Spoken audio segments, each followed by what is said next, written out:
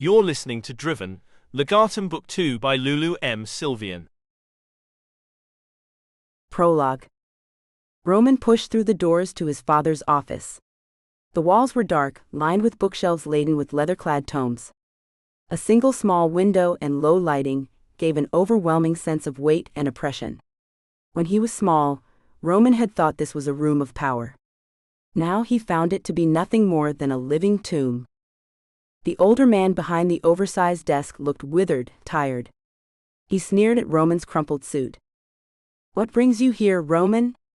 I thought you were still in Frisco." Roman threw the report he had carried all night at his father. The paper had clearly been crumpled, then smoothed out again.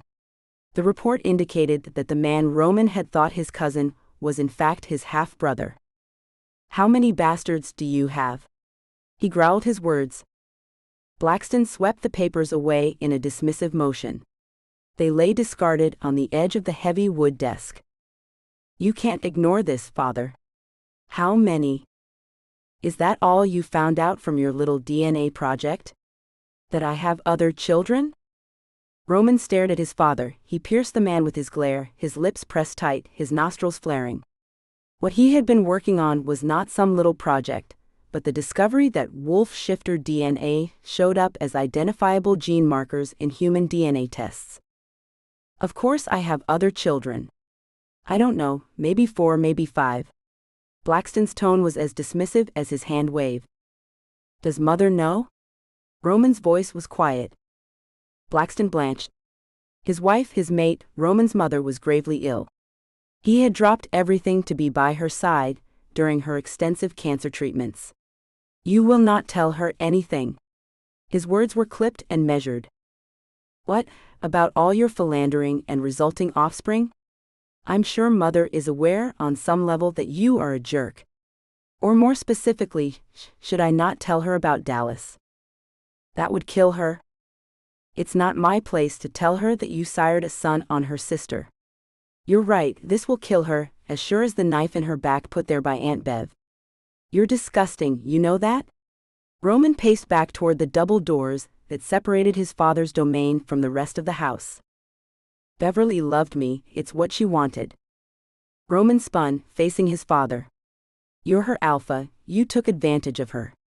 Anything beyond that is a paltry excuse explaining away your bad behavior and poor decision-making skills." Roman turned to push his way back through the heavy wood doors. "Where do you think you're going?" Blackston barked.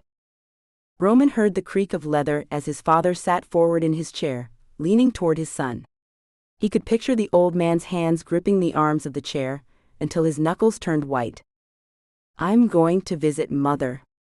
I may have spent all night on a plane to hear your answer in person, but I am not about to waste the trip and not visit her before I fly back and take care of the business you effectively abandoned."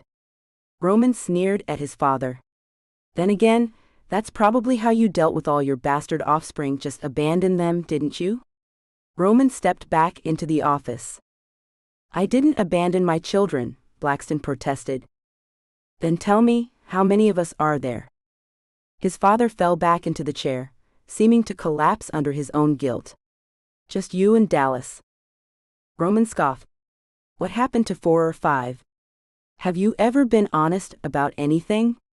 He had looked up to his father once, a long time ago. That was before he realized his father lied to get ahead, lied to maintain control. When he was younger, Roman never understood Blackston's behavior as some power gambit to maintain control of the family. He had willfully overlooked his father's bad behavior, brushed it aside as old-school wolf when he finally understood. He took over running the company when it was clear ignoring the old man's bad habits would cost them dearly. But this Roman would never forgive. "There was a girl, Bu." Roman cut him off. "Girls count. Any more?" Blackston sighed heavily. "Lost one to a miscarriage. The stupid girl drank too much." "You're a real bastard, aren't you? What's the surviving girl's name? Who is she?" Blackston shook his head. "It was Ashley." He sounded defeated. Roman breathed heavily out his nose. Ashley had been a friend, she had died young. taken her own life. He looked at his father one last time, before pushing out of the office. Chapter 1. Julia slipped her feet back into her red pumps. The figure on the bed groaned. She looked down at him. A muscular arm with a tribal tattoo wrapped around a well-defined bicep reached out into the empty space she'd recently abandoned. A single eye peered up at her from beneath a disheveled mess of dark blonde hair. Why are they always blonde these days? You leavin'? A deep male voice, gravelly with sleep, asked. Yeah, she said, pulling on her jacket. I have to get ready for work. Okay. The man rolled over. You need a ride? No, I have a car coming. I had fun, thanks. He had been fun. She'd let him take her home from the bar last night. It wasn't something she had planned, but he had been charming, and he took care of a need without any complications. Julia found that one-night stands usually satisfied her physical and emotional requirements. She didn't need or want a relationship. She liked the carnal actions and the subsequent release. But more and more her body wanted someone else. No, she didn't want the complication of having to deal with another person's fragile ego or emotions. This guy with his surfer good looks and a name she'd already forgotten was all the relationship she was interested in. He had been a pleasurable distraction. At least that was what she kept telling herself. A gentle snore indicated the man had already fallen back to sleep. Julia checked her phone one last time before letting herself out of his apartment and heading down to the sidewalk in the pre-dawn light to wait for her car. She watched as a man in a crumpled business suit slid out of a cab. He made some comment about the morning walk of shame and how she should be more careful outside, alone in the dark. Julia shook her head. He was clearly participating in the same morning walk, only he felt the need to attempt to shame her for her night's activities and try to make her nervous. Julia had no shame nor fear of the night. She was more frightening when she got angry than most things out here. He said something else she didn't pay attention to. When he called her a bee, she laughed. You have no idea. Julia headed toward her office. Tall double doors provided the entrance to her elaborate CEO office of Truria, the Palatine's family umbrella corporation. Her assistant Kathleen intersected her path, stopping her a few feet shy of the entrance. Roman Aventine. What about him? Julia snapped. She had felt relaxed after last night's dalliance. Thoughts of Roman Aventine put her immediately on edge. Their families were now cooperating, on both a personal and a professional level. Unfortunately, the latter put Roman in her presence entirely too often. He's in your office. Julia glared at Kathleen. He walked right in and sat down. I guess you really couldn't call security on him. Kathleen shook her head. Not while you two are working together. He said he has information to share that should be delivered in person. Julia sighed and entered her office. In person? That either meant this could have been delivered effectively in an email or it was bad news. Roman sat in one of the overstuffed leather chairs that made up the informal seating arrangement in the center of her large office, flipping mindlessly through a magazine. His demeanor and posture did not hint at anything negative. Julia strode past him to her desk, pretending not to notice. That took more of her concentration than she cared to admit. She wished he had emailed her. Roman assaulted her senses. Senses that rebelled against her inclination to ignore him completely. Senses that wanted nothing more than to focus on him solely. Her body parts seemed to take on independent thought and action, as if they were no longer attached. His clean sandalwood and musky scent made her nose twitch. She shut down the signals invading her brain from her nose. Her nose wanted to bury itself in the crook of his neck and inhale him deeply. Her fingers rejected the papers in her hands as she dropped the stack she had been holding onto her desk. Paper was not what they wanted to be touching. Don't get comfortable. I have a meeting starting in 10 minutes. She purposefully did not look up at him.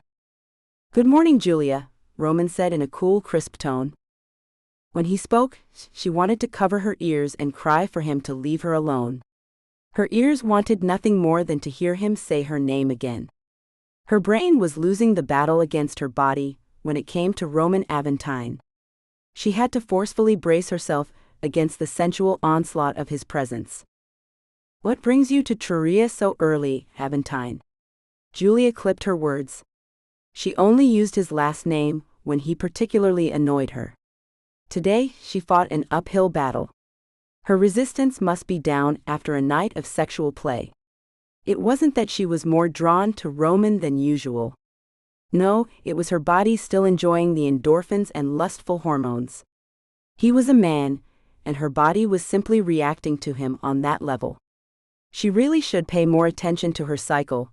She was probably ovulating or about to, so her body had ramped up her desires. That was it. Hormones. A desire to see you first thing when I wake up brings me to your door. Roman stood. His tall, lean frame was dressed this morning in a cool gray suit. The cut of the suit, and how it hinted at the wide shoulders and firm chest underneath, looked as if it had been made exclusively for Roman. Then again, the way he wore suits, clearly they were custom-tailored. A fit like that was not found on a sales rack. The crisp white shirt and cobalt tie set off his clean-cut, fair good looks and his bright blue eyes. Eyes that seemed to contain a wicked gleam just for her. Julia shook her head to clear her mind. She hated that he seemed to glow when she looked at him, as if he should be surrounded by a heavenly host singing his praises. Stupid hormones, she growled under her breath. That didn't explain why she seemed to be fighting this battle within herself more and more.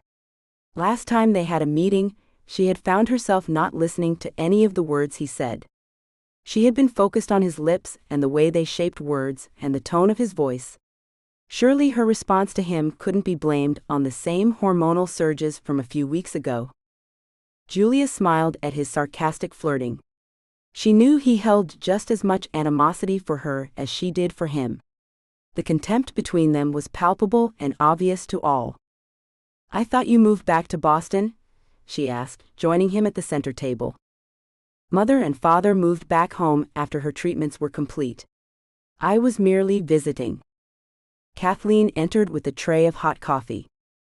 Roman thanked her as he took one. She handed one to Julia. Need me for notes? She asked. Julia glanced over to Roman. No, not that kind of meeting. Please show Ms. Del Fuego in when she arrives. Julia's gaze returned to Roman. I thought you and Aventine Industries' interests would move back to HQ with your father. Roman's mother had received treatments for her cancer at a prestigious Northern California university renowned for its advancements in cancer research.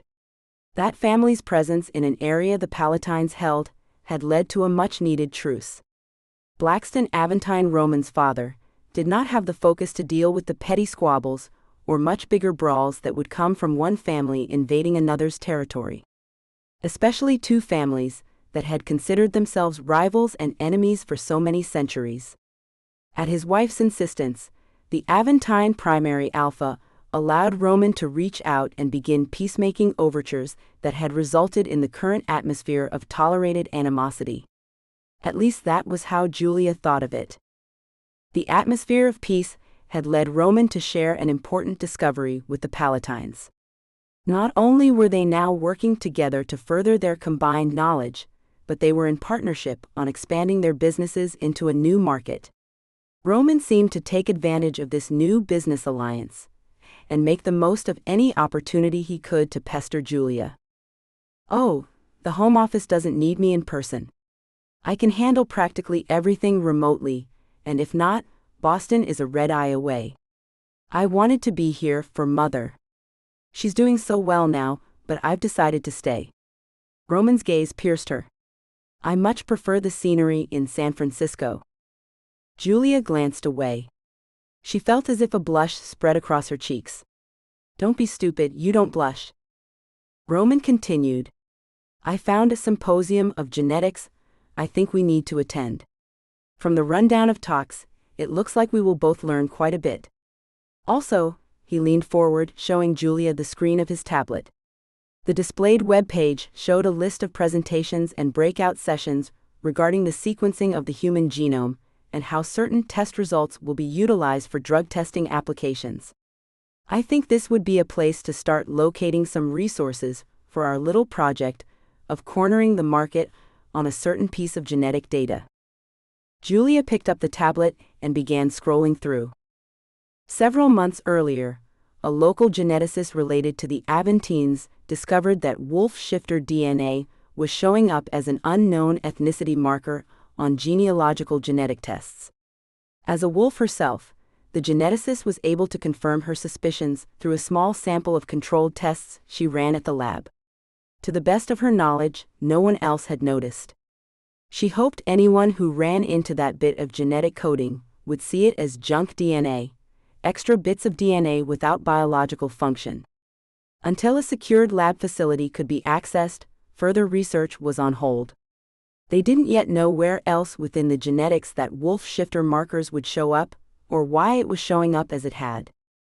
In a move of good faith, supporting the newly formed alliance between the Aventine and Palatine families, Roman had shared this discovery with Julia and Morgan, her brother and her family's primary alpha. Julia, the newly appointed CEO of the Palatine family business, spearheaded the move to acquire a genetics laboratory in partnership with Aventine Industries. Her goal, to find a way to prevent the genetic data from falling into the wrong hands in order to preserve the wolf's privacy and secrecy. Wolf shifters are a very private species. Families tend to keep to themselves. Even her family in California, who trace their historic roots back to the Etruscans before the founding of Rome, did not maintain connections with extended family that had stayed in Italy. This genetic discovery was forcing them to reach out and find other families. A delicate balance of research, spying, and direct questioning was required to identify other wolf shifters. There was no magical way to identify each other. The genetics information needed to be contained. Education was paramount. Identifying family members who may have left the fold was now integral to survival and secrecy. The pressure on Julia to become enough of a genetics expert to be able to know what she needed kept her up late at night reading thousands of pages of research. She still needed to understand more before she could pursue proprietary rights to the genetic associations that indicated shifter. That was, if locking down their genetic code behind a wall of patents and other legal ownership was even a plausibility. The conference looked promising. "It's next week," she sneered. "Then you had better book your ticket today." Roman chuckled. "How long have you known about this?" She wouldn't put it past Roman to have withheld this information for weeks, just to be a pain. "I haven't been hoarding this. I found it last night. This is important to both our families." "I'm not that big of a jerk, Julia." Roman lifted one perfect blonde eyebrow. "But you do admit you are a jerk?" Roman laughed. Julia's hormones took over her brain again for a moment, and she delighted in the way his face lit up with mirth. Her assistant's voice brought Julia back to business. "Ms. Del Fuego," Kathleen announced. Cyan Del Fuego never seemed to walk, she glided. She slid into a room in a way that drew everyone's attention. Tall, sultry, and exotic with sleek black hair cut into a severe bob, Cyan was as wickedly charming as she looked. Roman approached her. "What an enchanting surprise to see you this morning, Cyan." He bowed over her hand. Julia's stomach clenched as she watched him brush his lips across the backs of Cyan's knuckles. His lips were on another woman, and she felt her eyes flare. With what? Emotion over Roman? No, Julia would not allow herself to even consider that situation. So what if she remembered those lips on hers? She shook her head. No. No emotions toward Roman. She needed to get her focus back on the business at hand. Cyan Del Fuego was not only a respected businesswoman who contracted Julia's family for large-scale construction work on her growing boutique hotel chain, she was the representative of the Del Fuego Coven, the leading vampirical governing body on the West Coast. Today's meeting was over the mundane needs of the Cyan Group, who was contracting Truria's subsidiary, Seven Hills Construction. Julia was filling in for her brother Morgan on the negotiations while he was still away with his bride on an extended honeymoon. This is fortuitous to run into you here this morning. I have no new information to share with you, and am pleased to be able to tell you directly, Cyan said in her lilting accent, her gaze on Roman's chiseled face. Have you heard anything from your father about this unfortunate situation? My father hasn't bothered to let me know if there are any active threats against him. The man I have watching his back confirms there has not been any activity of concern, Roman said. What of you? To Julia it sounded as if Cyan purred. Roman shook his head. If Palatine hadn't told me there was a threat, I would never have known. There hasn't been anything. But do keep me posted if you hear of anything. I look forward to meeting with you again. Hopefully our next meeting will be more social, less business. Cyan chuckled. Roman's comments to Cyan indicated that there had been meetings between the two of them that dealt with the issues of being vampires and wolf shifters cooperating in an ever-changing world. Roman's attention returned to Julia. I look forward to our trip. He left the two women. Julia felt a loss she did not want to acknowledge. Chapter 2. You're leaving me for a week? Mel huffed. So that means you won't be in town for the Fernando show. Damn. I don't want to go alone. Julia sat across from Melinda at their favorite taqueria, where the portions were excessively large and the food always delicious. Mel constantly reminded Julia there was more to life than work. She wore her heart on her sleeve. And it was a very compassionate, loving heart, with room for everyone, especially the suave, slick guitarist from Argentina. What about one of your friends from work? Julia eyed her burrito, planning a strategy of attack. Had their burritos gotten bigger? She couldn't remember them being the size of her head before. I'd prefer to be with someone more like us. I don't know what kind of audience it's going to be.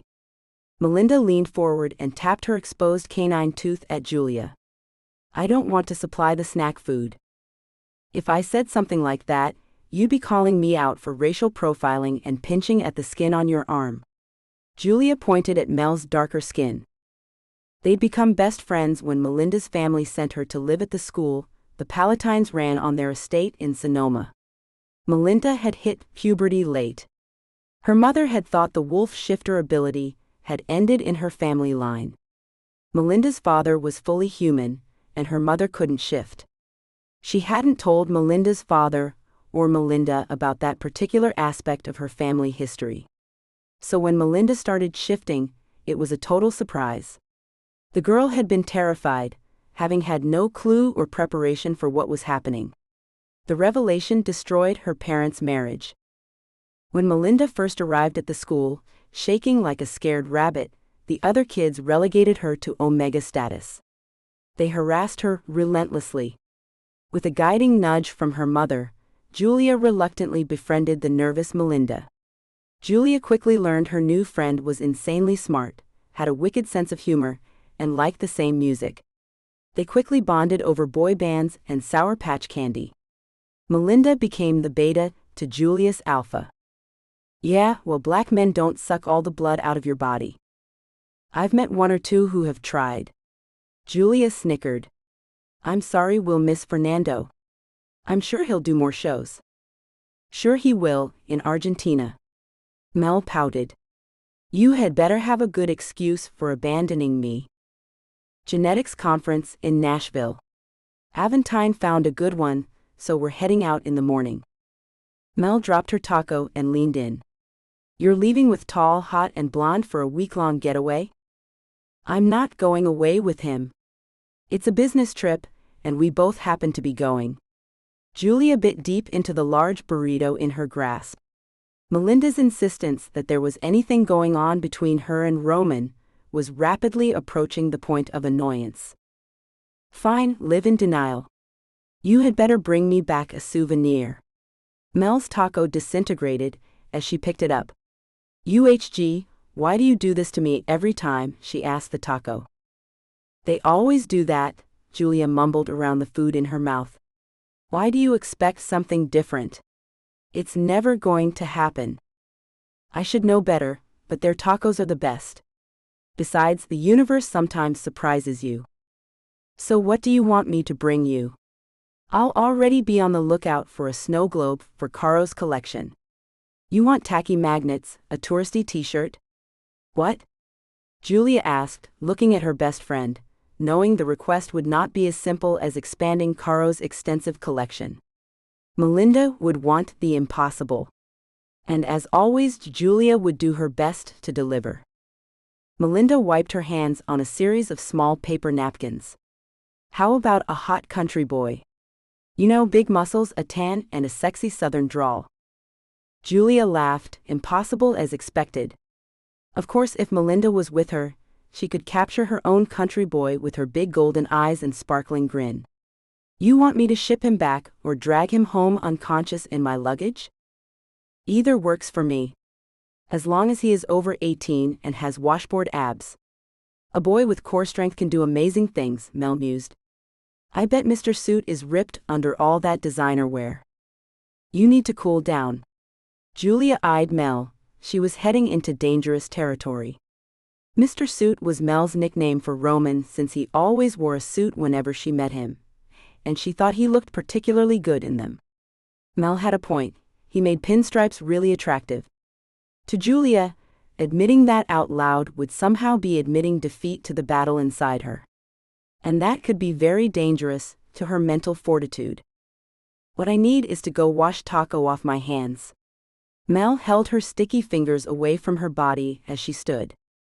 Julia continued to attack her burrito after Mel left. Mel was right. Roman was well defined underneath those layers of tailoring. Julia may have only gotten a hint at his physique when she had run her fingers over his shirt, but she could still feel the memory on her fingertips from that afternoon at her adopted sister Jojo's wedding. His shirt had been smooth, cool silk, the man underneath hard and firm. And she was going away with him. Maybe. No. No, not maybe. Just no. This was a business trip. Work, not fun. Whatcha thinking? Mel asked as she sat back down. Oh, just planning the wardrobe for the trip. You're taking hot underwear in case you bone him. I'm not packing hot underwear, Mel, as I have no intention of doing anything with that man, Julia protested, except go to a conference and do business and be boring. Blah blah blah blah blah. She waved her hand back and forth, indicating all the assorted work required with attending a conference. Julia, at least think about it. That was Julia's problem. She did think about it. She thought about Roman entirely too often, and not in a business context. Not unless it was thinking about him bending her over her desk, pushing her skirt up and taking her. Her brain flooded with images of business place erotica starring her and him. Roman in that pale blue Tom Ford, the one that brought out the flash in his eyes. The two of them on the conference room table. In the elevator without hitting the stop button to park it between floors. Julia coughed, temporarily forgetting how to breathe. What I need to be thinking about is how much of this genetics terminology I can learn in the next 24 hours. Roman ran through the city.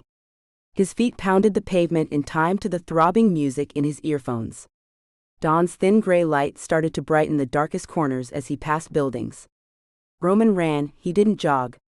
His speed was that of a sprinter as he tackled the hills. Instead of running down inclines, he hurdled them. Instead of rounding corners to bypass obstacles, he climbed them, vaulting over cars and over panel trucks. The city was just coming awake. The streets were relatively empty, and except for a few service vehicles, morning deliveries had yet to begin. This time of morning, Roman could dart through construction sites, over vehicles, up the sides of buildings, practicing his parkour skills without much interference. Without breaking stride, he landed one foot against a brick wall. The other foot hit the opposite wall as he ran up a corner. 4 steps, and he leapt to catch the lower edge of a fire escape. He swung himself up and onto the landing, before climbing to the next landing. From there, he jumped the relatively narrow gap to the building across the alley. Roman continued to climb several stories to the roof. He ran across the rooftop, jumping down onto the top floor of a parking garage. He dropped and rolled, letting the impact transfer throughout his body. He was back on his feet, continuing his run. Parkour was as close as he could get to the freedom he felt when running in wolf form, something he couldn't do while living in a city, especially a city located so far from open spaces and wolf populations. Running cleared his head. With the upcoming travel schedule, he didn't know if he would get a chance to get out for at least another week. With parkour, he had to focus on his movements. He couldn't think about anything other than foot placements and jumps. It was remarkably refreshing to not be preoccupied with thoughts of his impending day, or worry about family members, or be distracted with thoughts of Julia Palatine.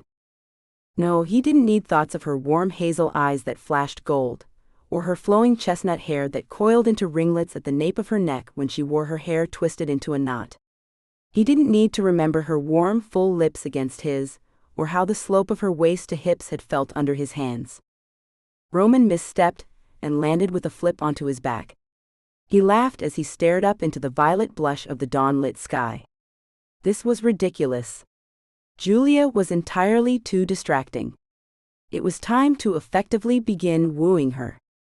He closed his eyes to assess the damages he'd sustained in his fall. Nothing. Julia's visage drifted past his closed eyelids. Distracting and beautiful, and he needed to prepare for his trip with her.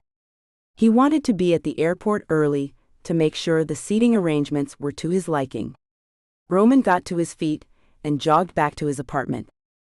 Jogging gave Roman time to think. He puzzled out the death threat against him that Morgan had warned him of. So far, nothing but rumors had come of it. Cyan del Fuego had indicated her people had found out nothing more, and they were actively pursuing the man who had issued the threat.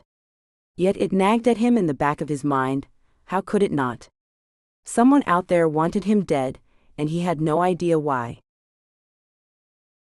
Chapter 3. Julia jostled her way along the center aisle of the airplane. Her assistant had booked her a direct flight to Nashville. The security check had delayed her. She'd boarded late. She was irritated. Flying itself didn't bother Julia much. It was the hassle surrounding air travel that bothered her. Thank goodness she was in business class. She didn't have to fight her way too far into the plane.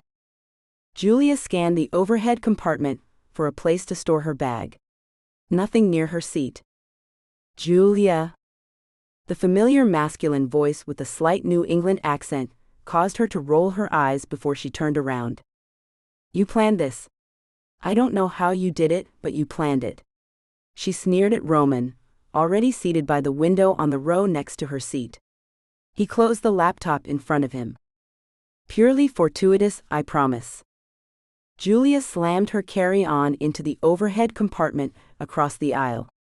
She turned around and dropped into the seat next to Roman, then glared at him. The light from the window refracted around him, giving him the appearance of having a slight halo.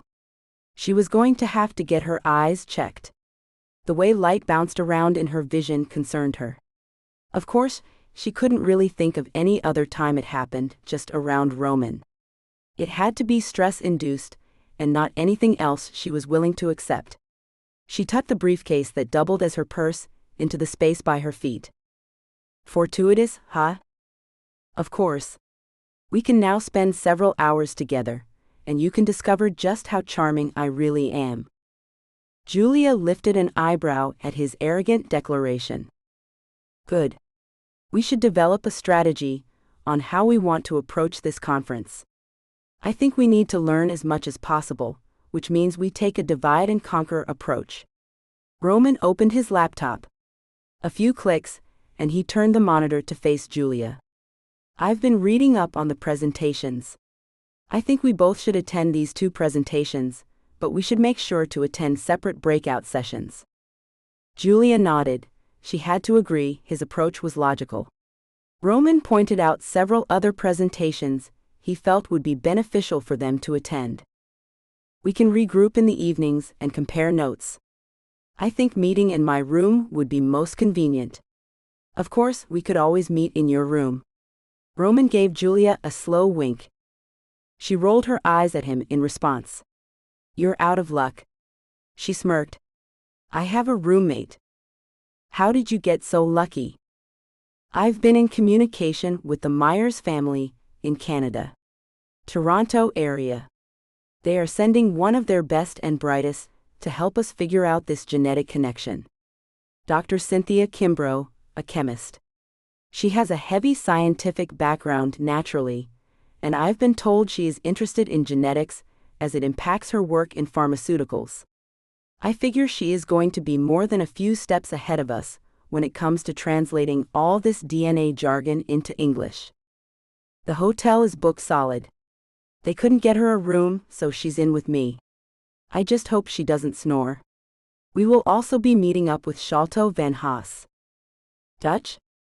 Julia shook her head. An alpha from South Africa. He was already planning on flying in to meet over all this DNA stuff.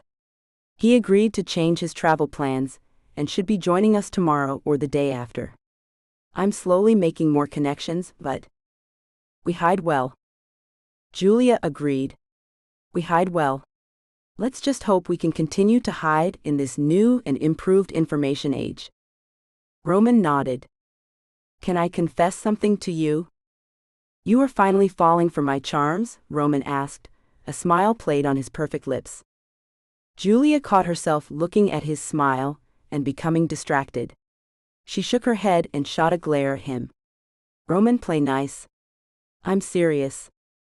He lifted an eyebrow at her, an expression that she interpreted as a silent smart-ass reply along the lines of I am too. This genomics thing is, well, it feels just out of my reach. She bit her lip. I have a grasp on our priority to acquire some labs, but who are the scientists we're going to be able to work with? Are they going to be trustworthy? Can we find scientists in the families we already know who are willing to start focusing on gene studies? I've had such tunnel vision on this problem lately, and the solution feels like it's over there. Julia gestured with her hand as if she pointed over a hill. I can't see it. I can't figure it out. It's a completely different direction than either of us have spent our professional lives working toward. You know what your company has been doing for years. You know construction, clean energy, wine. You know property management. You know investments.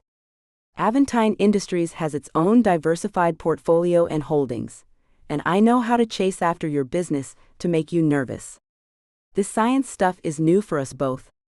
But, and I'm not being cheeky here, I have confidence and the ego to support that confidence, that the two of us working together will be able to conquer this. We will do this. We will learn and understand. Julia, Roman quietly looked into her eyes, pausing for a moment. I'm not blowing smoke up your backside when I say this. You are a very smart businesswoman, smarter than me, and I'm damn good at what I do. I brought you in when I learned about the DNA evidence for that very reason. He picked up her hand. I'm following you here, and I have no doubts to the direction you lead. An electrical charge raced up Julia's arm from Roman's touch. Her eyes widened. You think that I'm smarter than you? And all this time I thought you were just a jerk. I will deny that outside of this conversation. Roman twitched his lips into a half smile. Julia chuckled and then sighed, removing her hand from his before she allowed his touch to become any more of a distraction than it already was. She didn't like the feeling of a concept being beyond her grasp. She did like to know that she had Roman's support, especially now that he knew her struggle. Somehow confiding that vulnerability to Roman eased her mind, as if a weight had lifted from her shoulders. She no longer bore the burden on her own. Roman was there to help carry the weight. Julia riffled through the case at her feet and pulled out a stack of printed pages held together with a binder clip. Armed with a pen and a highlighter, she began reading. Roman was physically uncomfortable in his seat. Fitting into airline seats outside of first class was never exactly comfortable. Folding his long legs into the confined space always proved to be an issue, especially if the person in front of him chose to recline their chair. However, currently his discomfort had nothing to do with his business class seat on the plane. Roman was entirely too aware of the woman in the seat next to him. He had been pleasantly surprised when she boarded the plane in black yoga pants that hugged her backside and a long tunic. Of course, the tunic had pulled up when she placed her bag into the overhead compartment, giving him an unobscured view of her well-formed backside. That view had sparked his arousal. An arousal that had waxed and waned in intensity during the flight, yet he had no intention of moving. He glanced down at Julia. Her face was perfect and at peace. She had been right, he had bribed the attendant at check-in to place him next to her. It was only pure luck that the attendant was a romantic, and he had convinced her that he was going to surprise his girlfriend, and that he had plans on proposing during this trip. A strand of hair curled along the side of Julia's face. At some point while reading, she had fallen asleep and slumped against his shoulder. Roman was content to have her resting against him. She belonged there, she fit. She had the faint shimmering of the glowing mate aura. It subsided as his brain recognized it for what it was. He knew why she fought him so much. She didn't want to give up her position or power. Neither of which he wanted from her. If ever there was a woman who was fiercely independent and deserved support, it was her. He hoped that she would allow him to accompany her as her consort. It was rare that Roman ever met an alpha with more personal governing strength than himself. Even his father no longer had that level of fortitude. Roman recognized it, and was drawn to that power in Julia. Julia was the only female alpha he had ever known, and he wanted her. Roman shifted carefully, so not to wake Julia as he adjusted himself to find comfort. He contemplated moving, so he could wrap an arm around her and hold her for the rest of the flight. That would be a bad idea, she wasn't comfortable around him yet. She would not be pleased to wake up and find herself in his embrace, at least not yet. Roman chuckled slightly. She hadn't let herself relax around him since her adopted sister's wedding. She had been so tantalizing that day. Beautiful. The dark hair that she typically wore in a bun or a sleek braid had cascaded loose around her shoulders, its natural curl giving her an air of wild abandonment. Her gown had emphasized her curves she typically hid under pantsuits. The dress had shown off a small waist and ample hips. Its amethyst hue brought out the green tones of her hazel eyes. She blamed the wine, but Roman knew she used that as an excuse. Julia had been slightly tipsy, not so much to lose all reservations, but enough to let her act on her emotions. Roman reveled in the memory of her boldness. They had been dancing, and he had been asinine and flirtatious. Originally doing so to goad her, since she never let her barriers down around him. Then she'd responded. She moved closer into his embrace, pressing into him. The feel of her against his chest burned into his memory. Not one to disregard the offered gift of her returned attentions, Roman had leaned down to nuzzle the side of her face with his own. She had smelled like flowers, like night-blooming jasmine. She had pulled away, then led him off to a secluded covered walkway. She had been aggressive with her attentions. Her eyes had sparked with gold when she pushed him back against a wall, before pressing into him and covering his mouth with her own. Julia had made it clear that she wanted Roman, and he'd willingly obliged.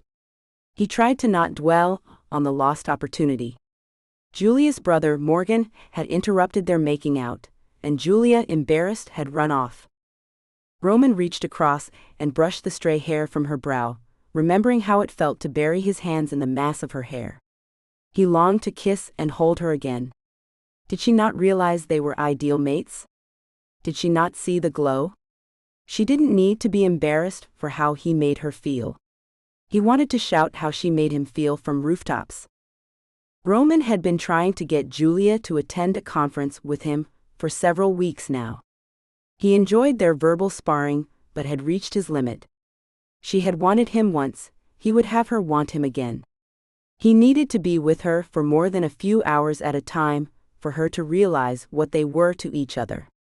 Hopefully this week together would give him an opportunity to successfully seduce her.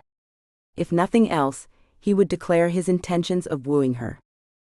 The plane jostled and jumped as they encountered turbulence. Julia woke with a start. She looked up into Roman's eyes. "I'm sorry, I didn't mean to invade your space."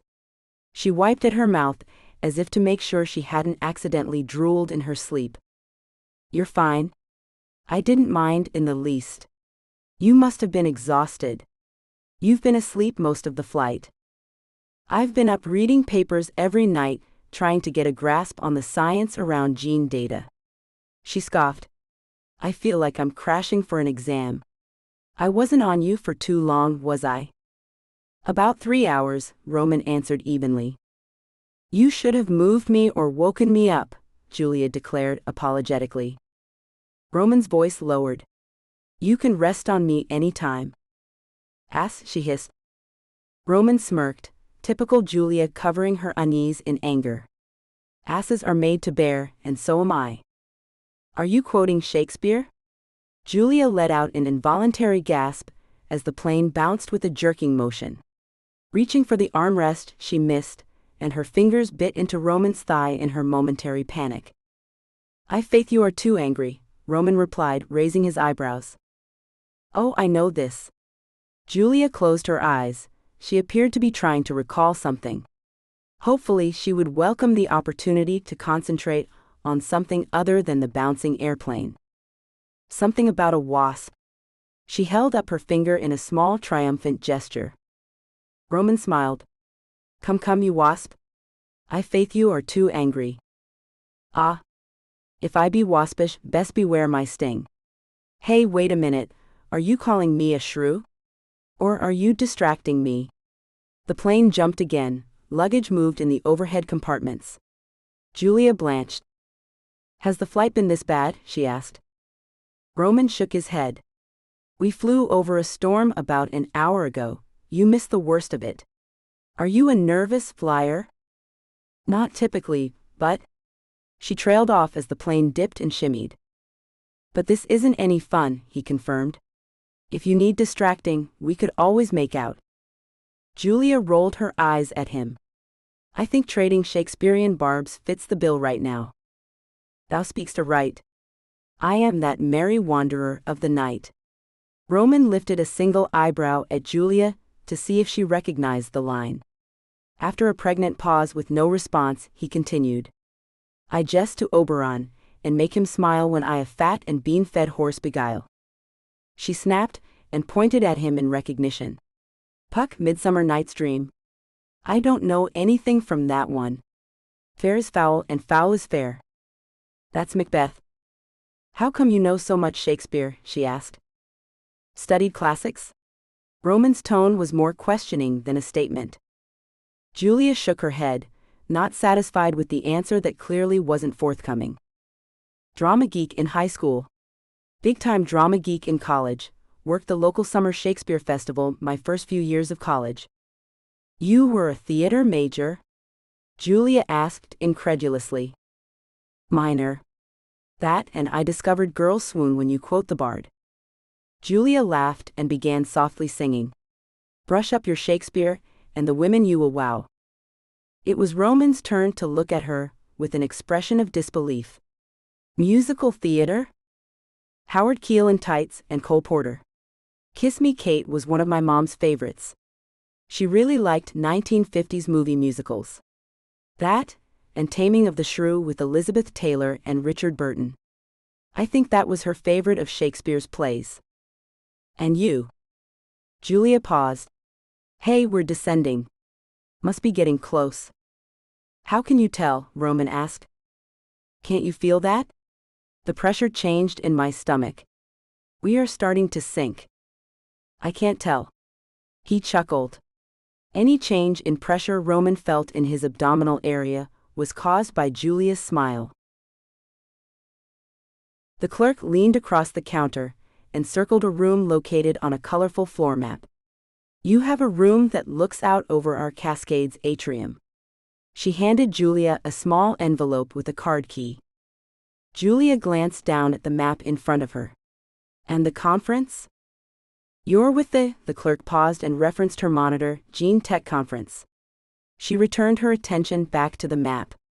She circled a hallway located through the second large atrium area. Julia nodded. Thank you. Could you check to see if you have any more rooms available for the duration of the conference? The clerk bit her lip and began typing on her computer. Her nod turned into a shake. I'm sorry, we don't have anything available for that block of time. We are pretty well booked up right now. For one conference? Oh no, ma'am, we have lots going on. Let's see. This week we have 2 week-long conferences going on, plus several single-day meetings, at least 2 weddings, and of course there's a big game on Saturday. People start arriving for that on Thursday, or earlier. Well, thank you for checking. I would like to leave some messages. Julia pulled out her planner to review information. The first message is for Cynthia Kimbrough. She should be checking in tomorrow. She's rooming with me. Please let her know I am here and this is my cell phone number. Julia dictated the number before continuing with her message. Please call or text if I'm not in the room. The clerk nodded as she took down Julia's message. Has Sholto Van Haas checked in yet? More clicks on the computer. The clerk paused. Would you like to leave a message for him as well? Julia left another message for Van Haas, expecting that she would hear from him at some point in the late morning. Julia turned to see Roman leaning on the back of a sofa waiting for her, the jacket to his travel-worn suit draped over his arm. He stood when she made eye contact. She grabbed the handle of her rolling luggage and closed the distance between them. Where are your bags? I had them sent to my room. I thought I would walk you to your door. Julia raised her eyebrows at him. It will make it easier to find your room later. She narrowed her eyes at him. You are quite expressive, and entirely too suspicious. We are here for almost a full week. I am sure we will be in and out of each other's places for impromptu meetings when we need to discuss issues of a more sensitive nature, Roman explained. Julia let her face relax. So where are we going? Roman asked, taking the map from her. He studied the paper for a moment, before pointing the way to a bank of elevators. For all the fuss and maps of the hotel, Julia wasn't overly impressed. The hallway they walked down was slightly wider than most, but all in all it was merely a hotel hallway. The lobby had been lovely. There had been a bar and a large skylight, and an overabundance of plants and trees. Most hotels had an impressive lobby, but the rest of the building was always the same meeting rooms and the same hotel rooms. The newness and style of finishings varied, but only slightly in Julia's experience. They stopped in front of her door. I will pick you up for dinner in, say, an hour? Roman asked. I can just meet you. No, Roman insisted. Too many places to get missed in this place. Besides, it's not like they have only one restaurant. I'll pick you up. We can bypass that awkward waiting for each other to be seated, or getting seated early while the other one is waiting. Fine? Julia huffed as she pushed open her door. Good. Decide on where you want to eat and I'll see you in an hour. Roman began to walk away. Make it an hour and a half. I'm feeling the need to freshen up after traveling. Roman nodded, then turned and continued walking. Julia pulled her bag into her room. Typical hotel room. She looked around. The room was slightly larger than others, 2 beds, nice bathroom. She turned her attention to the balcony. The clerk had said her room looked out over one of the atriums. Julia thought that meant the pool area or a bar. She opened the doors and stepped out onto her small balcony. She laughed in amazement as she gazed over the immense space. A wrought iron railing separated her from an indoor rainforest. She had not expected this. The lobby hadn't even come close to this level of grandeur. A glass domed ceiling high above let in daylight. Below, thousands of plants and trees grew. The trickle of a waterfall could be heard from somewhere nearby. People strolled through the lush garden on a raised walkway, not quite a full floor below her room. She looked down. Farther below on the ground floor there was another path. She retreated back into her room, grabbed the map, then returned to perch on one of the small chairs on the balcony. She studied the map, this time not just looking at how far apart her room was from the conference, but at all the other areas inside the hotel. And to think she had scoffed when she learned they would be at the Opryland Hotel, it sounded like some kind of amusement park. She laughed out loud when she saw there was a boat ride in the next large atrium over. While reading over the list of amenities, she noticed Roman had written his room number in the upper right corner. According to the map, it was up 2 floors, on the opposite side of the hotel, and in the next section over. Good. She didn't need Roman to feel the urge to be friendly neighbors. It was bad enough to put up with his flirting, while she convinced herself she didn't want him. That thought stung. She was convincing herself. Yes, Roman was good-looking. Tall, well over the 6-foot mark, slender with wide shoulders. Julia sighed, remembering the feel of his firm chest, the bulging of his muscular arms, and the softness of his lips. She closed her eyes, his bright blue eyes stared back at her. She clenched her lids tight and shook her head, clearing it of visions of Roman Aventine. She could not let her mind take her there. Roman was business only. No matter what Melinda said, she didn't need to mix business with pleasure. She didn't need the complication of getting involved with someone, then having to work with them. One-night stands took care of getting involved. She wasn't about to have a one-night stand with someone she worked with. No, no, no, no, no. Jeans, she needed to focus on jeans. She stepped back into the room and searched through her briefcase looking for the study she had attempted to read on the plane. Her mind began to wander again. Jeans. She thought Roman would look good in jeans. The tuxedo he wore to her sister's wedding had set off his figure nicely. Did Roman even wear jeans? She had only ever seen him in a suit. Of course he looked better than any model with his chiseled features, pale blonde hair and sharp blue eyes. And he always wore the right tones to show off his coloring. Denim, faded from years of wear to that worn indigo color, would set his eyes on fire. Wrong kind of jeans, Julia. Focus. Julia sat staring at the wall, the unread stack of reports on her lap. A loud knock brought her back to the moment. She stared at the door, waiting for another knock. Julia, Roman's familiar voice called to her. She padded across the room and opened the door. I thought you were planning on taking a shower or something, Roman asked, raking his gaze over her figure. Well, it turned out to be or something. Julia stepped back into her room. Let me get my shoes on. A moment later she joined Roman in hall. Have you seen this place? She asked. There is a boat ride in the next atrium over. And it looks like they have a full-scale replica of an antebellum mansion. Roman chuckled. I haven't seen the inside area yet. Doesn't your room have a view overlooking the inside? No, all I can see from my room is a parking lot, he explained. Too bad. I have a little balcony that overlooks a rainforest. It's really quite beautiful. Completely unexpected. Also completely unexpected, Roman had not flirted with her all evening. Julia hadn't realized her guard had been up until he left her at her door after dinner. Actually, he hadn't flirted with her since she woke up while on the airplane. The Shakespeare had been a welcome distraction, but not his standard flirtation. Maybe her resistance to him had paid off, and he had finally given up. That realization left Julia just a little empty. She flopped down on the bed, burying her face into a pillow. She sank into the softness. She had the room to herself for the night. After tomorrow she would have a roommate. The thought brought her head up, and she looked at the room phone to see if the message light was on. It was. With a groan she plodded over to the phone and picked up the receiver. She pushed the button that automatically dialed the voicemail system for hotel guests, and followed the prompts to retrieve her message. A raspy breathing sound emanated from the receiver. Hello? Hello? She asked before remembering this was a voicemail system. She played the message again, listening closely. Maybe the message was messed up, and the breathing was wind or noise over the actual message. No, definitely breathing.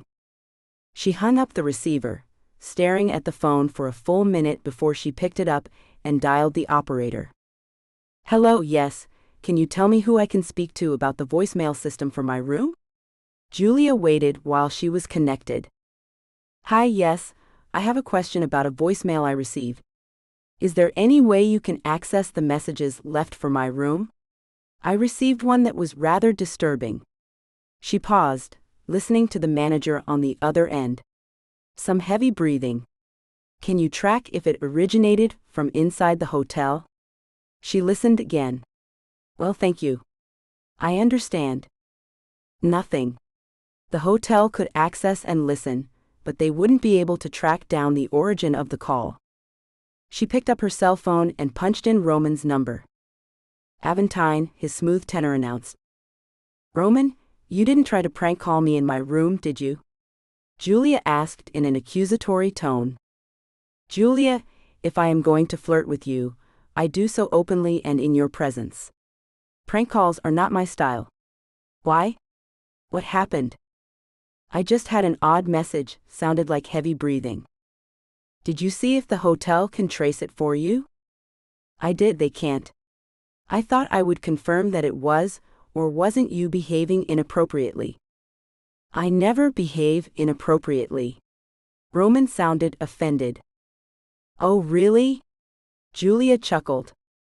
I always behave with propriety and decorum, Miss Palatine. However, the words I say at times may hold a double entendre or three. I cannot be held accountable if you select to pick up on the more lascivious meanings. She could hear the smirk in Roman's tone. I've noticed. Julia scoffed. So much for thinking he had stopped flirting with her. Do you need protection this evening? I have an extra-large bed. I'm happy to share. There went that double entendre. Sorry, it slipped. I do have an extra-large bed. I also have a sofa and I believe a sofa bed. You could have your own room with a closable door, Roman explained. Oh, you got a suite?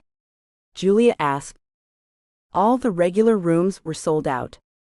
We can use it for meetings, tables, chairs, the whole bit, no inappropriate commentary intended. I'm fine. If I need a security detail, I'll call in my own dogs, thank you. Are you sure you're okay? His tone dropped. Yeah, it was probably some kids pushing in numbers at random. I'll meet you at the conference check-in in the morning. Good night, Roman. Good night, Julia. It sounded to her as if he lingered on her name a bit longer than usual. Chapter 4. Julia couldn't sleep. Bad dreams left her feeling suffocated. The empty, quiet hotel room didn't help that confining feeling. She needed air, she needed to get outside. If she could shift and go for a run, that would be best. But that wasn't an option here. She threw a jacket on over her t-shirt and slipped her feet into Birkenstocks. She wasn't concerned with wandering the hotel in her pajamas in the early morning hours. Anyone up this early would either be an employee of the hotel or too busy with their own situation to be worried about seeing her in her sleepwear. She strolled through the ground floor paths of the Cascades atrium. It really did feel as if she were outdoors. It had that sense of nature, which was good since she wouldn't have time to go outside during the duration of the conference. It was eerily quiet and dark. She wandered into the next atrium over, past closed shops that were set up in a shopping district that was designed to look like the old French Quarter in New Orleans. It reminded her of the Main Street walk in an amusement park. Julia picked up a folded paper brochure from a display. She flipped the panels open and began reading about the history of the hotel. The hotel had been built next to an amusement park. She nodded to herself. Okay, that made sense. Destination location, encompassing the entire experience, park and theme hotel. Julia continued to wander through the empty streets of this section of the hotel. The inside river snaked around next to the path she followed. She could see the rails underwater that guided the boats. As initially silly as she'd thought it was, she wanted to make sure she took the boat ride at some point. Movement caught her eye. She looked up and for a moment thought she saw a brown wolf skulking through the underbrush across the water from her. She stared into the large room. The dim light and tiredness impeded her ability to focus clearly. Nothing. Must have been one of the large fish in the river, causing a ripple to catch light. Julia attempted to wander to that side of the atrium. The design of the space prevented her from getting any closer. The river widened, creating a buffer between the public area and the planted area. Even if she had seen a wolf, who could it be? Roman's wolf was large and pale. An almost pure white timber wolf with gray markings. She had seen him at her family's estate, Mission Run. Morgan had invited the entire Aventine group that was in California over for a relaxing weekend, a gesture of friendship amid treaty negotiations. His father hadn't come, but Roman had, and he'd taken advantage of the ability to run as a wolf through the vineyards. As far as Julia knew, she and Roman were the only wolves here. Cynthia Kimbrough, the woman from Canada, hadn't arrived yet, and neither had Van Haas. Julia stared for a longer time into the planted area. Her vision started fading. She began nodding off. "I'm seeing things, I'm so tired." There wasn't a wolf, just the dancing of shadows. Julia turned around and began making her way back toward her room. She still had time to sleep for a few more hours before she needed to be up and functional for the conference. Julia furiously scribbled notes. The keynote address sounded as if it was delivered in a foreign language. A quick glance around the meeting hall let Julia know she wasn't the only one taking notes. It was like she was back in college, frantically trying to write down every word the professor said, hoping to be able to translate her notes later into intelligent pieces of information. Her ears were only able to absorb so much before it all became a bunch of mumbled syllables. She knew she only needed a base level of comprehension, enough to grasp what she was learning on the fly. But that paradigm shift aha moment of clarity and understanding had yet to happen for her. She glanced over to Roman. His expression of intense concentration made her think she might not be alone in this sea of genomic jargon. It infuriated her that he didn't take notes. She always attended business meetings with a pad of yellow legal paper like the one she scribbled on now. Roman only ever took notes when it came to phone numbers or financial figures. His memory was impeccable. That annoyed her no end. She was more capable of big-picture strategy, yet she had to take notes. Process the words. Comprehension came through her fingers writing longhand. She flipped another page and continued transcribing the presentation. Quickly, she scribbled a thumbnail of the presentation slide in the margins of the notepad. She leaned over. "You're getting all of this if I miss something, right?" she whispered. "Relax, Julia. It's all going to be online by the end of the day." "And yes, I am getting it," Roman whispered back. Julia's phone vibrated against her leg. She looked down. A text.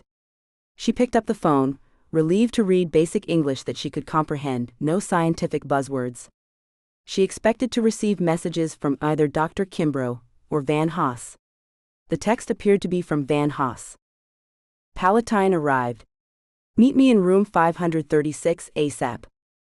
Julia sighed. Definitely the Alpha. She quickly keyed in a reply. Mr. Van Haas? The keynote presentation will be over in approximately 15 minutes. Can we meet at coffee shop in Atrium? Room 536, 20 minutes. Yep, Alpha playing Bull Alpha games. She nudged Roman and showed him the message on her phone. He has no idea what he's up against, Roman whispered in her ear. Julia smirked. Roman was right. She had grown up around a lot alphas, all of them male. She knew how to negotiate their standard bull, especially when a new one tried to establish dominance in undeclared territory. If she metaphorically had to pee all over this hotel and conference to make her position known, she would. She appreciated that about Roman. He may infuriate her on a personal level, but he never played those alpha games. Remembering back to the alliance negotiations, Roman was clearly the stronger alpha physically and mentally, though his father was still the head of the Aventine family. Her brother Morgan and Roman's father, Blackston Aventine, had played those games. Games to her that wasted time, were infuriating, and nothing more than ridiculous posturing dominance. Julia knew Morgan hadn't enjoyed the process, but Blackston seemed to enjoy the foolish, antiquated ritual that only established him as the leader of his family. Something everyone in the meetings was already well aware of. Morgan and Julia had been raised with a very different mindset. They had not been raised to rely on games for dominance. Alphas came to their strength through personal fortitude and skill. Leadership was a natural consequence of achieving one's rank. Alphas didn't need posturing to prove themselves. Their track record and position within the enterprise took care of that. Games were left to kids, not adults. It did not mean that when meeting a new alpha, games didn't happen, just that with some alphas, they were so confident with themselves they didn't need the posturing. For Julia, as a woman, she found herself having to play the games entirely too often. It left her with a jaded view of the entire process. She didn't play anymore. She lay waste to the playing field, and got the entire issue solved in one large, sweeping move. Julia continued to take notes. She scribbled some words and circled them, reminding herself to get Roman to fill in the missing information. Everyone filed out of the meeting, scientists and other attendees dividing up into smaller groups. Julia paused to check her phone for the room number information again. "Shall we meet for lunch after the next session?" Roman asked while checking the schedule. "Sounds good. I don't know if I'm going to get to my session on deep sequencing. A lot depends on Van Haas and how much posturing crap I have to deal with." Julia snorted. "You know the average businessman can be a pain, adding dominant wolf into the mix is..." She shook her head, not completing the thought. "I'm a perfectly charming businessman," Roman defended. "And a complete jerk," Julia added. The hotel was large, and Van Haas's room was about as far from the conference as a room could be. If Julia tracked steps, she knew she would be meeting her goal and then some. She didn't need it. She was naturally inclined to being physically fit, one of the traits that came with the wolf heritage. However, she frequently would participate in the office walking step count competitions. It helped office morale, made her more approachable as a good boss. She did have personal body issues most women seem to struggle with, but with her perfect hourglass figure, Julia's complaints were that as physically capable as she was, she didn't have an athletic build. She didn't have that elusive abdominal muscle definition. Her breasts were a tad too large to be considered professional, and her hair, when left alone, seemed to have a mind of its own, long, thick, and with just enough curl. She typically wore it pulled up into a sleek coil on the back of her head or in a thick braid. She knew she approached Van Haas's room when she saw a tall man in an all-black suit standing outside a room door. Either Van Haas was a powerful alpha and had minions, or he had ego issues and hired henchmen. She approached the door and stopped. Julia raked the guard with her glare and waited while he knocked, then opened the door. Julia did not step in. She glared at the guard and cleared her throat in expectation. "Mr. Van Haas, Ms. Palatine is here," the guard announced. Alpha Games, Julia thought as she passed the man as if he were now invisible. "Yeah, I can play that." She smirked to herself. Van Haas had a large suite. She stepped into the sitting room area, then stopped. She scanned the furnishings, then picked a chair and sat, crossing her legs without invitation. "Miss Palatine." A burly man with a cleanly trimmed, full beard and head full of wavy dark ginger hair approached. Julia held out her hand to him. He clasped her hand between two meaty paws. "It's a pleasure to finally meet you in person. I left a message for you yesterday. Clearly you have been here for a bit." "Forgive me?" His accent had sharp edges and long ahs. "I was rather tired and recovering from jet lag. I felt it would be best to meet after I had a chance at a bit of recovery." "Understandable. You will want to attend a session or two after lunch. We will meet, there are 4 of us." Julia did not acknowledge Van Haas's henchman. We plan on comparing notes and discussing our situation after dinner. Julia stood, indicating she was done with this nonsense. You have my number. Let me know if you have intentions of joining me for lunch before attending the afternoon session. I am late for a panel on deep sequencing. She turned without giving Van Haas the opportunity to contribute to the discussion. Her audience with him was over. Van Haas asked, "Will we be meeting in your rooms?" Undecided. She turned back toward the door, sneered at the guard who rushed to open the door, then she stepped through into the hall. Her posture slumped as soon the elevator doors slid closed. Being the all-high B was too easy some days. She preferred to treat people like people and not furniture. She had been raised to treat those who work for you with kindness, respect, and autonomy, and they will respond by rising above and beyond expectations and prove more loyal than money can buy. Van Haas's men were clearly just hired guard dogs. She wouldn't want to face one in a dark alley.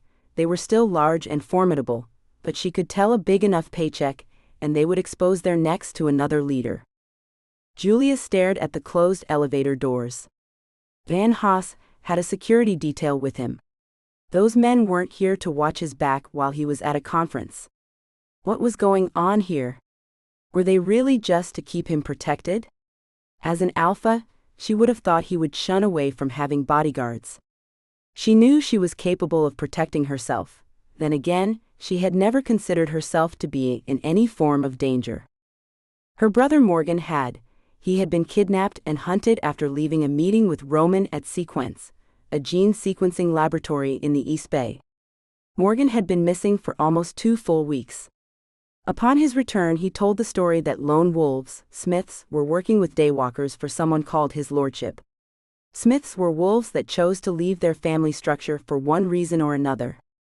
While not typically more dangerous than the next wolf, they did tend to be the more criminal element of their kind. When a wolf went rogue, they changed their name to acknowledge their break from family ties. In North America, the name they were referred to as was Smith, whether they adopted it or not. The daywalker element was a concern. In true stereotypical form, vampires and wolf shifters did not play well together. It was one thing movies and fiction got right. In fact, they typically hated each other's kind with a vengeance. Daywalkers, the biological children of male vampires and their female blood slaves, followed their parental lead and also hated wolf shifters. Morgan's encounter with these two enemies working together had led to uncovering disturbing rumors that a powerful and long-thought dead vampire had returned. Growing business relations with Cyan del Fuego provided confirming intel that a dangerous coven master named Lazarus had indeed returned. Morgan's kidnappers had claimed to be recruiting him to carry out a death threat against Blackston or Roman. Morgan refused, and on his return he insisted that Julia have improved security, even though they were only aware of a threat against the Aventines. But after a month without further incidences and no hint of threat, Julia had dropped the security detail. Van Haas was an alpha, no denying that. Maybe the climate for their kind in South Africa was different. Maybe there was some kind of ongoing threat she wasn't aware of. He wasn't as powerful an alpha as he projected. Could the show be for her, for the Americans? Julia pulled out her phone and began walking. She punched in a number, then held the cell to her ear. "Yeah, I'm going to need a shadow. You want to come out here and pretend to be all tough?" Chapter 5. Miss Palatine? You're Julia Palatine, right? Julia turned to the young woman who had approached her. "I'm Cindy Kimbrough," she said, thrusting her hand out. Julia raked the young woman's form with her gaze. About what she'd expected: lanky, thin, mousy hair, thick wire-framed glasses. She fit Julia's vision of scientist, but was substantially younger than what Julia had been led to believe. "Right? Hello, Cindy. I had expected you to have called or texted." Julia held up her phone. "I decided to just come on down and check out the conference. I saw your name on your lanyard." Cindy pointed at the ID badge hanging around Julia's neck. "And thought I would introduce myself. Have you registered with the conference yet?" Julia asked. Cindy shook her head. She shifted from foot to foot, unable to stand still. Nervous energy bounced around her. Go ahead and sign in, then pick a session for the afternoon. Which session were you going to attend? I thought I would just tag along. Cindy was rapidly no longer fitting Julia's expectations. She was too enthusiastic. Julia had envisioned someone a bit more introverted. Julia needed her to calm down. She was like some hyperactive puppy. You should plan on attending something different so that we can compare notes later. The plan is to maximize our presence here by attending as many different sessions as possible, Roman responded when Julia paused. Cindy's smile immediately faded. Her eyes opened wide as she looked at Roman. Roman Aventine, he introduced himself. Oh, I wasn't expecting you others, Cindy stuttered, then quickly corrected herself, her smile returning to her face. How many of us are here? Julia answered. Roman, myself, and Sholto van Haas. He should be here later this afternoon. He is expected to join us for our little note-sharing session after dinner. Julia opened the schedule. She indicated a session circled in pen. I will be at this one. So you should. She ran her finger down the list. Go to this one or this one. She selected the two she didn't fully understand, hoping that Cindy would be able to distill the information into easily understandable concepts. Okay, sure. Cindy nodded vigorously. You don't have a notepad or something I could borrow to take notes on? I, didn't really know what to expect, so I didn't really bring much with me. Julia's brow clenched in annoyance, exuberant and unprepared. She reached into her bag, then handed Cindy a notepad and a pen. Here. Have you had lunch yet, Cindy? Roman asked. When she shook her head, Roman suggested she join them. Not that Julia particularly wanted to be alone with Roman, she did want to be able to focus on their strategy for the conference. If she was expected to make idle chit-chat with this young lady, she doubted she would get much work done. Julia made a mental note to check with Kathleen. Had she missed an email letting her know that Cindy Kimbrough would be so young? Julia's mental image had been of an older, professionally established person. Maybe Cindy was a phenom, a child prodigy. It didn't matter as long as she could help Julia to comprehend the language and help to strategize their needs in regard to this new to her knowledge. Julia slogged her way back toward her room. She had a few moments, hopefully without Cindy, to lay back and clear her mind of today's activities. She wanted a blank slate, no thoughts, no worries for just a few quiet moments before she had to dive back in. She planned on joining Cindy and Van Haas for a dinner meeting in Roman's suite, where the four of them would review any new information they'd learned from the day, and discuss the ever-developing strategy for both spreading the news to other wolves and how to contain the information, preventing the spread about their unique DNA in the non-wolf science community. She entered the room, good, no Cindy. An open suitcase with clothes and random snack food wrappers was strewn across the second bed. Cindy had made it to the room all right. She already annoyed Julia. She probably didn't have the focus to be tidy. She reverberated with excitement. Julia would get that from time to time, especially when younger female shifters met her and recognized her as an alpha. It had not been the power trip today that it frequently was. Today it was exhausting. Today, she needed a professional adult who could be trusted to function on her own with minimal input. Cindy was like potty training an overexcitable puppy. Constant direction, constant correction, constant affirmation that she was doing as requested. Julia dropped her pile of papers on the side table, kicked off her shoes, then collapsed face first onto her bed. This had been a mistake. She should not have invited others to this conference. Her phone began vibrating. Julia groaned and rolled over, trying to fish her phone from her pocket. It stopped vibrating. She looked at it. She'd missed a call from Mel. Julia smiled. She could use some of Mel's grounding influence, a conversation that made her feel human again and not like a business automaton. Julia hit the call back button. Hey Mel. Sup B? Really? You're going to play that today? Julia groaned. Spoil sport. How's Nashville? Is it crawling with hot country singers in tight jeans and cowboy hats? Mel asked. Julia chuckled. No clue, haven't seen it. I'm in a hotel that's part amusement park. What? It's actually pretty cool, but I kid you not, there is a boat ride in one of the lobby areas. It's kind of crazy. Pictures or it didn't happen. I'm out somewhere by a freeway and a mall. I don't even know where downtown is. Everybody calls me ma'am, it makes me feel old. You are old. Shut up. 34 isn't old. This place is huge.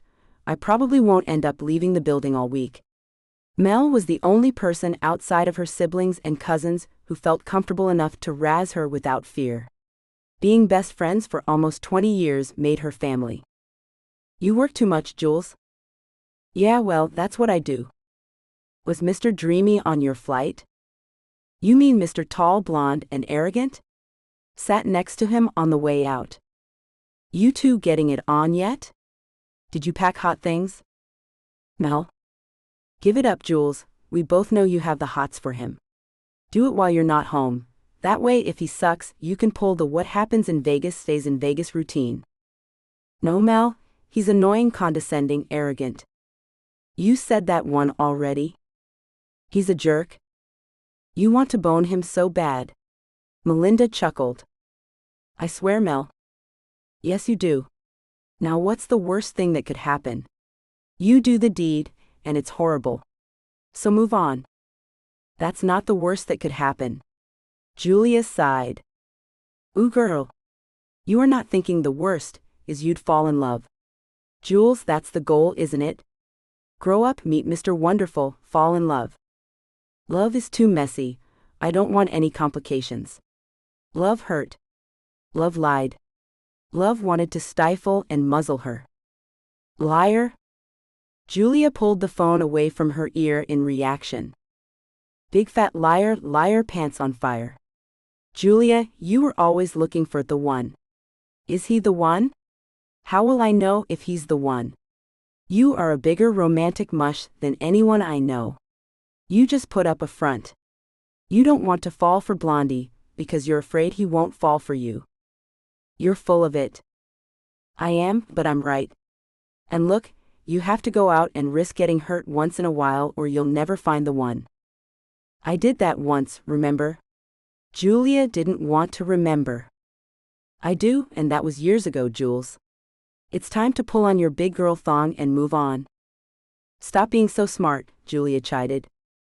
I can't help it. Smart, gorgeous, and can you believe it, still single. Look, if you don't do the sexy with Mr. Suit soon, I'm gonna have to sit in his lap to get him to notice me. Julia laughed. No, you're right, that won't work. I'd have to be naked for him to notice, and even then it would be to ask me to get off his lap so I don't mar his clothes with bodily fluids. I'm pretty sure he'd notice you on his lap, Mel. Julia laughed. Her friend always brightened her day. No wonder Mel had been her rock during the dark ages following Grant. Not if you're anywhere in the room. He has the hots for you, and you can't see it, can you? His eyes do that intense wolf glow thing around you. No, Julia, he wouldn't notice me, I'm not you. You really should make a move. I'll let him make a move, then we'll see. Really? Melinda squeaked. He will, I know it. Quick, give me his phone number so I can text him a clue. Julia laughed. Goofball. That's me. So how is the conference? Learning lots? Mel, can I pay you to go back to college and learn all this DNA and genetics and gene stuff? I need someone I can trust in this. Sure, I can, science. Good. I need you ready to graduate yesterday. My brain looks at this stuff and says, oh, this makes sense, this is easy. But when I try to explain it back to myself, I trip over some of these concepts. I'm not sure how much I really need to know. You don't need to be an expert. I get that, Problem is, I'm not sure what level of comprehension is basic and what's expert. Mel threw the question back at her. So when you aren't a specialist, what do you do? I find a specialist. I get out there and network. I take myself to a panel discussion. Pick out one or two of the panelists to approach later. Buy them food, ply them with drinks, grill them. Collect business cards and make appointments with them, then fly out to meet them. Julia talked herself through the process. I can't believe I had to prompt the all-powerful Julia Palatine, youngest and first woman CEO of Truria, on how to network at a conference. Because you are awesome, and you know me too well. And you know I need reminding that I'm human and not a machine. Even the mightiest of us needs a confidant, Mel said. Minion? BFF. Sidekick. Bestie? Okay, you win. Beastie. Who you calling a beastie bee? You? Julia laughed. Mel had won this round. We have reverted to our baser animal instincts. You know what that means? Mel giggled. You're gonna tell me what you want? Julia asked. Yep, I'm gonna tell you what I want, what I really, really want. You do that. I need to go be a functional adult and get back to business, Julia replied. What time is it there? Time for dinner. Julia groaned as she sat up. I'm gonna be late for a meeting. Go be all badass and professional. I'll talk at you later. Bye, Mel. Julia's mood had drastically improved. Talking to Mel always put her in a better frame of mind. She didn't have to maintain a persona of business intellect and control. She could let her hair down. No game playing. It was as if they were perpetually 16 and happy. Julia splashed water on her face, slipped her shoes back on, picked up her papers, and then headed out to Roman's suite to meet with the others. Chapter 6. Julia added another dish to the pile of plates and glasses stacked on the tray outside of Roman's door. Room service would pick up the dishes at some point without disturbing their meeting. They had been talking in circles for over an hour. Julia's head thrummed with an impending headache. She could feel it trying to take hold. She tried to ignore it, not wanting to succumb to the dull ache. They had been arguing over how to share information and still stay safely hidden from the world at large. Julia wanted to get the information out hard and fast. Find out who else in the world had stumbled across it, or were they the first? Contacts in North America were scarce. The family in Nevada pretended they didn't know her or what she was talking about, even though she knew they knew. Her uncle had contacts with a family in Japan. Beyond that, she really didn't have any idea how many of them there were, or in what parts of the world. The fact that she had managed to find an alpha from the Toronto area had been a fluke. She gazed across the room at Roman. He leaned against one of the side tables, his arms folded across his chest. She had seen that posture before, intent listening. He was engaged in a heated discussion with Van Haas. Van Haas had sought her out. His presence here emphasized to her just how isolated their kind had become. The only reason she knew Roman was because their families had known about each other since the beginning. The Palatines and the Aventines, two halves of the same patronage. Descendants of the twin brothers Remus and Romulus, founders of Rome. And as far as anyone knew, the first wolf shifters. The twins' mother, Rhea Silvia, was beloved of the god Mars. Her father was imprisoned by his insane, power-mad brother, who, when he couldn't have her, sent Rhea Silvia to live as a Vestal virgin. When she had proven to not be a virgin and pregnant with the war god's sons, she had been sentenced to death. Fearful of the wrath of Mars, the insane uncle of Rhea Silvia cast mother and infants into the river Tiber. The river god Tibernius saved them all. Rhea Silvia shifted into a wolf to suckle and protect her infant sons, after they washed up into the swamp at the base of the Palatine Hill. The infant boys grew into mighty warriors and wolf shifters. They freed their grandfather and fought over where to establish their new city-state. Romulus wanted to establish their stronghold on the hill where they had been safely brought to shore, the Palatine Hill. Remus preferred the neighboring Aventine hill. In a bloody wolf battle for dominance, Romulus prevailed, killing his brother. The Palatines and the Aventines, a family feud that had lasted centuries. They continued to keep tabs on each other, and eventually followed each other to the New World. Julia was aware there had to be other family branches and groups that had eventually split off, but she did not know them. She knew the Palatines and the Aventines were enemies of old and friends of new. And she did not really want to think of what that meant for her. You don't even know how many there are of us in North America. Do you have any concept how big Africa is? This continent is puny in comparison. At least most of Africa is not technologically advanced. It should be easier to stay under the radar in less developed areas. Van Haas's voice was sharp. Julia slid back into her seat at the table. Roman stood across from her. I think you are underestimating the reach of mobile access. Mobile computing and mobile education have a far greater reach than most people realize. I mean, mobile education is a pretty big deal in areas you are calling underdeveloped, Cindy volunteered. Van Haas shook his head. You keep using the word mobile like the Sicilian used inconceivable. To quote Princess Bride, I do not think that word means what you think it means. Van Haas attempted a Spanish accent. For a moment, Julia was taken back. The man had a sense of humor. She had not expected that of him. Rolling her eyes, Cindy glanced from Van Haas to Roman, who sported a bemused expression. Julia was the only one who seemed to not discount her theory. Elucidate, please. Julia nodded in encouragement. Finally, Cindy was contributing. You need to be more familiar with what is happening in mobile availability.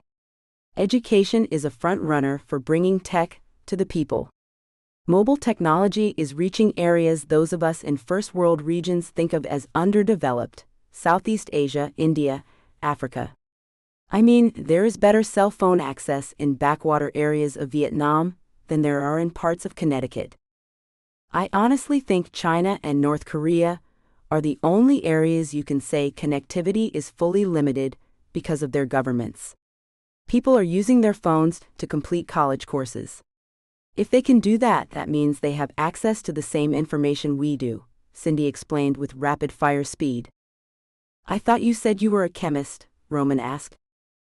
I am, she stammered, but my sister is in education. She is specializing in distance technologies in underdeveloped nations. She's studying mobile connectivity. There is a lot of growth in this area, especially throughout Africa. She turned to Van Haas. You're from Pretoria, right? He nodded. Well, there is a big university there, and they are developing programs for distance mobile access. Roman raised an eyebrow and looked at Julia.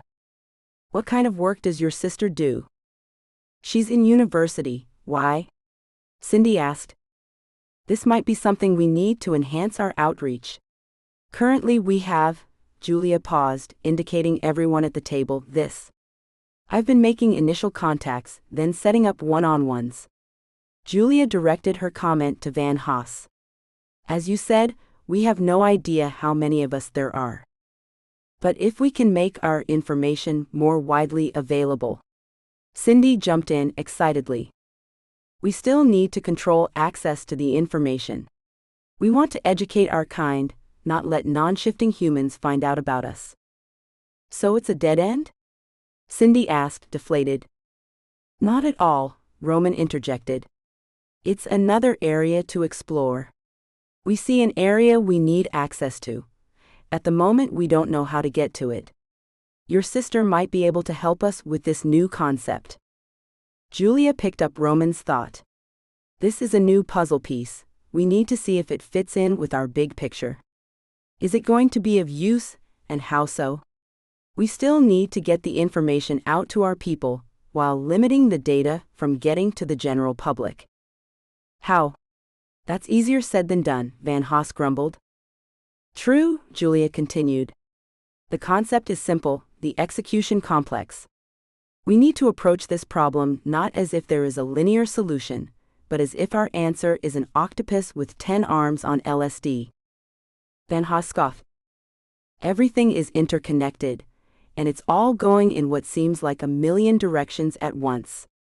We will find that following one solution pathway will eventually lead us to intersect with another solution pathway, then they will split off in completely new directions. Roman gestured toward Cindy.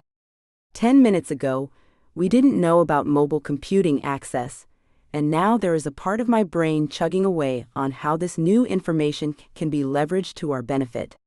So we start with what we have and expect exponential growth. We spread information by word of mouth for now. Julia continued. Tell the families you know to spread the word. Tell those families it's time to pull everyone in, track down family records. Follow bloodlines to see if any lineages have lost the ability to shift. Find the Smiths, the loners, and find any kids out there with questionable parentage. If there is any way they belong to us, get them situated. Make sure they know their family histories so that they aren't randomly sending in for DNA tests. And we'll be able to find a way to control what labs they do use for DNA testing. That's fine and good for law-abiding citizens. How do you propose handling when one of our ilk leaves DNA evidence behind? Cindy asked. Police our own, Van Haas answered. After the fact, she asked. Before the fact. Van Haas's answer was gruff. No.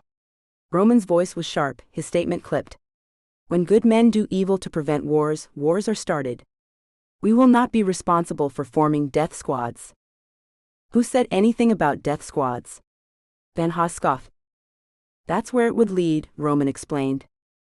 It comes back to education. Julia added, and taking care of our people. Some people cannot be helped, no matter what. Then we figure it out case by case, one person at a time, Roman replied. Van Haas nodded slowly, not convinced. Easier said than done. He drew the sound of the words out slowly, making the statement an insult. It needs to be done. You're here for the same reason we are. Julia gestured to Van Haas and Cindy, then to Roman and herself. You understand we need to contain the information. Van Haas, you flew in from South Africa just to listen to me explain this in person. Well, this is the next step. We need to contain the DNA information, and we need to take a multi-pronged approach to do so. She began ticking off her fingers. Person to person. Data containment. Education. Let's start with person to person. Start with family records. Send someone out pounding the pavement talking to people, tracking birth records. Reach out to other families that you know, have them do the same. Roman started by telling me, and now, she gestured to everyone at the table, all our families are aware of the situation. We share, we talk. And data containment? Less straightforward. Julia continued, that's why we're here. We need geneticists we can count on to squelch research out of our hands. We need controllable researchers and labs. People we can trust to see just how and where in the DNA wolf data resides. We need to flag DNA reports, so the trait is reported to us when it does show up on a test. Aventine Industries recently acquired a gene sequencing lab in California. There are hundreds of labs all over the world. We can't possibly buy them all. But we could get scientists into them, Cindy interjected.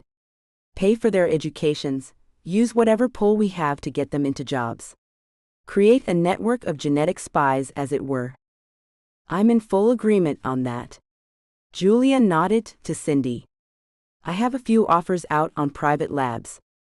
I want one where we can conduct research and not worry about outside ownership interfering with test results by sharing them with the scientific community at large.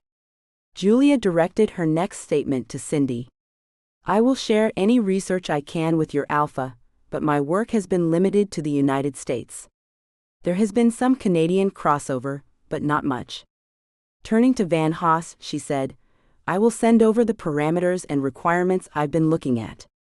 I don't know if any of it will be beneficial to your people in South Africa. Van Haas nodded. We have a lot of work ahead of us. I'm going to call it a night, jet lag is catching up to me. Van Haas stood, gathering his papers and notes into an easy-to-carry pile. That's actually a good idea, Cindy announced. I'll head back to our room. I want to take a shower before turning in, she said to Julia. Julia began gathering her papers. Roman placed a hand on top of her growing stack. Stay for a bit.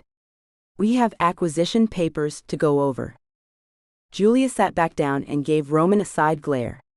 She wasn't aware of any acquisitions they needed to discuss. Roman was silent until the door clicked shut behind Cindy. Julia watched Roman. As soon as he moved to begin speaking, she cut him off. Don't what? Roman asked innocently. Don't say something witty and slightly flirtatious. I don't have it in me tonight to cross words. She was exhausted. The conference meetings today had thrown her a steep learning curve, and she felt she was not keeping up as she normally would. Business acquisitions, mergers, personnel management were all easy concepts. Genomics, alleles, arrays, epistasis, heterosis. All new vocabulary, all new concepts. Julia hadn't had to deal with this much science since she was in college. Then don't, Roman said evenly. Don't fight me all the time. I don't, Roman, She wiped her hand across her brow, smoothing her hair back from her face. I can't. You're right. In business you don't fight me, that's true. But you never let your guard down around me. Roman paced away from her. I take that back. You have only let your guard down once.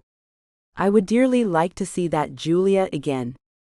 Seriously, Roman, it was just a kiss, Julia snapped. It was hardly just a kiss.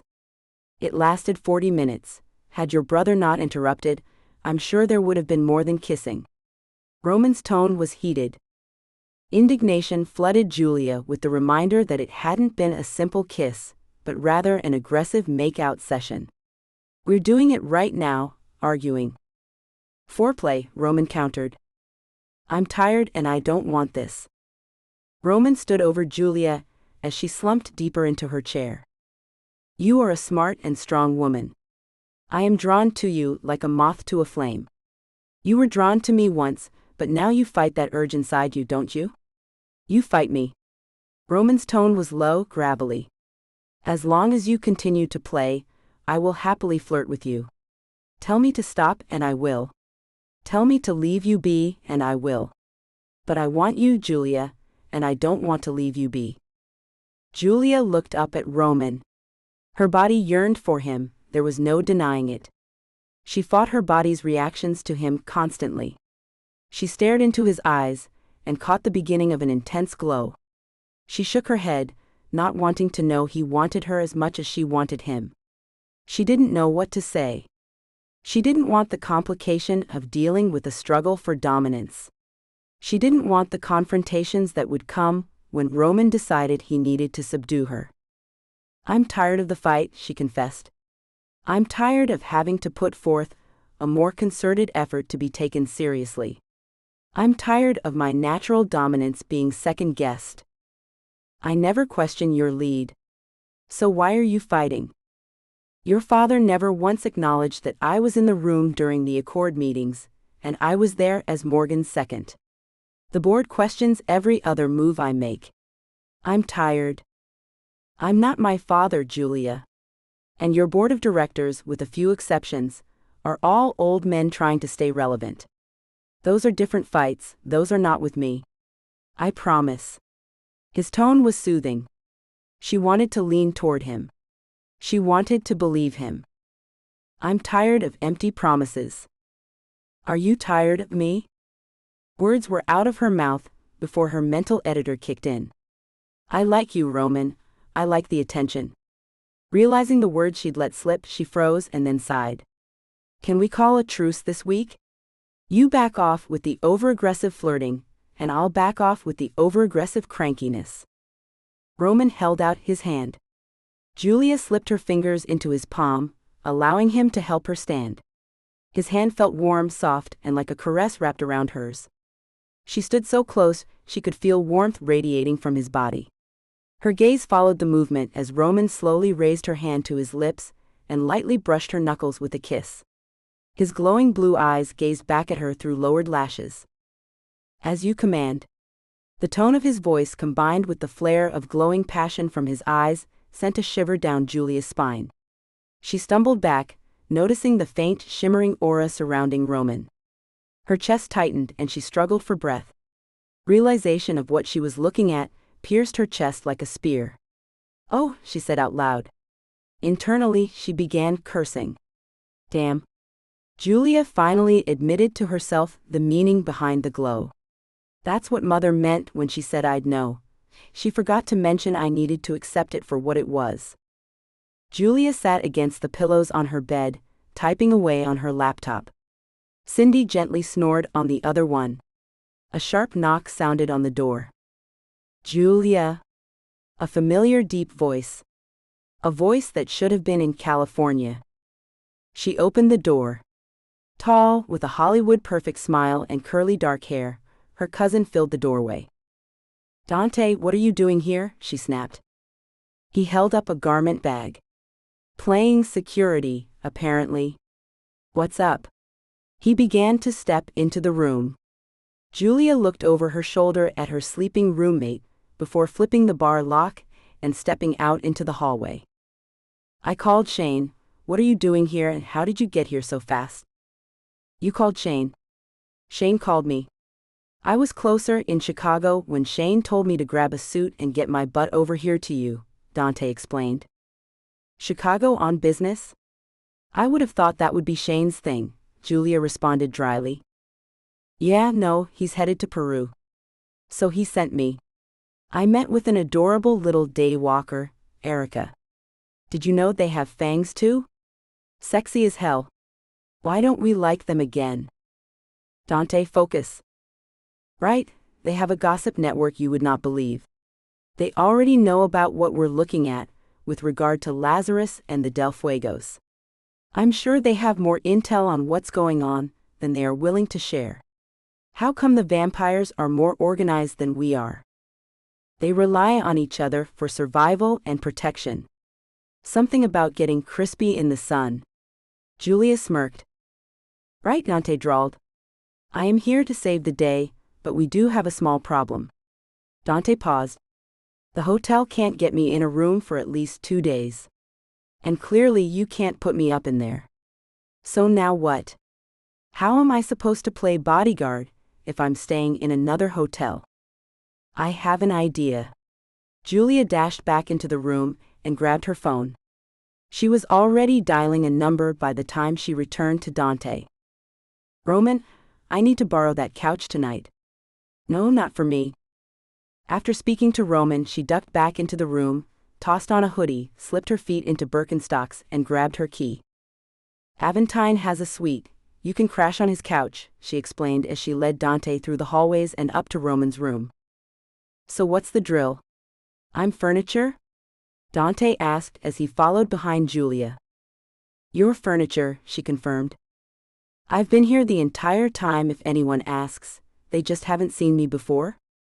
"Exactly. Make them think they are going crazy if they try to figure out if you have or have not been here. You have, end of story." "So you are in Queen Bee mode?" "Huh?" he asked. Julia rolled her eyes. "It looks like it." "So why aren't we in a suite then?" "Reality, they were booked. Let's say I'm going low profile. If I need to, we can use Roman's room as a base." "Aventine got a suite but not you?" Julia turned to glare at him. "Look, this was going to be a simple conference. I was perfectly okay with a normal room. I don't have to travel high on the hog all the time. It's actually why our quarterly numbers stay good. I don't support frivolous spending so that you can make the big bucks." Dante held his hands out in mock protection. "I wasn't questioning your motives, cuz, just getting my facts straight. And for the record, thanks for having a regular room so I can live the high life. Which looks like chasing down ghosts and dead relatives after I'm done here. You do know why that's important, please tell me you understand." "I completely understand, trust me." I'm not as think as you stupid I am. She paused to glare at him. Dante flashed a toothy grin. I'm not some blockhead, Julia. I just play one on TV. Julia rolled her eyes. Lighten up, I'm just teasing. Long day? Dante finally asked. She nodded. And exhausting. They stopped in front of a numbered door. Julia knocked. When Roman opened, Julia forgot how to speak. He wiped shaving cream from his cheeks with a towel. Her mouth went dry. She had almost expected to see him in a suit and tie, since that's all she ever saw him in. She did not expect to see his chest, his skin. She had to remember how to breathe as she took him in. His shoulders appeared broader than when he wore a suit. That must be it, she thought, because she could see how well-defined all his muscles were. Her gaze continued down the center of his washboard abs. Her fingers screamed at her to let them lightly trail down the crisscross muscles over his ribs and down to the Apollo's belt ridge above his hip bone. Dear gods, her dry mouth flooded with drool as she caught a glimpse of a thatch of dark blonde hair sticking up past the waistband of his plaid pajama pants. She couldn't pull her eyes from the knotted string that held his pants up. If her gaze drifted farther downward, she might just cry with the beauty of this man's body. Stop it, Julia. She forced her eyes back up Roman's body. His gaze locked on hers. A smirk played at his lips. Without a word, he lifted a single eyebrow at her. Julia interpreted Roman's expression to say, I saw what you did just now.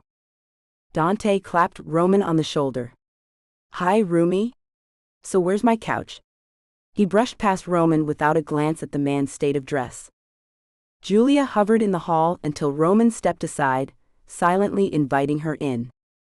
Straight razor? Dante asked, nodding at Roman. Yes. Roman slowly ran his hand over his jaw, seeming to appreciate the feel of a fresh, clean shave. I can get a good close shave, and it will last. If I need to, I touch it up in the morning. I always feel that if I shave at night, I wake up with scruff. Of course, when that's the look I'm going for, I never remember to shave at night. Don't you have that problem? Roman chuckled. I'm not as hairy as you. You don't have the Italian and Portuguese like us Palatines, Dante said. True, the Aventine line is more Nordic than Italian at this point, Roman admitted. Seriously? Julia asked. Roman nodded. Definitely one of the more interesting bits to come from all the DNA testing. Always thought the blonde came from northern Italian Swiss lines. But the amount of Scandinavian I have really caught me off guard. Roman reached out his hand to Dante. I believe we met at the wedding. Yeah, Dante. Nice to see you again. You bear a striking resemblance to Morgan. You're not a brother, are you? Roman asked. I get that a lot, twins separated by parents. Morgan's taller, I'm the better-looking one. I'm the cousin. You're a cousin. Julia emphasized the A. I'm the cousin, she mocked, as if there is only one of you. Hey, there's only one of me. Dante puffed up his chest with bravado. Yes, thank the gods, one Dante, but not the only cousin. Julia poked him good-naturedly. Turning to Roman, she said, thanks. The hotel doesn't have a room I can get him into for tonight. This will add to the whole bodyguard mystique anyway. So what do we think Van Haas is up to? Clearly you think it's more than just a power trip, or you wouldn't have brought in your cousin. Roman indicated Dante with a gesture. He has 2 bodyguards and they leer, hell he leers. They were acting like some TV show drug lord when I met him in his room this morning. Something about them just feels off to me.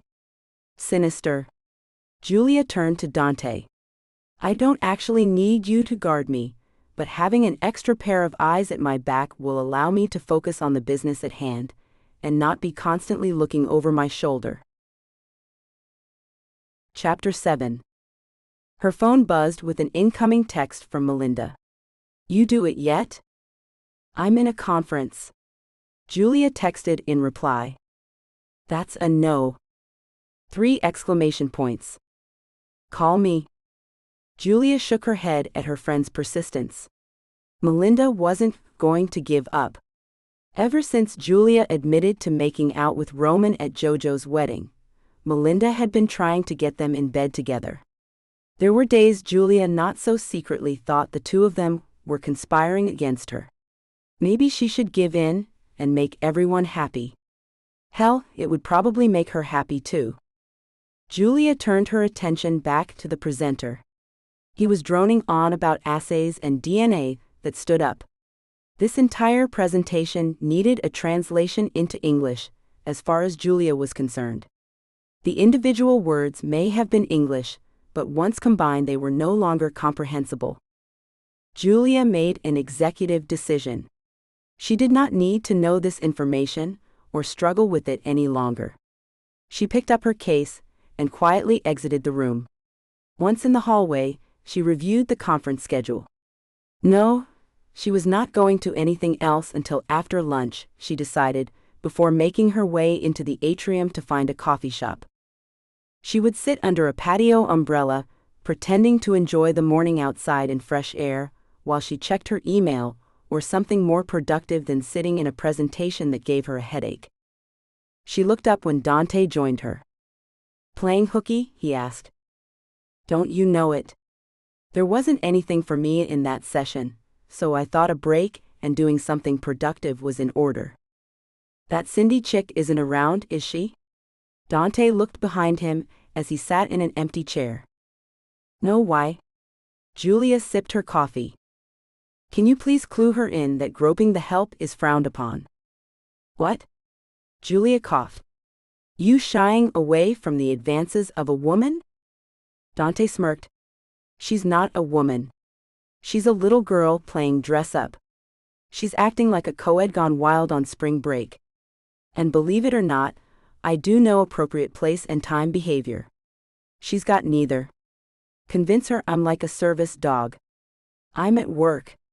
Look, don't touch. Admire my beauty from afar. 'Cause I swear if she tries to grab my junk again, I'm gonna bite." He paused. "And not in some giggly foreplay kind of way." "So it's not just me she's annoying?" Julia asked. "No. I get that I'm irresistible, but..." Dante shook his head. "She's being handsy with Van Haas's men too. I think she'd like to get handsy with Roman and Van Haas, but they clearly intimidate her. She shrinks around the three of you." "Shrinks?" "She doesn't shut up. That's nerves. You can't see it because you're in the direct line of fire. But a well-placed word." He stood, nodded to Julia, and smoothed the front of his black suit. "Want me to hang around and look pretty?" Julia snorted. Dante enjoyed playing bodyguard. He did look good in a suit, and he knew it. But he didn't look as good as Roman, Julia thought. There was a reason she and Melinda called Roman Mr. Suit. "Nah, I won't need you showing off and tempting poor Cindy. Oh, did you find anything out from Van Haas's guys?" Stoic and Kiss Up were not very forthcoming with information. "Stoic and Kiss Up?" Julia chuckled. "Stoic's the bald one, all he does is grunt. I gather he's been with Van Haas for a while. Kiss Up, his name sounds like that, it's Cass Up Keyset. I can't figure out what he's saying with that accent, it's so thick. He's a total yes man. A few beers and I'll know his life story, if I can understand him. So far all I've got is he's thrilled to be here, never thought he'd visit America, blah blah blah. Nothing on Van Haas yet. But I don't like the way he looks at you." "He looks at me?" Julia asked. Dante nodded. "Like you're in his way or prey to be caught. Not sure which. Don't give him a peek of your sparkling personality." Julia glared at Dante. "Seriously, keep the real you under wraps, keep up Queen Bee mode around him." "Gotcha." Julia saluted. "Yes, sir. I know you only wanted someone to play a part. I'm not gonna waste my time standing around doing nothing. You wanted me to watch your back, so I'm watching your back. That means watching the people watching you. And I don't like how Van Haas watches you. He's up to something. That's why I called. Thanks, Dante, for looking out for me." "That's what I'm here for," he said, patting her on the shoulder after he stood up. "I'll find you in an hour or so to check in. You won't see me." "But you'll see me." "Sounds good." Dante was right, there was something off about Van Haas. Not wanting to do any work, Julia dialed Melinda's number. "Sup?" Mel drawled in a deep mocking voice. "Really?" Julia replied a bit tersely. "Oh, one of those days already, huh? My brain hurts, and I have to be a cold-hearted bee this entire trip." "What did Roman do?" Julia chuckled. "Not Roman. Actually, he's behaving. The delegation from South Africa." "Oh, delegation, sounds serious." "He is entirely too serious, and into power plays." "So, you have to outpower him?" "Yep, and it's exhausting. Dante thinks he's up to something." "Dante? What's he doing there?" "Playing security." "Playing?"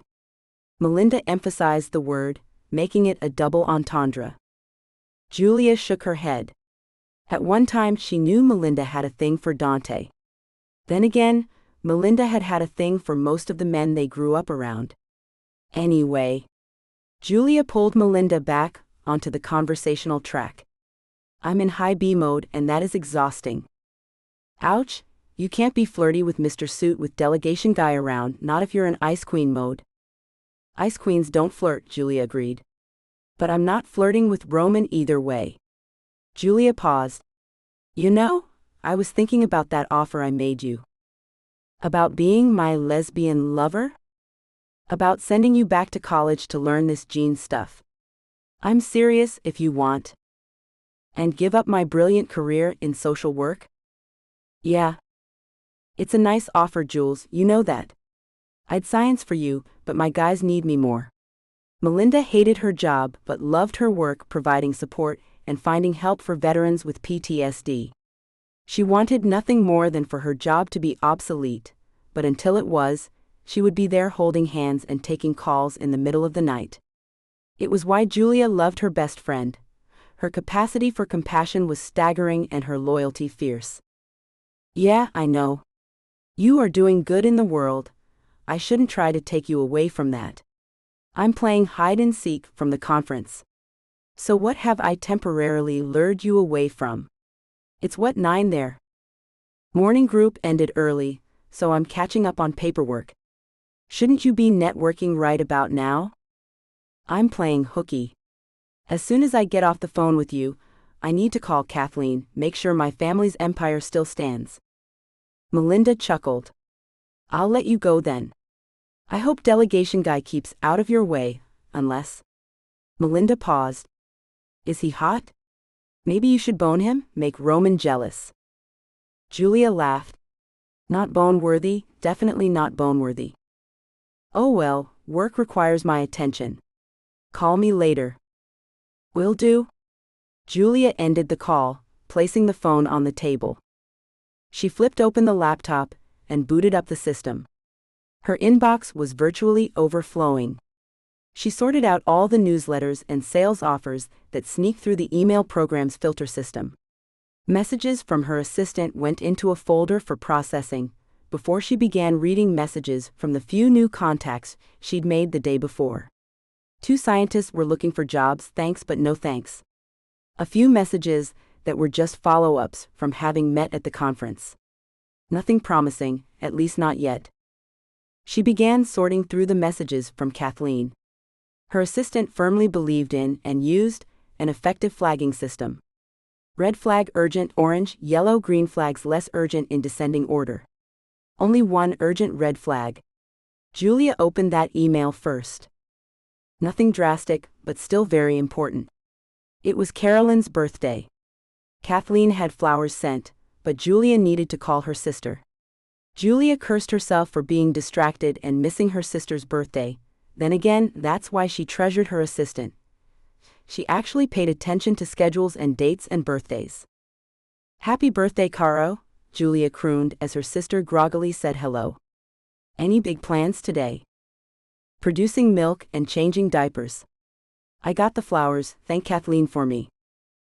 How do you know to thank her and not me directly? The card says it's from you. You are on a business trip.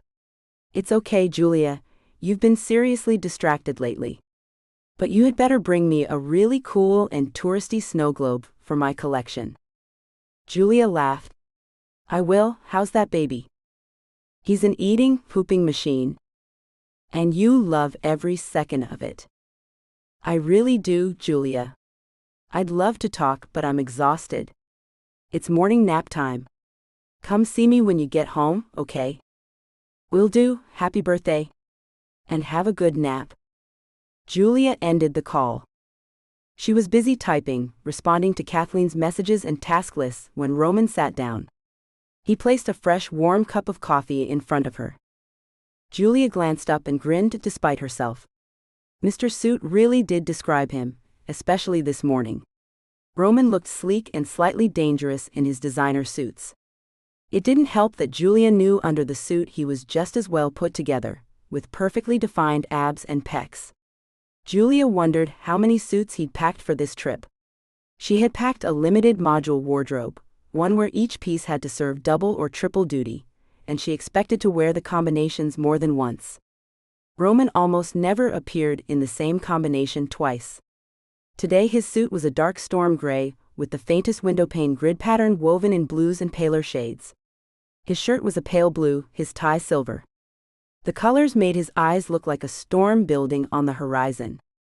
The last session not useful? Not at all. I don't think I'm going to get much from this conference. Julia picked up the coffee and inhaled the steaming aroma. You need to change your approach, Julia. I think you are too focused on learning the genomics portion. Let's start focusing on the scientists and the presenters. Who is speaking in gobbledygook? Who is speaking English? Instead of the content, focus on the person explaining the content. There is a panel this afternoon. Why don't we see if we can get out of the sessions we signed up for and get into the panel? Send Cindy Science to the ones we want translated. Send Van Haas to anything that will make his head explode. Julia chuckled, but let Roman continue. I've reached saturation. I can regurgitate the lectures, but it doesn't mean I actually comprehend what I'm saying. I know you've reached that point too. Julia nodded. I need to find a scientist I feel that I can work with before we proceed with the next step. I know, now find someone who can clarify for us. I think that means instead of us learning their language, we find someone already speaking ours. Are you being smarter than me, Roman? She tilted her head to the side. Not at all. I'm seeing to your needs. Keeping the path ahead of you clear. Am I making this out to be a bigger deal than it is? We've really been focusing on it lately, and I'm a hamster on a spinning wheel. Lots of running and getting nowhere fast. Julia's frustration was wearing her out. She sounded tired even to herself. What feedback are you getting suggesting that this shouldn't be a concern? Has Morgan interfered in any way? Julia shook her head. No, he's pretty much handed it over to me. He wants to focus on the construction company and his wife. His idea of managing the big picture is to divide it up and let the specialists handle their areas. So that means me handling this. Me getting Truria set up to have a stake in the DNA business. She tapped on the table in front of her. Morgan's still involved, and he's totally supportive of it. But he has that other little issue that's also pulling on our resources. The circumstances surrounding Morgan's abduction had started an investigation that opened a much larger can of worms than anyone could have anticipated. Lazarus was back from the dead and gathering troops. Intel revealed his goal of instigating a war between wolf families. Best guess for why was as a distraction, so Lazarus could move in on the current ruling family, the Del Fuegos. Julia knew Roman was keenly aware of the entire situation. It involved him almost as much as it involved Morgan. No other threat had yet to surface in regards to Roman's life that she was aware of. Roman nodded, clearly aware that her brother had other areas demanding his attention. What does your father think of all of this? Julia absent-mindedly waved her hand around. He thinks it's a bunch of hokum. He doesn't actually think that people take these DNA tests seriously, and that it's a waste of time. And you? Julia, if I thought it was a waste of time, I never would have shown you the evidence. I think there is something important here that we need to get a grasp on, Roman explained. Tell me this isn't a mistake. I feel like I'm chasing a rabbit down a rabbit hole. And that it might be the wrong rabbit hole. Roman slid out of his chair and crouched in front of Julia. He grabbed the hands that rested in her lap. It's worth chasing. And if we run down the wrong rabbit hole, we find our way out of it and chase that sucker down another hole. Julia looked into Roman's eyes. They were an intense blue. His gaze held hers for several heartbeats. She sighed, then closed her eyes. Stop being so handsome. It makes it hard to maintain objectivity with you. If nothing else comes from all of this, we will both have successfully learned a great deal about genetics and diversified our business holdings in a much broader scope than projected. However, I don't think that's going to be our only successful end result. Hiya. An exuberant voice took Julia's focus from Roman. She looked up into the cheerful face of Cindy. Cindy dropped a stack of handouts and assorted conference giveaways on the table before flopping into a chair.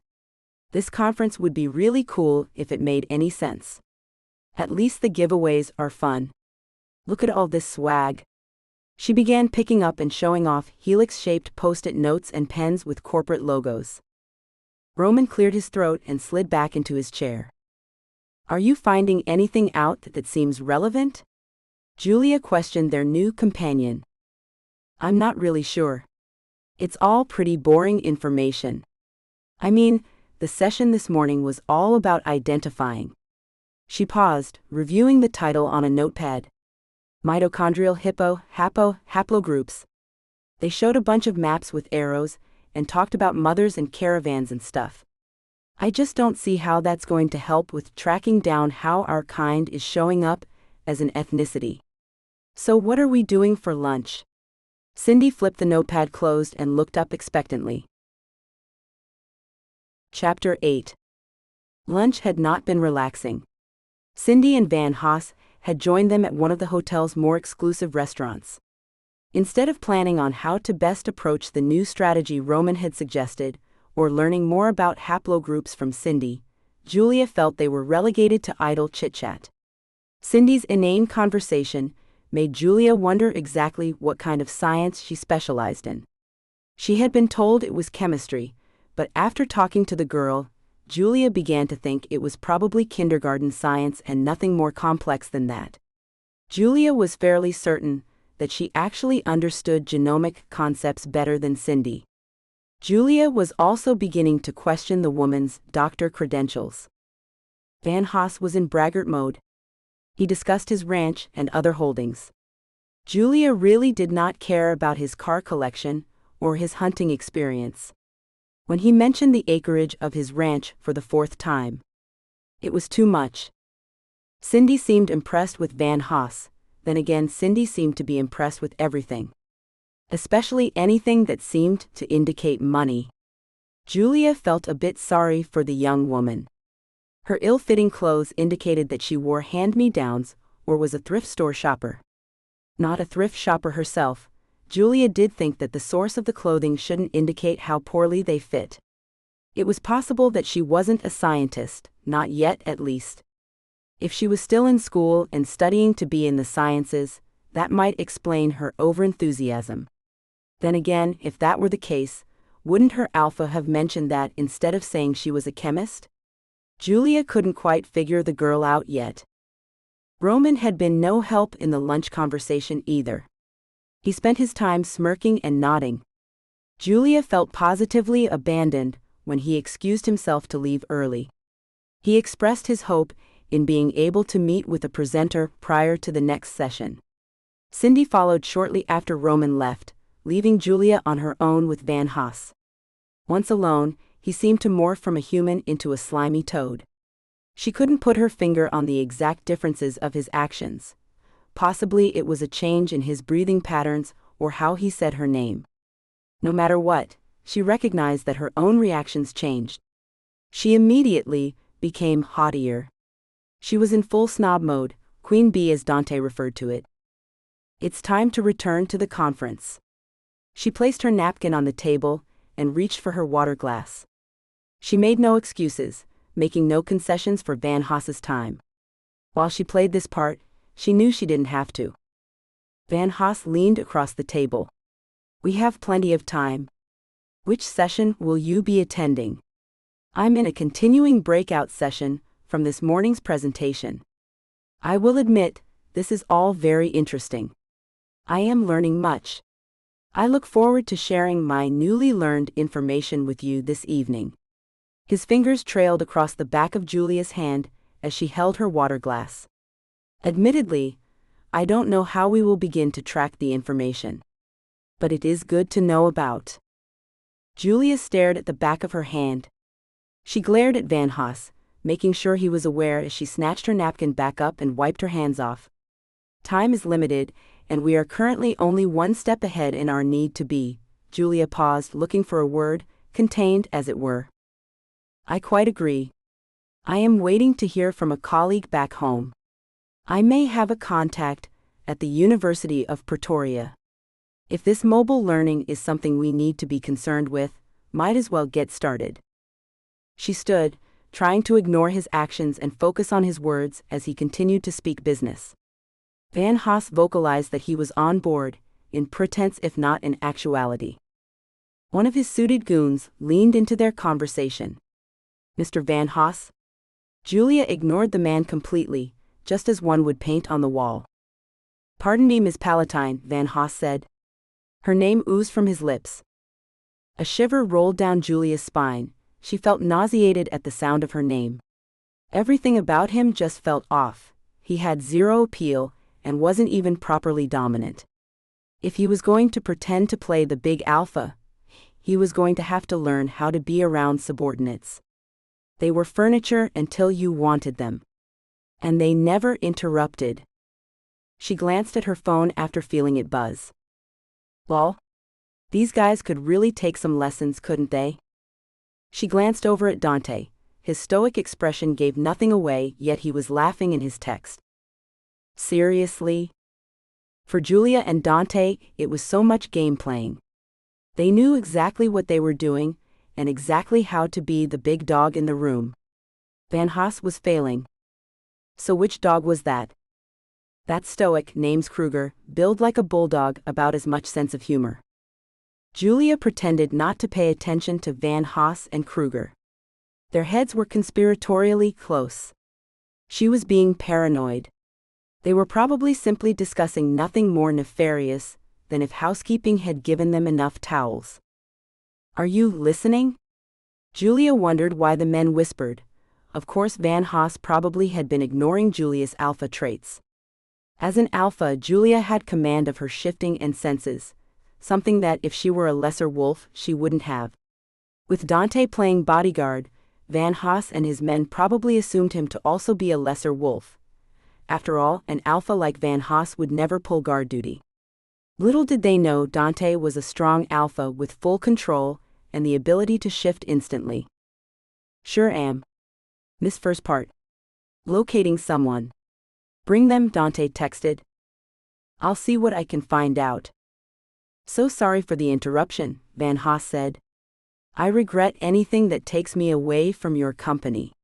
His words felt sticky to Julia, as if Van Haas was trying to touch her with his voice.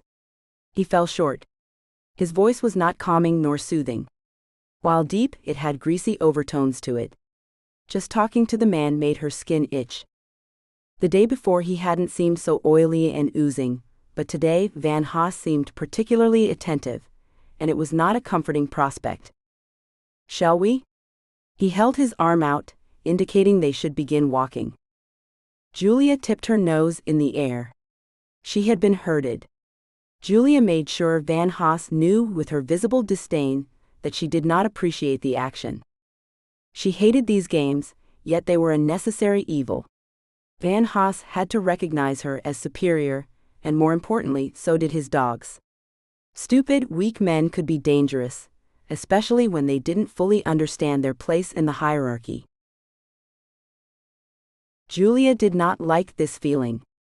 It was foreign, strange, and uncomfortable. And, unfortunately, becoming too familiar. She sat with one leg crossed over the other, with the yellow legal pad poised and ready for notes. Surrounded by the scientific community, she felt out of her element. She was not in control, nor grasping aspects of entire genomic concepts. Julia understood situations. She put puzzle pieces together and made connections. She had big picture strategy in a way that confused others, yet here she sat dumbfounded. The afternoon panel discussion had yet to begin.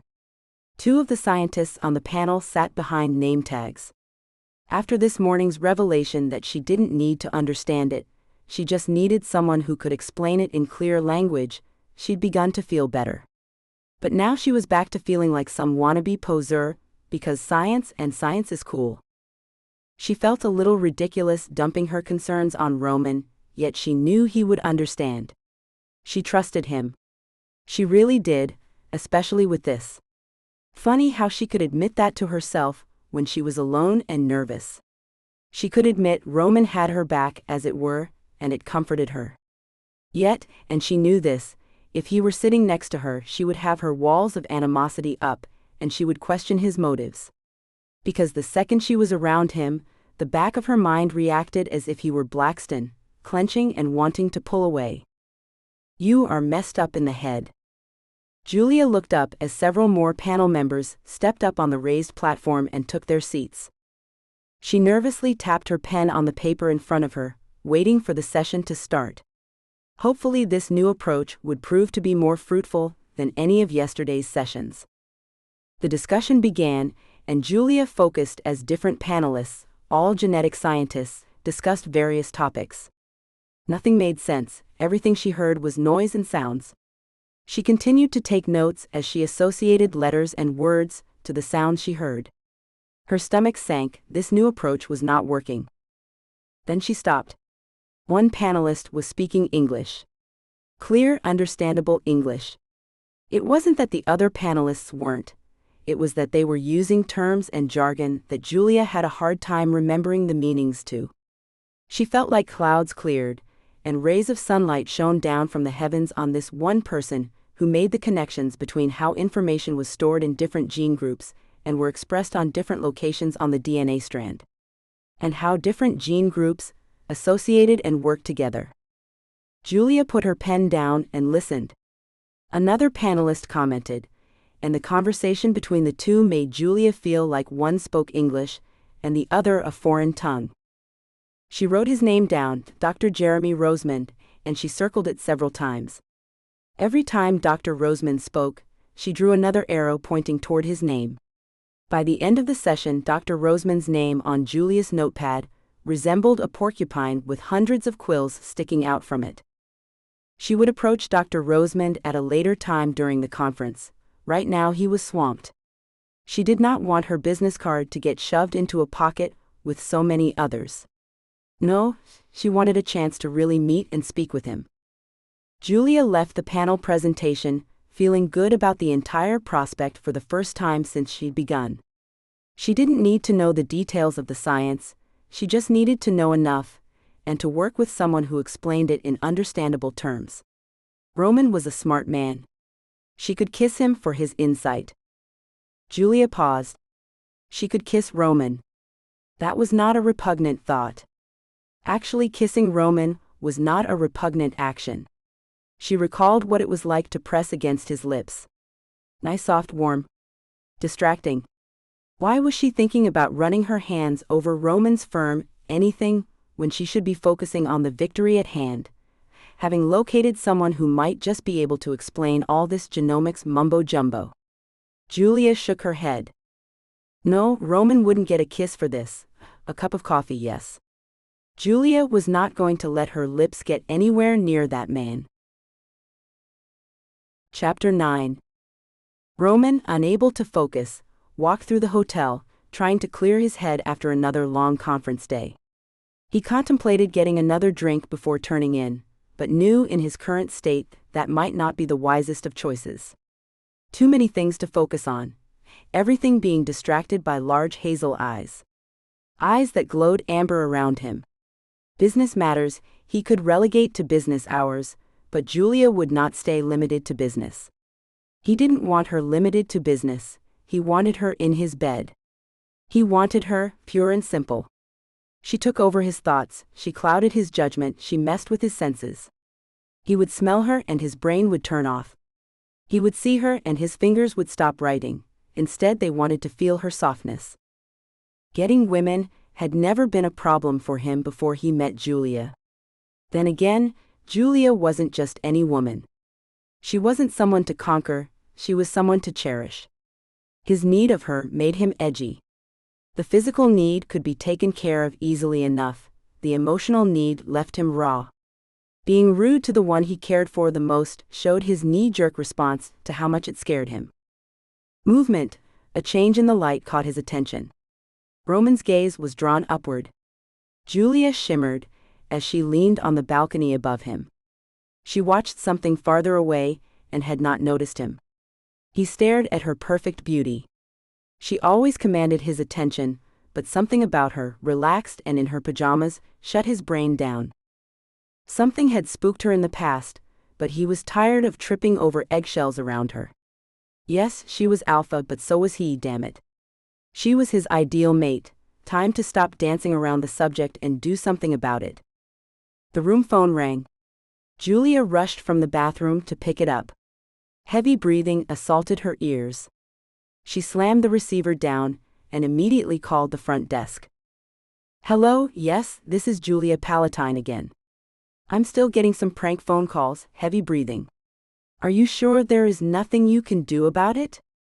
Not pleased with being told no again, Julia grabbed a bottle of Jack Daniels from the in-room minibar and decided to people watch from her balcony. Lights twinkled, mimicking 1,000 stars over the plants of the atrium.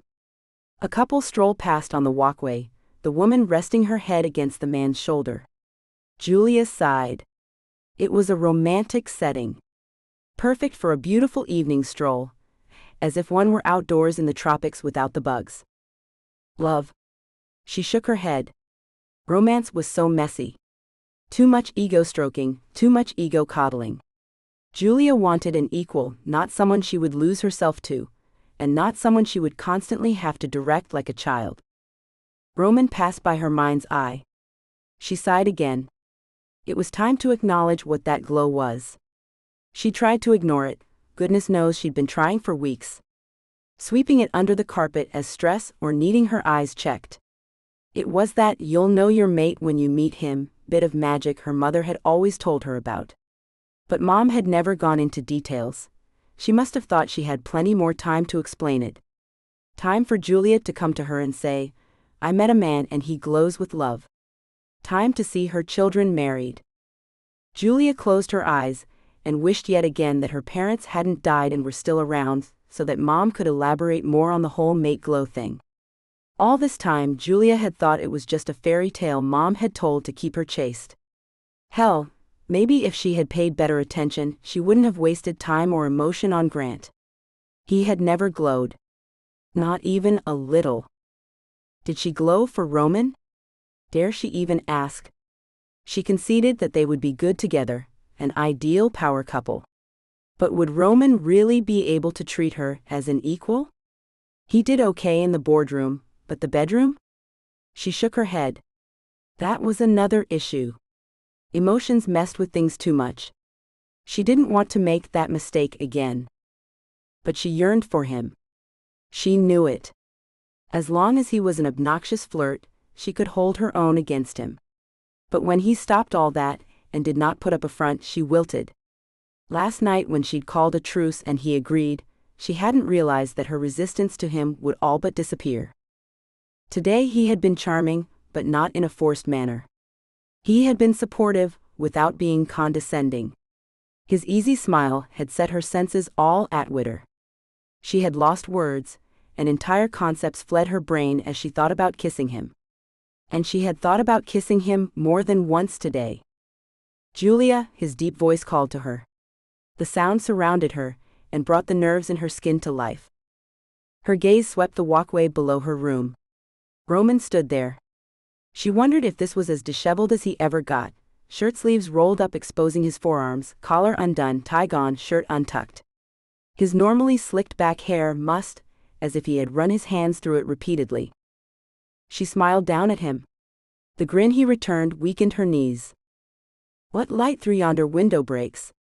It is the east, and Julia is the sun. Arise, fair sun, and kill the envious moon, who is already sick and pale with grief.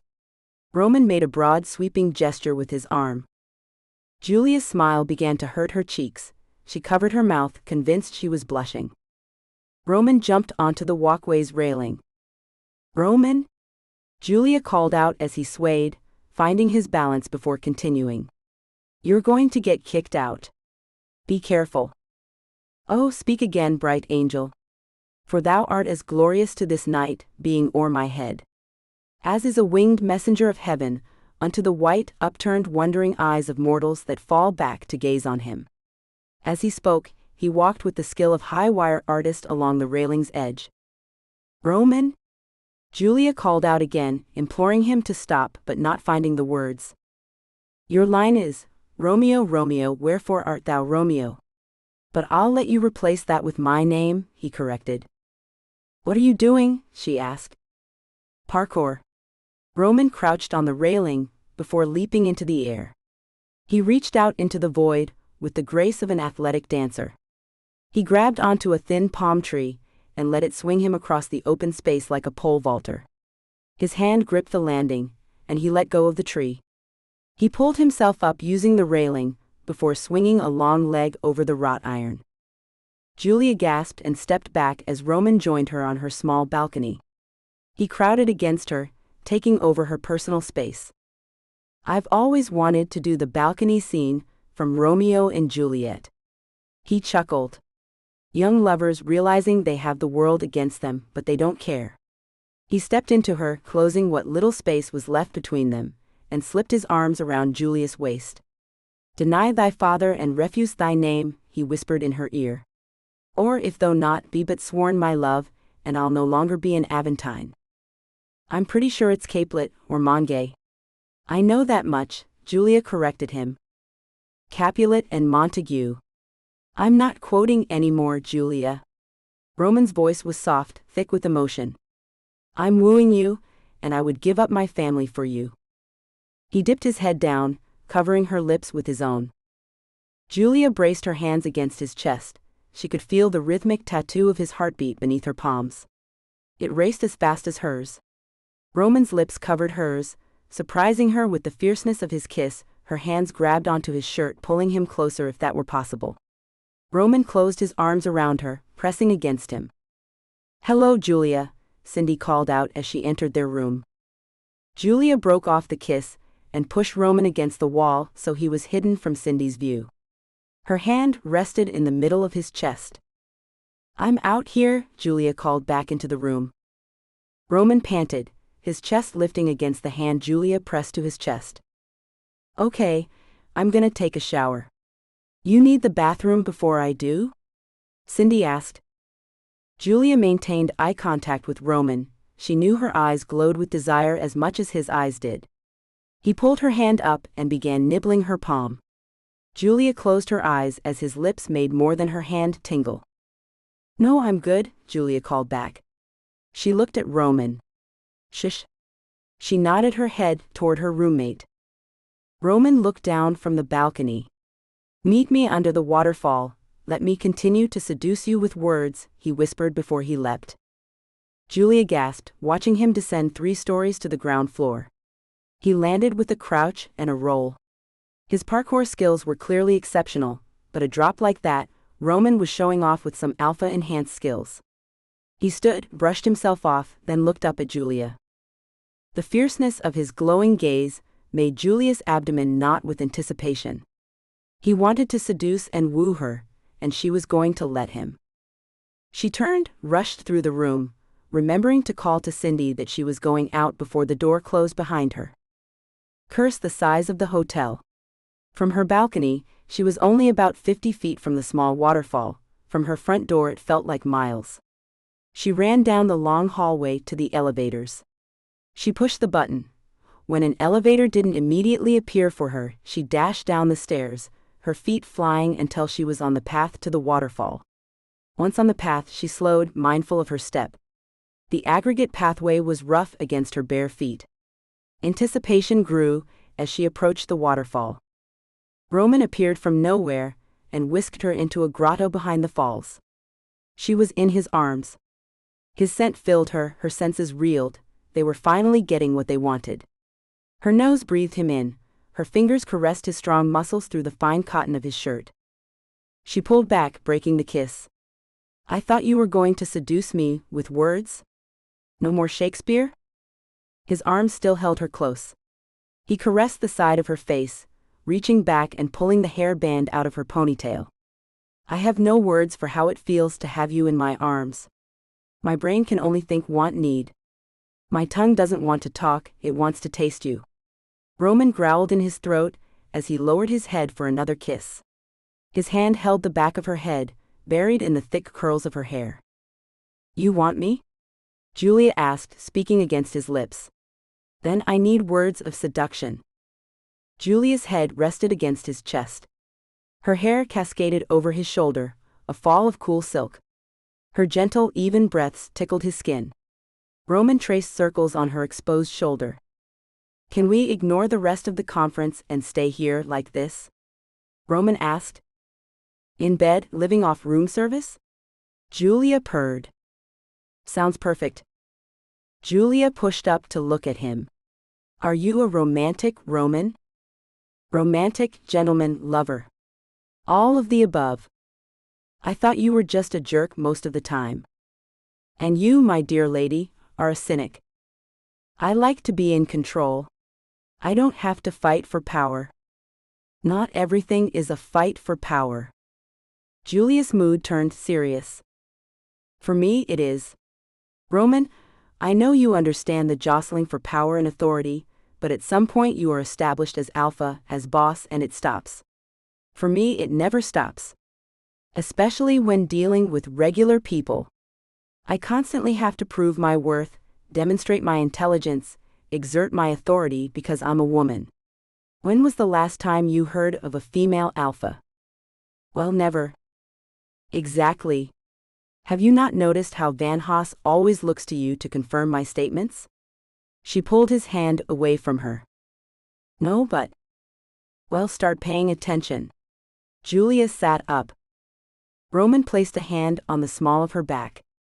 "Cindy defers to you. She defers to us all. She is not dominant. Men will pretend they want me in control, then they try to take over. In business and in bed. At some point you will try to exert dominance over me. Julia, I have already ceded that you are superior to me in business. I don't want to dominate you. I want you as an equal. You will change your mind, and you will want me under your thumb." Julia started to roll forward out of bed. Roman's strong arm gripped her tight, holding her in their warm spooning position. "Where are you escaping to?" His warm breath caressed the side of her neck.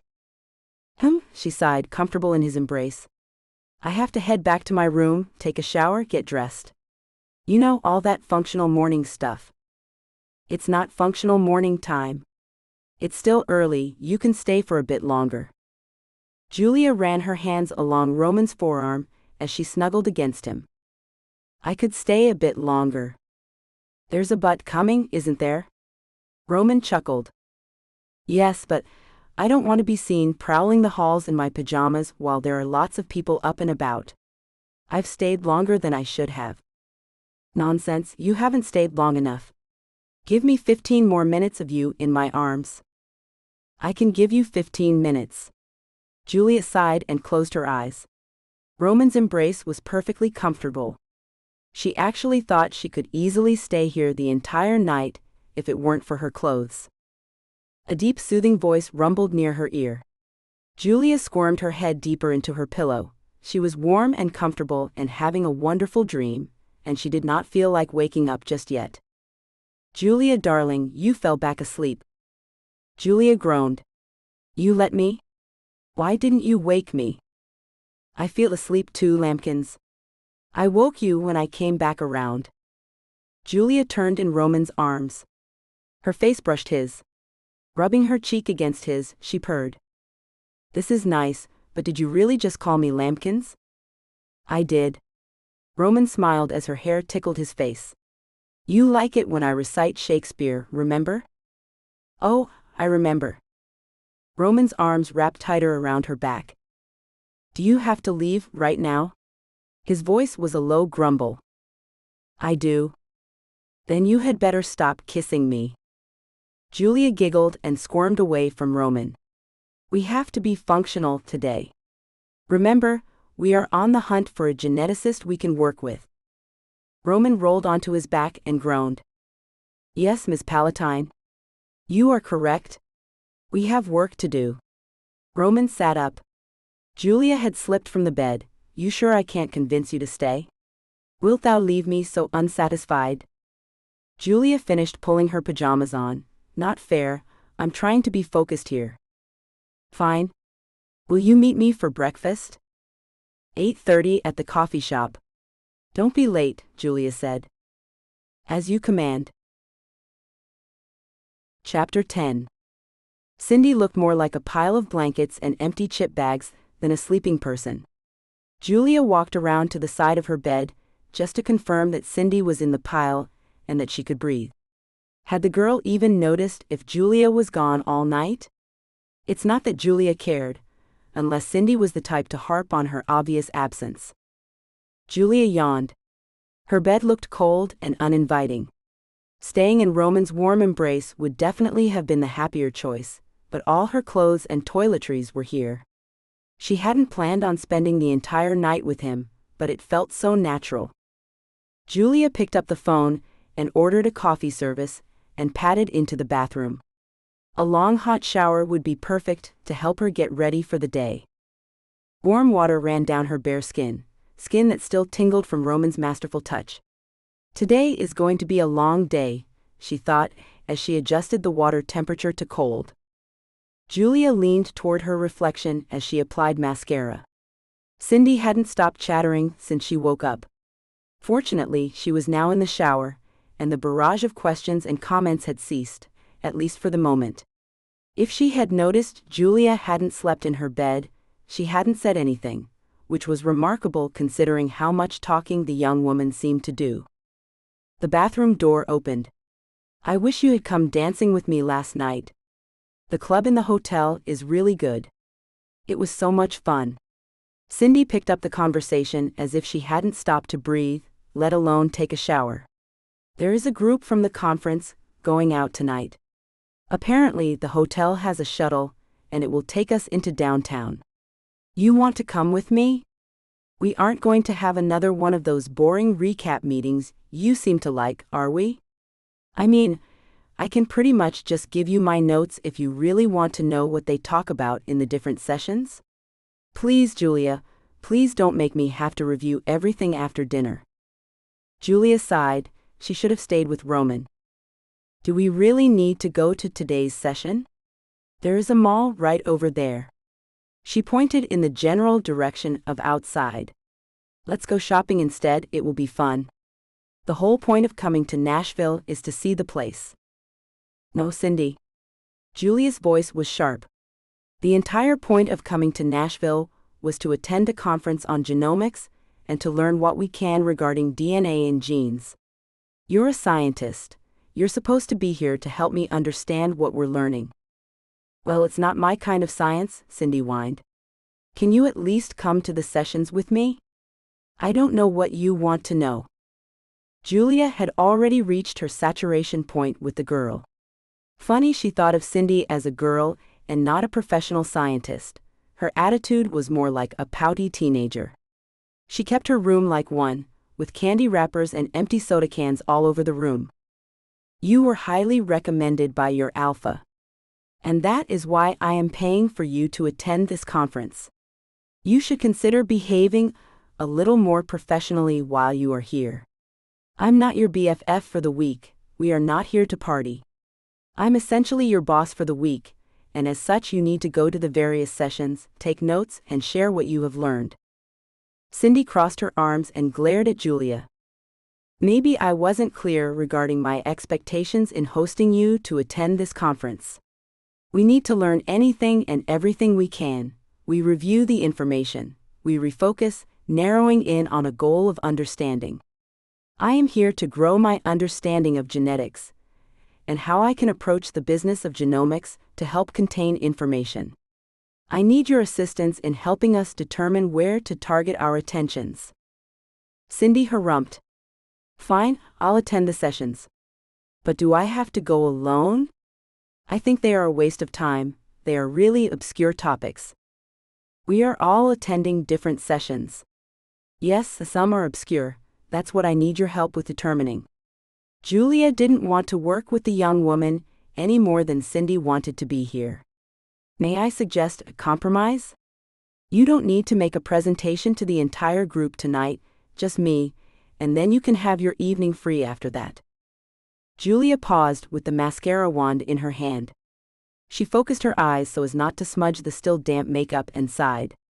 I will need your session notes. And I will need you to explain them to me. Last night her notes hadn't been helpful at all, and neither had her commentary.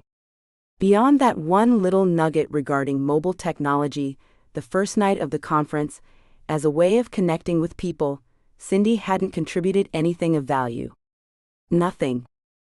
Julia needed to remember to get Kathleen to arrange for Cindy to return to Toronto early. Her presence at the conference was no longer necessary and had proven to be a waste of resources.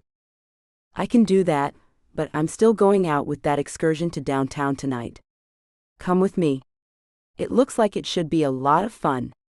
I'm hoping we can see some real country singers. I have plans. A shuttle bus full of drunken conference attendees off to have a wild touristy time was not high on her priorities list, even if the promise of Roman in a messed-up bed wasn't the alternative. She wasn't about to tell Cindy that. Julia let her mind drift over thoughts of spending time with Roman, while Cindy rambled on about activities outside of the conference that she would much rather be doing. Maybe your bodyguard could come. He's hot. Julia choked on air. My bodyguard? Yeah, Dante. He's got that big sexy smile. I saw him at the nightclub last night. He's a pretty good dancer. I bet he's really good in bed. That's not a good idea, Julia stated. Why? Just because he has to work for a living doesn't make him a bad person. Julia stopped applying her makeup and stared at Cindy, her brows pulled together in a puzzled expression. Flummoxed by the direction Cindy was taking the conversation, Julia stayed quiet.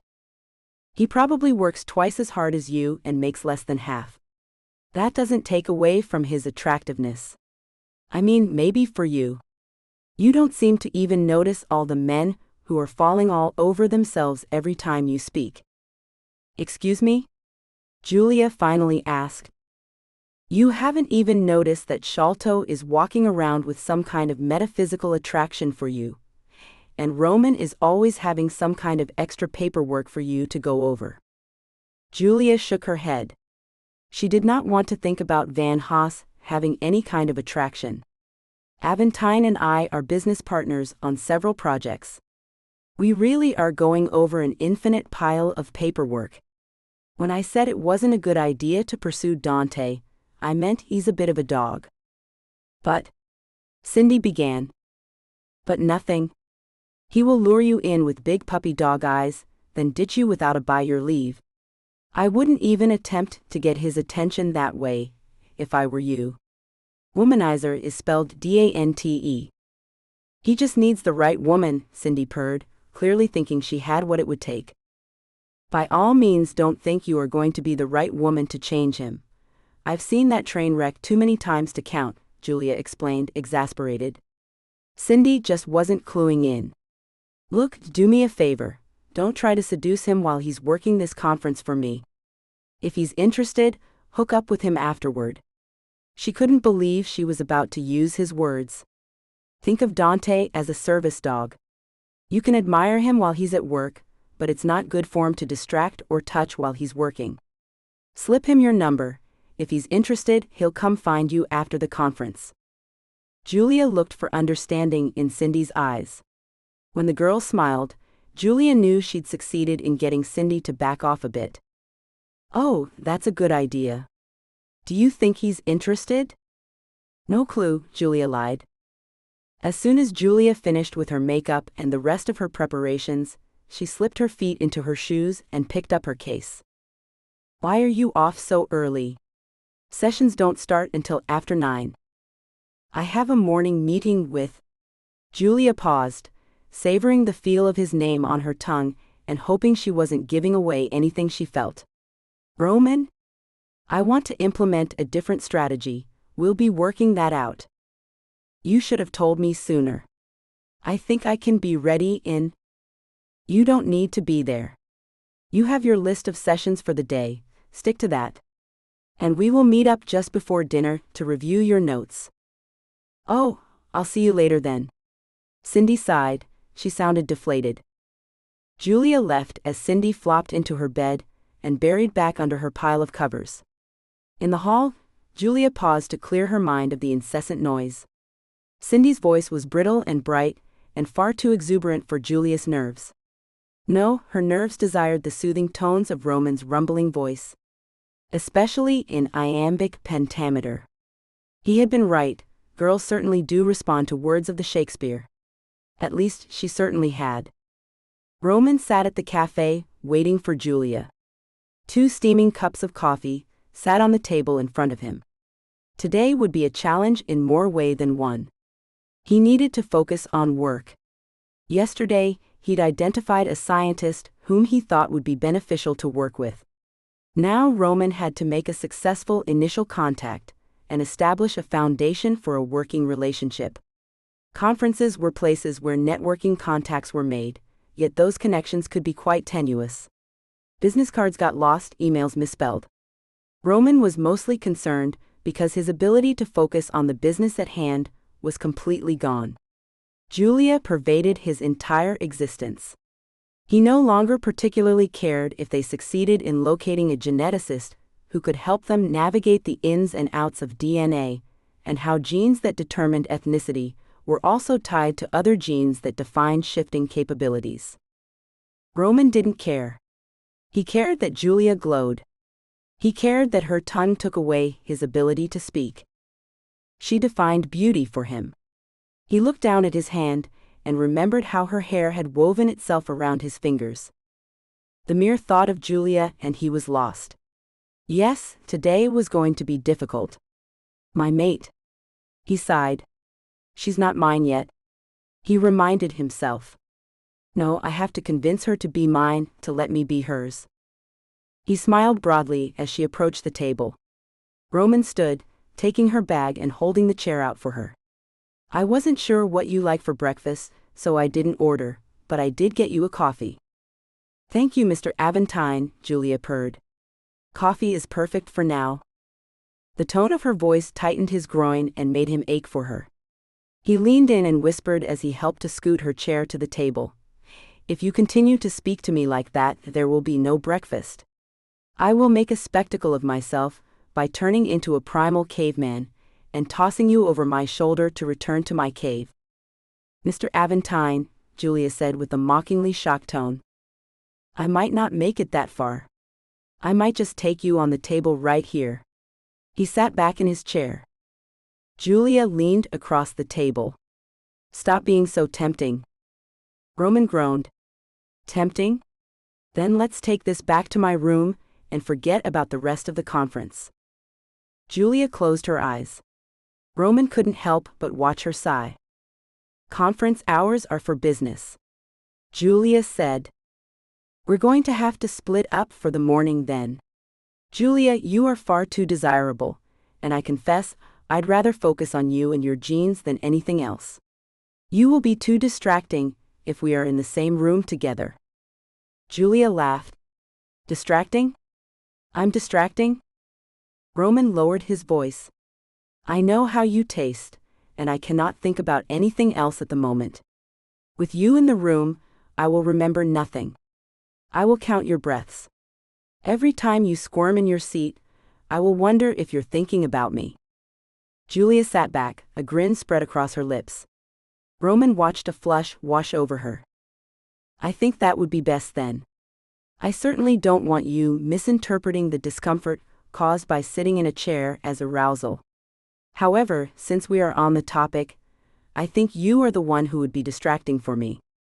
I know that you would tap your fingers or rub them together, and you would actually be thinking about touching me with them.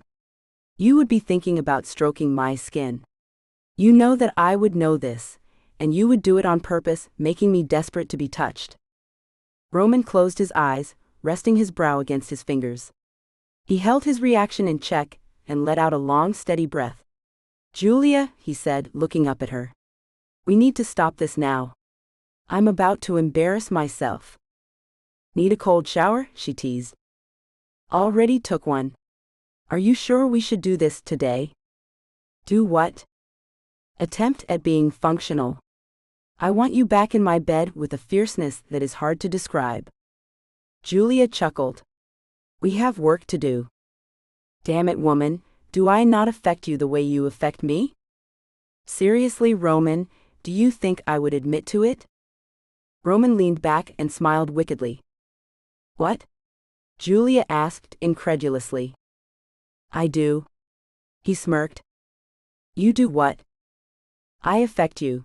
You're just more focused on the conference while I'm more focused on you. Roman, if I don't stay focused, nothing will get done. And we have a job to do here. So conference during the day, other pursuits during the night. Fair enough? Fair enough, he agreed. Julia could not find her focus. Her mind kept returning to the memories of last night, of Roman and his passionate touch. Just thinking of how he made her body tingle heated her blood. 1 second she was actively attempting to focus on the panel discussion. The next second she'd closed her eyes and was remembering the feel of Roman caressing her skin. He had had the better idea, stay in bed and forget all of this. Was it the smarter idea? Probably not, but it was definitely what Julia would prefer to be doing. Julia had selected this session specifically to listen to Dr. Rosemond. Rosemond had impressed her.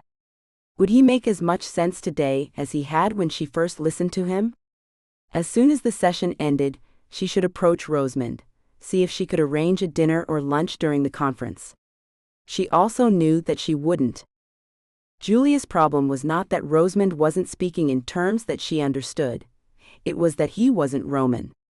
And right now Julia had plans for every free moment of the conference to be spent researching Roman's genetics. Her physical need of the man grew exponentially as the seconds ticked by. Another panelist began a diatribe of scientific gobbledygook. Julia sighed. Rosemond added what was possibly a counterargument. And again Julia felt lost, a feeling she did not like, yet theirs was mocking her. Rosemond used words and concepts she comprehended. Hopefully, he was as smart as she needed him to be. The session dragged. Her phone vibrated. Roman texting her. Lunch? She couldn't help but smile. Yes, she wanted him for lunch. Please. She responded.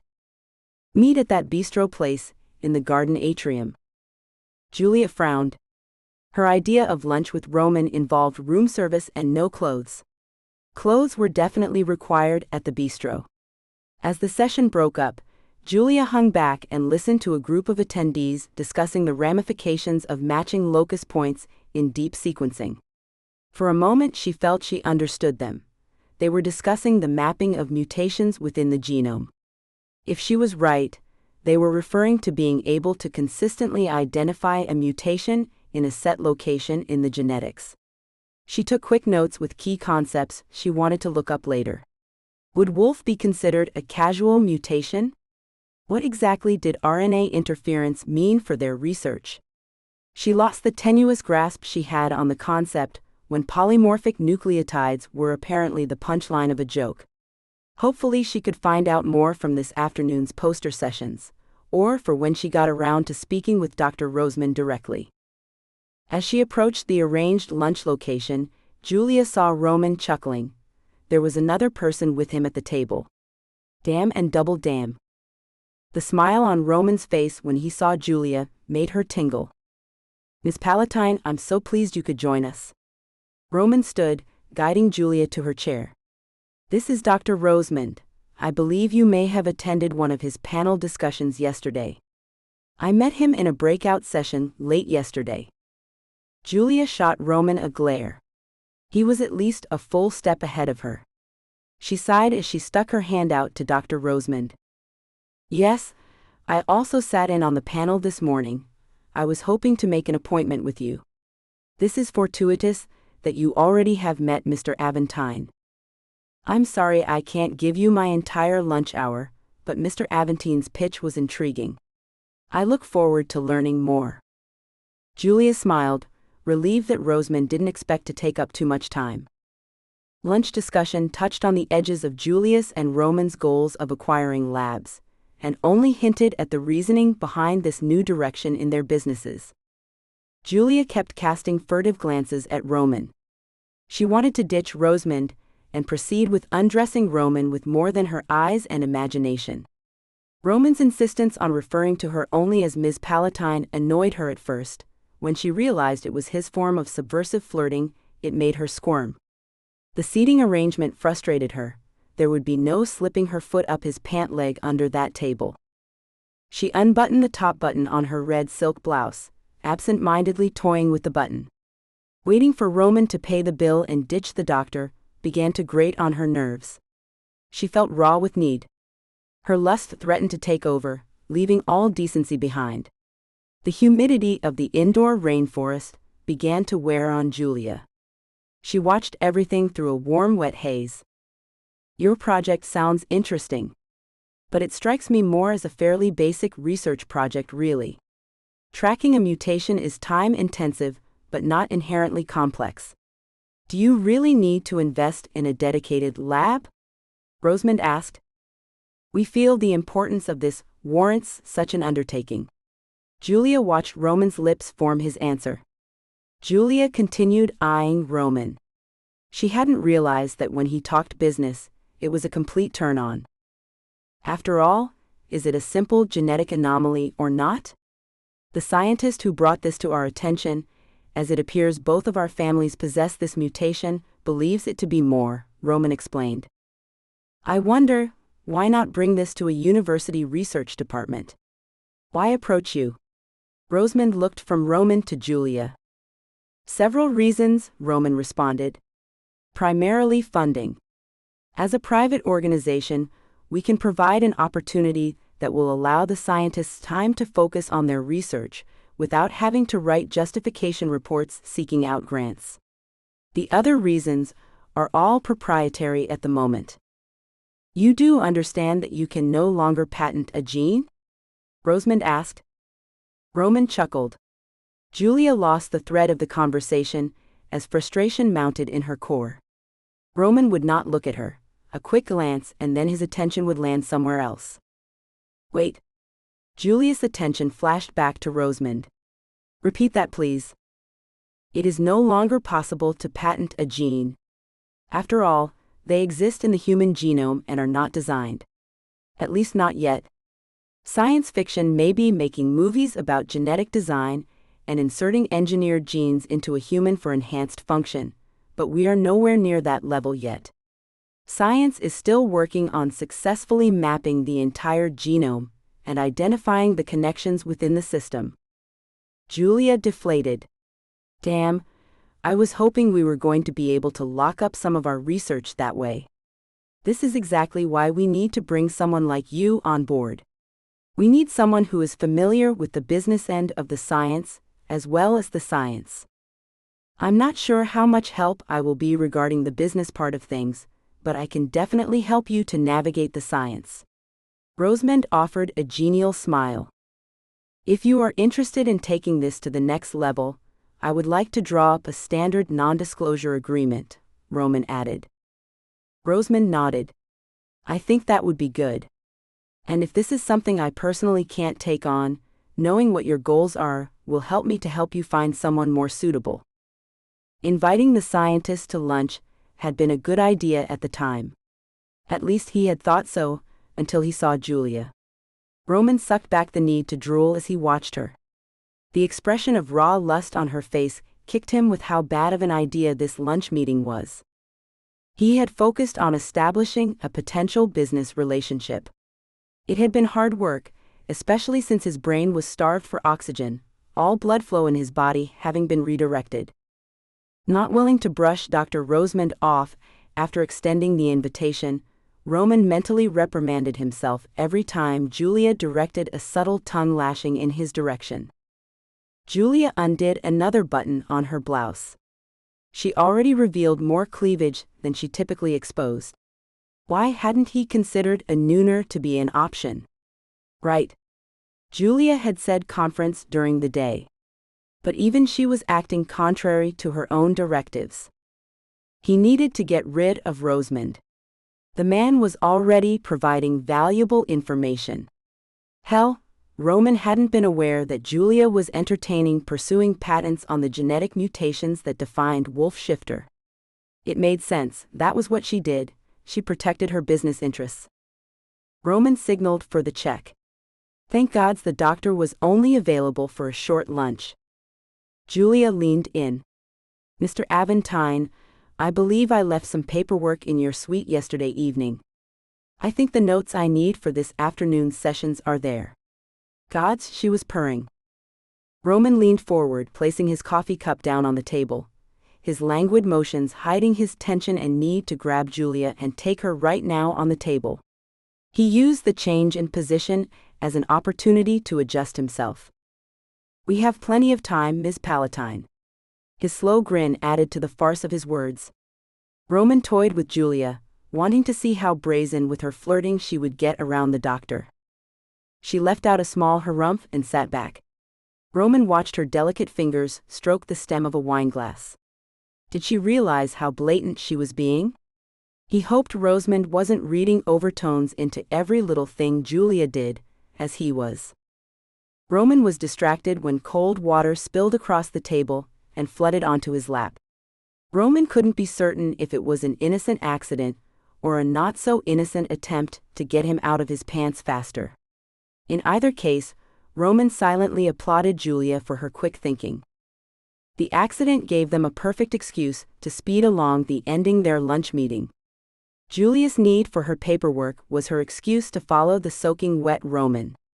They ended their short lunch with an agreement to meet again for a longer breakfast meeting. How about we bow out on this evening's activities and order room service? I can be back in my room by a not-so-scandalous hour. And I won't have to feel guilty for kicking my cousin out all night.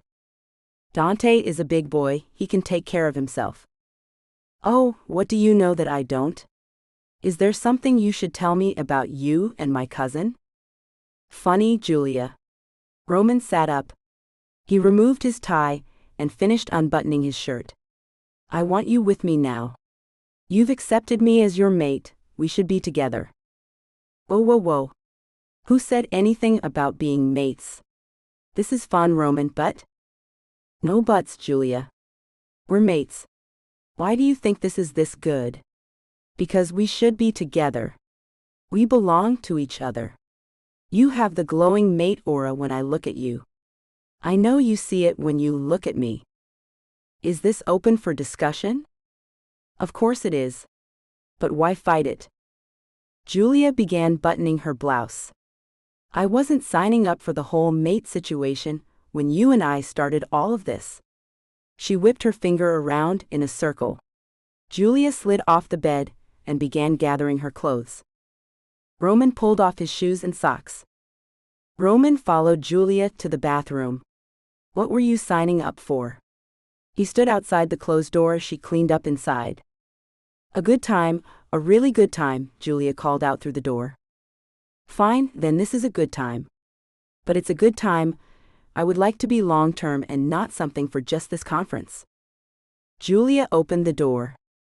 What are you saying? I want a relationship with you, Julia. What if I'm not ready for a relationship? Relationships are messy, they mean emotions, they mean egos. You'll want to be in charge and control me. Julia turned around in the middle of the seating area. Where the hell is my earring? How many times do I have to tell you? How can I show you I don't want to control you? I want to be by your side, equals as a couple. Roman followed her back through the room as she searched for the missing earring. He leaned over, retrieving a small glinting object from the floor. Roman took Julia's hand in his, turning her palm to face up. You trust me enough to share your business concerns and fears, yet, he delicately placed the earring in the palm of her hand. You say you don't want to be dominated, that you expect me to try to control you. As Roman spoke, he closed her fingers one at a time over the object in her palm. I have yet to take advantage of your weaknesses, using them against you. Don't you think maybe you can trust me on this too? Roman held her hand protected in his tender grasp. Julia closed her eyes against the piercing gaze that Roman bored into her soul. She pulled her hand away from Roman's. Gods, you're good in bed, Roman. Why can't we just be friends who scratch a need when we need scratching? I need you constantly, Julia. His voice was thick with emotion. I don't want a relationship right now, Roman. And I don't want to be a tool you use for scratching an itch. Julia looked up into his face. His normally smooth brow was furrowed, his eyes stormed dark. She cupped her hand against the side of his face. Can we please talk about this later? Roman held her hand against his face, leaning into it. Yes, we can talk about this later. Julia rushed out the door. Roman turned, calmly walking back into his suite, before he slammed a lamp across the room in frustration. Julia rushed to the elevators. Crap, what had she done? She had panicked like a fool idiot, and ran out on the one man who probably would be the perfect mate for her. What was she thinking, probably? He was. He glowed. She knew what that meant. She wanted to ignore it and play dumb. But he glowed for her. And he just now openly admitted it. No games, no manipulations, no power struggle. Just raw emotion, and she ran like a scared rabbit. She needed to get her head on straight. Melinda had called her on it earlier. Julia had been a hopeless romantic as a teen and young adult, but one bad relationship with Grant had given way to cynicism and taking care of urges. What she was feeling for Roman wasn't some urge that a quickie would take care of. If that was all it was, she wouldn't have practically thrown herself across the table at him at lunch earlier. Gods, she hadn't even taken all her clothes off before she needed him. She should turn around and beg for forgiveness right now. No, she needed to be strong on this one. She groaned, who was playing games now? She would give him a chance to clean up and get dressed, then she would text him. Yes, that was what she would do. They'd already agreed to talk about it later this evening. She wasn't going to back out on that. No, what she was going to do was go shopping. She needed something a bit more seductive than the red and black separates she'd packed for this trip. Tonight they would discuss this mate situation, start the planning process on how to proceed with the future as business partners and as lovers, then they would fall into bed all night long. A perfect plan. Right now she would go to the poster session, try to get some answers regarding the connection between deep sequencing and casual mutations, see if she was on a path she should continue on. And then she would skip out early to find a dress. Fortunately, there were plenty of shops in the hotel, and if that didn't work out, a mall lay just beyond the parking lot, as Cindy had pointed out earlier. Chapter 11. Julia turned, trying to look at her backside in the mirror. Not too bad, she thought. The mall had provided more than enough shopping options after she found the hotel just didn't have anything that suited her figure. She returned to her room with a selection of dresses. While trying them on, she had texted Mel photos of herself in dressing room mirrors wearing different looks. Melinda hadn't responded to any of her texts. Julia knew better than to take it personally. Mel was a working professional. There were just times like now when Julia needed her for fashion consultations that she wished Mel would reply instantly. Unable to make up her mind regarding a few of the dresses, Julia had purchased them, and was now trying to decide on her own which dress was more seductive. The red wrap dress she wore accentuated her curves, and was a bold statement color. Her phone rang with Melinda's ringtone. "Not the red dress," Mel announced. "Why not? What colors are you wearing for the conference?" Mel asked. Confused, Julia told her that she'd packed a red, gray, and black modular wardrobe for this trip. "That's why," Melinda announced. "We're talking about suit, right? You said you wanted something seductive for him? Well, he's seen you in red. He sees you in red all the time. Red's my default color." "Exactly," Melinda explained. "You texted you needed help with something seductive. Red as your default color is not seductive." "Not even a hot red dress?" "Not even a hot red dress. That only works when red is a shock of a color. You're always in red, it's not a shock. I like the teal one. How does it make your butt look?" "Big," Julia said with a touch of disappointment. "Body contour dresses just don't work on me. The stretchy material shows off too much of the wrong things." "Shut up already, your butt is awesome. I bet Roman really likes your butt, and would love an opportunity to ogle it and manhandle it." Julia was uncharacteristically quiet.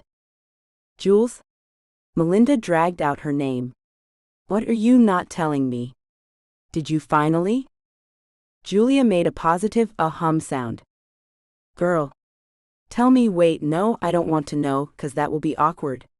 Looking him in the face, knowing stuff. Okay, I do need to know. Is he as good as he looks?" Julia twirled in a circle before flopping down on her bed. "He's better." She felt butterflies in her abdomen thinking about him. Melinda cackled with delight at Julia's confession. "Why do you need a seductive dress if you've already caught him?" "I want to keep him. I want to make some effort, not just assume that we're going to be together." Julia suffered pangs of guilt for having run out on Roman as soon as he said the word relationship. He had made her body feel so wonderful, and she had wanted to not move from his bed all afternoon, but then it all fell apart. Roman had mentioned being mates, and she panicked. There was no other word for it, sheer, unadulterated panic. The look of pain on his face, as she had gotten dressed to leave, had broken her. "It's not exactly a done deal. I want to show him I'm willing for this to be more." "Wow, Jules. What does Roman think of all that?" "He's the one who used the word relationship. I'm not 100% ready for that, but I might be ready to consider it, to move in that direction. You know what I mean?" Melinda sighed. "Yeah, I think I do. It sounds nice, Jules. I knew you were still a romantic. You need a dress that says, 'All this could be yours if you play your cards right.'" "Right?" Julia chuckled. "I want him focusing on my assets, not my butt." "Okay, not the first black dress, neckline too high, and it looks like some weird uni-bra thing is going on in the picture you sent. What other choices are we left with?" "I didn't get the teal one. It made my butt look huge, like a VW bug." "You said no to the red one." "I didn't buy the first black one, exactly, total uni-bra. So that leaves me with the black lace one and the gold one." "Okay, being realistic, 'cause gold can either make you look sick or it can make you glow. How's the color?" "I think it's okay. I didn't look sick under dressing room lights." "Send me a picture in better lighting." "Sure. Give me a minute, I have to change." "Which one did you think you were going to wear?" "The red one," Julia said flatly. She rang off and changed dresses. The silk fabric had a warm golden hue, with a hint of hot pink shimmer woven throughout. Julia ran her hands down the cinched waistline of the dress. The tailored bodice emphasized her breasts and narrow middle. The skirt was a slender pencil-line cut, yet the dress had a slinky shape without making Julia feel as if she wore a stretchy sausage casing of a dress. She posed in the mirror and took a picture. A few button clicks on her phone, and the image was sent to Melinda. The phone rang. "That makes you look positively sexy in a James Bond babe kind of way," Melinda announced when Julia answered the phone. "It is kind of giving me that bullet bra look. I'm okay with that. And the color looks much better in this light. My skin looks amazing and my eyes look seriously gold in this dress." "I think that's Roman making your eyes look gold. They have that laser glow to them in your pictures. Let's talk makeup and hair." Melinda convinced Julia she needed to play up the 1960s spy appeal of the outfit with cat-eye makeup. Her hair, they decided, needed to be big and full, allowing her natural curls to do their thing. Julia did admit they seemed to respond well to the humid climate inside the hotel. Julia dusted a pale shimmering gold across her eyelids and meticulously drew a single-line wing of black eyeliner across her upper lid. Hot red lipstick finished the look. She sent another picture to Melinda. "Yes," Melinda texted in reply. She wanted Roman to see that she wasn't all business. She wanted him to see that she was willing to be a woman with him. To accept that they were mates. She could not make that commitment to herself. How was she going to convince him? "Hi Roman, I think I might be ready to consider maybe." "Seriously?" She berated herself. Why was it so hard to accept that they were mates? They would be so good together. They already were, yet her fear of someone taking over, wrenching control away from her, prevented her from taking that last step. Julia needed to stop comparing Roman to her past. If anything, he had proven above and beyond that he was not like anyone she had ever encountered before. She knew it was her baggage and hers alone that she kept overlaying on him. So why did she expect him to try and supersede her in business and in this relationship? Was it even a relationship yet? Yes, it was. She wanted it to be. Fighting her in business was what she had come to expect from the Aventines. Maybe because she grew up with Aventine, always being the them and us against them situations. Maybe because before they had met face to face, Roman Aventine had been the name on the documents when the two companies played tug-of-war games with each other over clients and commodities. Maybe because she had met with such resistance from Blackstone acknowledging that she, a woman, was Morgan's second when it came to Palatine affairs. But Roman was clearly not his father. He was also not Sholto Van Haas, trying to impress her with a show of impotent, slimy power. Roman had proven open to sharing concerns that impacted both of their families, hell, all shifter families. And Roman had said all the things she needed to hear when it came to her heart. Tonight Julia needed to brush aside business and focus on emotion. Mel was right, one bad relationship did not need to ruin all chances of love for the future. She needed to stop allowing Grant power over her life. He was gone now, had been for years, she needed to erase him fully. But he still threaded uncertainty around her soul like a virus one could never recover from but simply learn to live with. Had he damaged her so completely that even now, she doubted her ability to trust Roman? Julia closed her eyes and focused on Grant's face in her mind. Maybe if she could conjure his image one last time, she could banish him from her thoughts. He had been lovely before his personality overwhelmed his physical beauty, thick dark hair, piercing black eyes, and a sense of mischief she first took for carefree, wild and fun. Even though he had been almost 20 years older, he was young in mind and body. He'd had the spirit of an artist, completely unpredictable and bohemian. That was before she realized he was truly dangerous and manipulative. She had needed his wild abandonment after the death of her parents. He had pulled her from a dark pit of despair. It took her months to realize he had only pulled her from the pan and into the fire. It had been exciting, fun, and then it had hurt. It burned. Adventure quickly turned to abuse and power struggles. Young and not fully realized as an alpha, Julia had happily followed Grant's lead. At first it started off with suggestions. Then he grew more insistent, telling Julia that if she loved him she would do as he asked, in everything from how she dressed to where and when she could go out on the town, when she could call him, what she was willing to do in the bedroom. He pushed her past her comfort zone. She'd actually thought he was good for her, that he was helping her to grow. He was, but not in the way she'd thought. Thank all the gods she never revealed her true nature to him. She had wanted to share everything wonderful about the world with him. But something had kept her from confessing. He hadn't handled monthly feminine changes very well. She had suspected he wouldn't handle her shifter skills at all. Too late, she'd put two and two together. Grant had isolated her from her family. All she knew was Grant and grad school.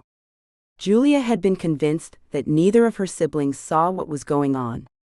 Morgan never liked anyone she dated, especially non-shifters, so that hadn't been new. How was she to see past her own insecurities, to understand that her brother had been trying to pull her from an abusive situation? She would never forgive Grant. He could rot in hell for all she cared, but she needed to forgive herself for getting into that situation. She needed to let go of the pain and the fear.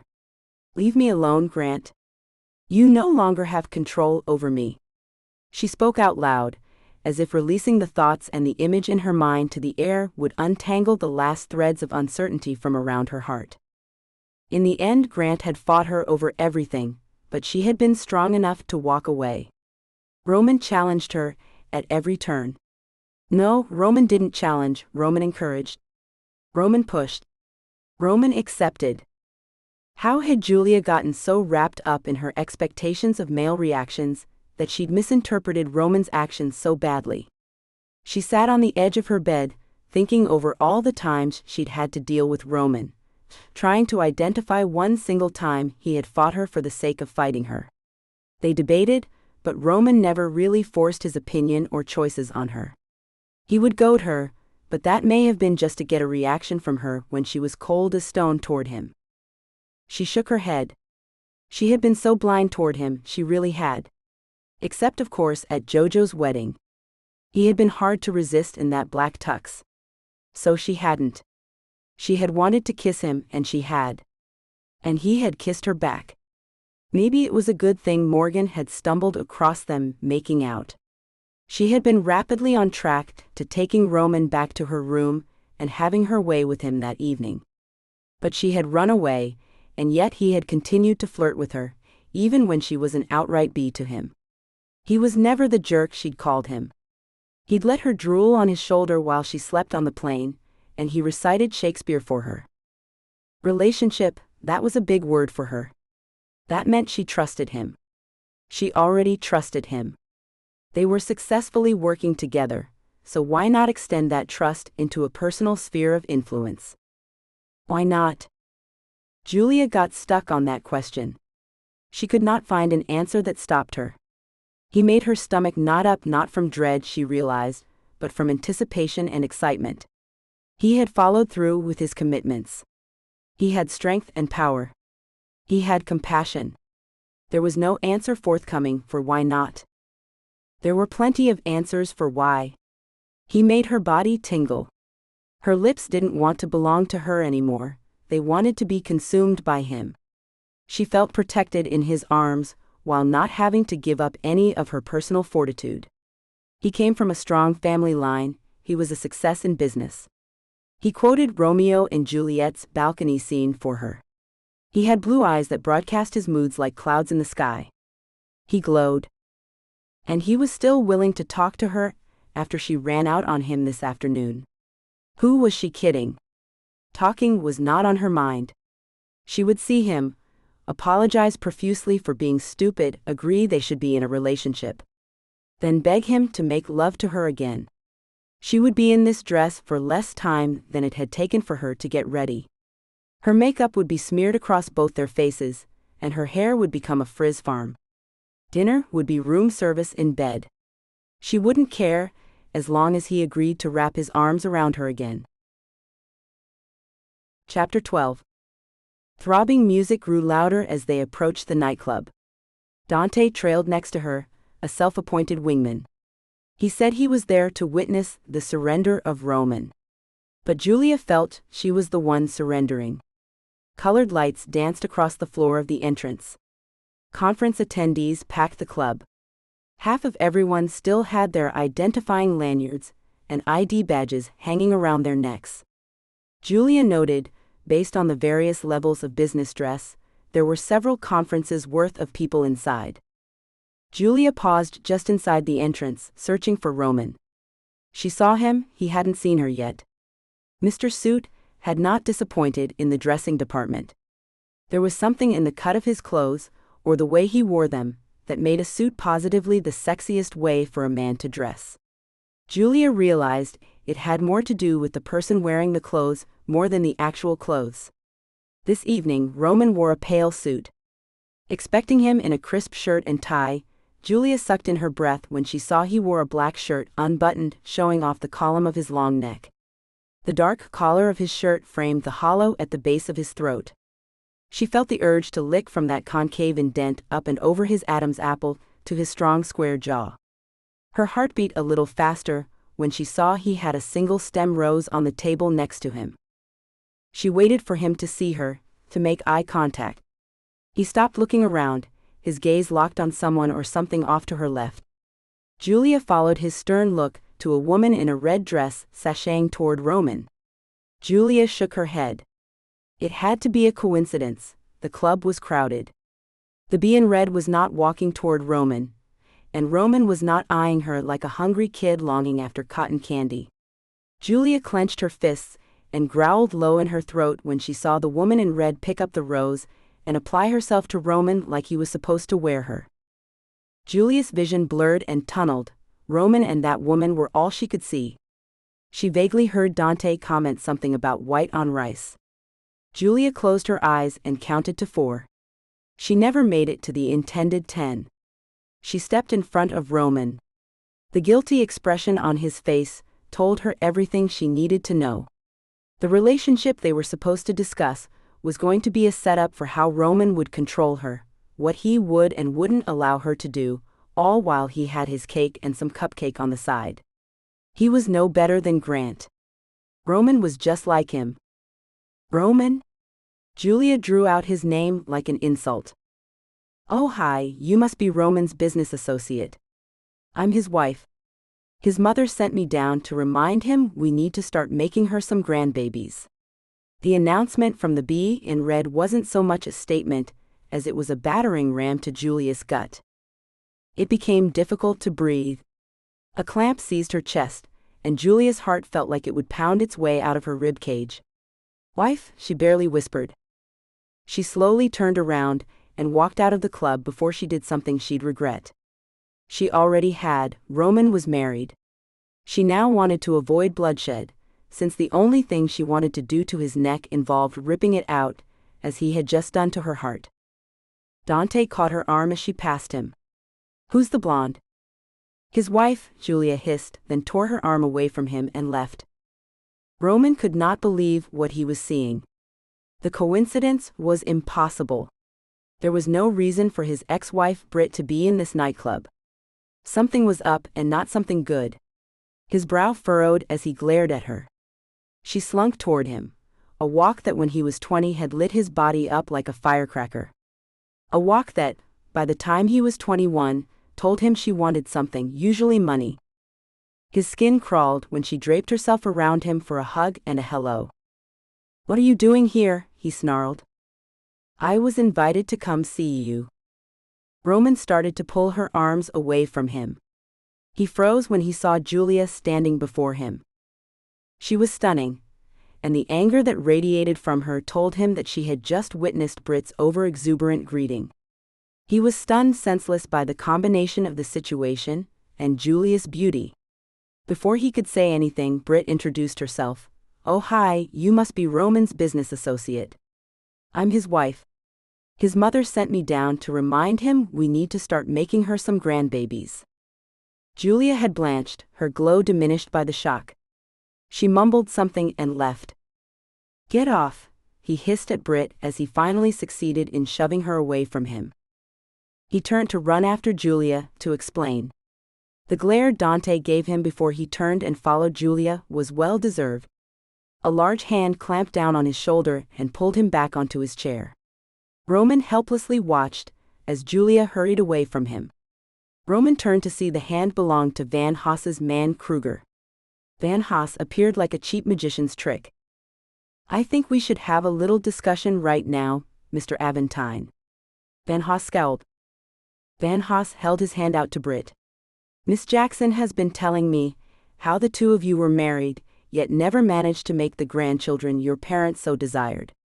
Do you have a potency problem? Should you maybe consult a doctor? Britt leaned against Van Haas, toying with his lapel. Van Haas shook his head at her.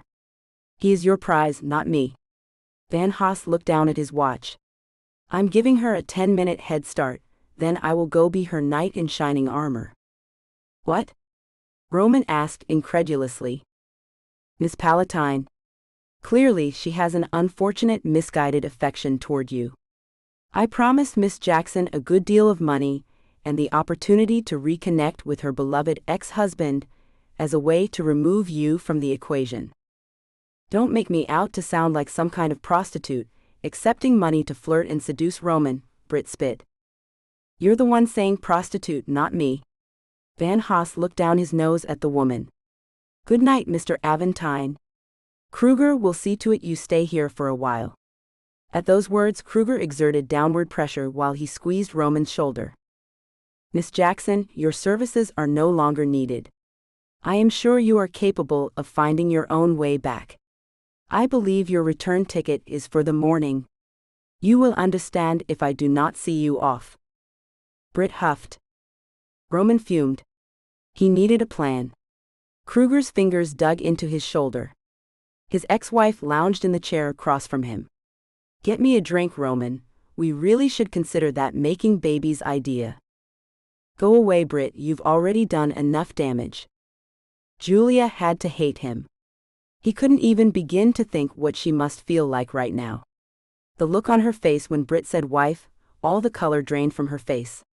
She'd looked like her legs were about to go out from under her. And then she ran. And this jerk prevented him from running after her. Van Haas thought he was going to win her affections by stepping in while he, her mate, was detained in the middle of a crowded club. Van Haas clearly counted on Roman not showing his fangs in public, but Roman couldn't think straight. His instinct was to lash out and run after his mate. She was worth fighting for, she was worth fighting with. Roman followed his instincts. He could still lash without exposing his true nature. Roman shifted just enough to bring out his claws. He grabbed Kruger's wrist and sank one claw into the thin flesh. Simultaneously, he reached behind him and grabbed the other man's crotch. Claws bit into Kruger's privates. As Kruger collapsed into himself, Roman stood twisting his grip and wrenching the man's reproductive organs. Kruger dropped to the floor, holding himself and moaning. Britt began to coo something at Roman. He growled wordlessly at her before she said anything more. Roman was out of the club and sprinting toward Julia's room. He didn't believe for a second that Van Haas would successfully seduce her.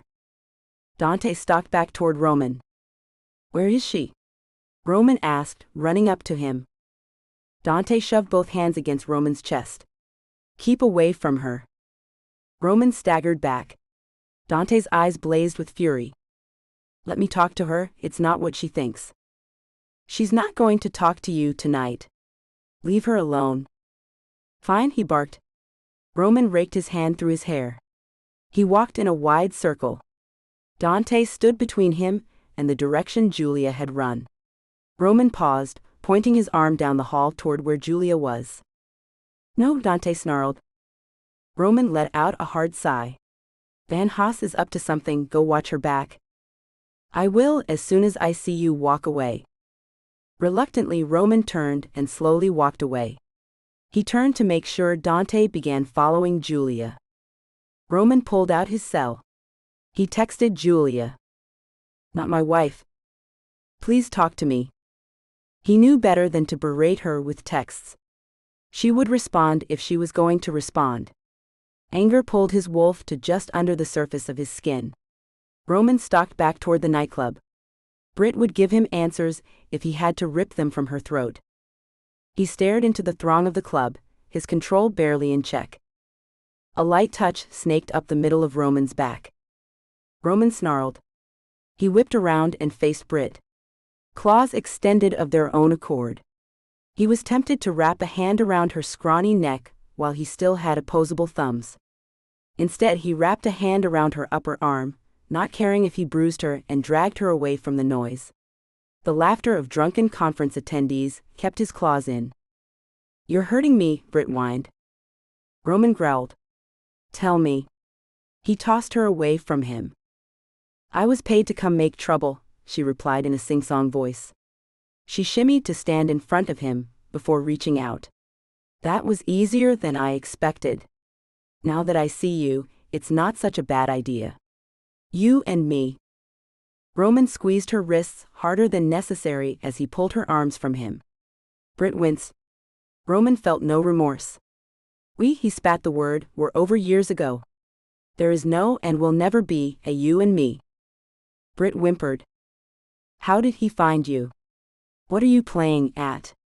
When she didn't answer immediately, he shook her. "What was your price?" "Some pie called me, said I had a ticket waiting to take me to Nashville. 50 large, and all I needed to do was keep you occupied for a night. If there is one thing I know, it's how to keep you occupied." She attempted to sound seductive and not fearful. Roman was scaring her, fear rolled off her. He didn't need a wolf's nose to smell it. "I paid you a couple of million to stay away from me. You know I can't do that. You're my family. I can't go out on my own and be a Smith," Britt whined. "And that's why I tolerate you staying in Boston. No more, Britt. Stay away from me, stay away from the family. If I even catch whiff of you anywhere near me, I will have you forcibly relocated. Boston isn't that big of a city, Roman. We're bound to bump into. The country isn't big enough, as far as I'm concerned. If this situation is not salvageable, I will hunt you down and make your life a living hell." "Geez, Roman, I just got in the middle of a date. The girl wasn't even your type, really." The squeal Britt started to make was cut off as Roman rushed her. He slammed his fists into the wall on either side of her head, caging her in between his body and the wall. To the casual observer, it would look like he was leaning in for a kiss. He let his jaw lengthen and teeth grow. He snarled, "Leave while you still can." Her eyes popped open wide with terror. Roman, realizing all his rage and murderous anger for Van Haas was directed at Britt, dropped his arms. "Go." Britt slumped to the floor. Julia ran back to her room. She hadn't expected to be back here until much later, if at all. Her stomach lurched as she realized that she'd had an affair with a married man. One-night stands were all fine and good, but never with a married man. Never. That was the line she would not cross. Roman had never once indicated that he had a wife, then again she had never asked. She wanted to throw up. Not again. A thin figure in a black suit stood outside her room. She did not have the time nor the inclination to deal with Van Haas or his bodyguards tonight. She ignored Kezzup and slid her card key into the lock. "Mr. Van Haas would like a moment of your time." "Not tonight. Van Haas can talk to me in the morning." A rough hand covered hers as she put her hand on the doorknob. Julia stared at the hand covering hers. "Get your paw off me." "I said not tonight," she snarled. "I think you misunderstood. It was not a request." Julia closed her eyes and inhaled a ragged breath through her nose. "I said no." In a fluid motion, Julia grabbed the hand that was on hers, twisting the arm up. Simultaneously, she stomped back on Kezzup's instep and mule kicked him in the groin. She hit Kezzup in the elbow, forcing the arm the wrong direction. While still holding his arm, she spun and flipped him over her back. His twisted arm still in her grasp, Julia placed the toe of her shoe on his neck and pressed down. "I said not tonight. If you ever touch me again, I will remove this arm." She yanked on the arm in emphasis. Leaving the man in a pile on the floor, she stepped over him and into her room. Julia walked straight to the minibar. She emptied a small bottle down her throat before picking up the phone and directing the front desk to not allow any calls through tonight. Grabbing 3 more mini bottles of alcohol, she headed to the bathroom and turned on the shower. The catch of a latch froze her in her tracks. She stepped back into the room and glared at the room door. It was still shut. She flipped the bar latch to make sure it stayed locked. Julia. Roman's voice was quiet and came from the opposite side of the room. She whipped around and hurled one of the bottles at him. He deflected it, knocking it to the floor. She grabbed several bottles of shampoo and the hair dryer and threw each of them at him. He knocked each object out of the way. She reached down and removed a shoe, hurling it at him in a fluid move. "You're married," she yelled. She had forgotten to lock the patio door, never thinking that anyone would be able to get in that way, even though Roman had proven to have the physical skills necessary to make it to the balcony. "Get out of my room," she hissed. She felt the change surge against her skin. She wanted to hide and lick her wounds, but now she was cornered and she would fight. She threw her other shoe at him. "Listen, please," he pleaded. "You're married," she screamed and lunged across the room at him. Roman threw his arms up to protect his face, but he made no attempt to stop the pummeling as she beat fists against him. "I'm not married, Julia. I'm not married." Julia hit him a few more times before her hands fell to her sides in drained defeat.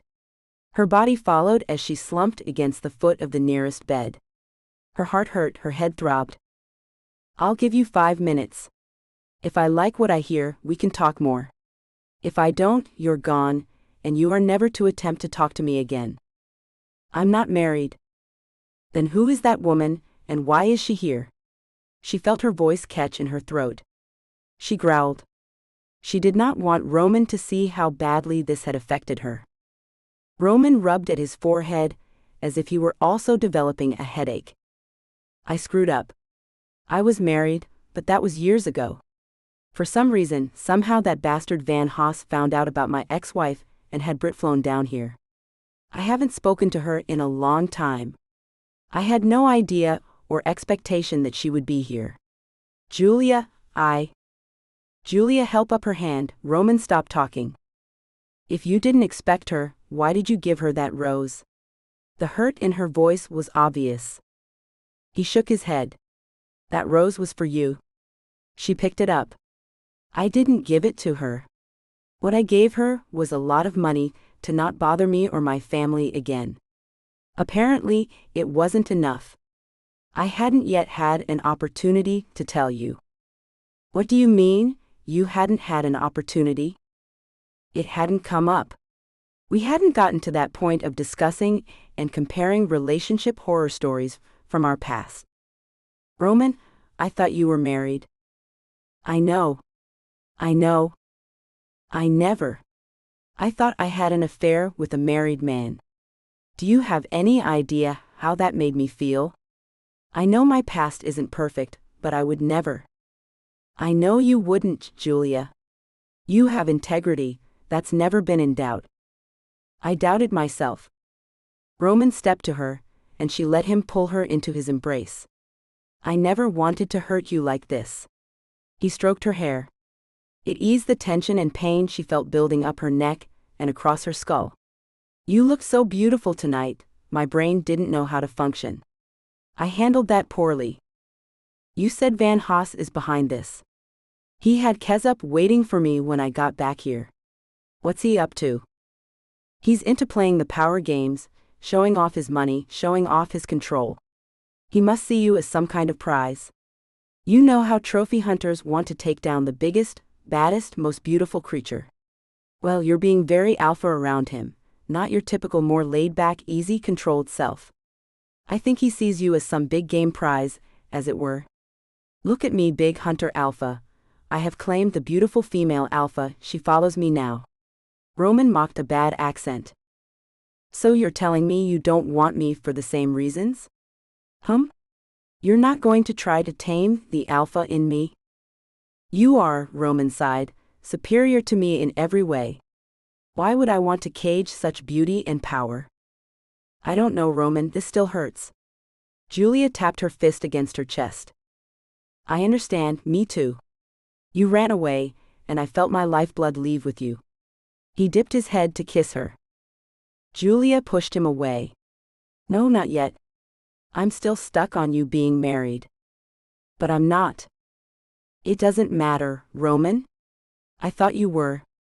I thought I had done the unimaginable. I need to recover from that. She wrapped her arms around her body. She hated admitting her stupidity, even if it was in the past. I had a relationship with a married man once.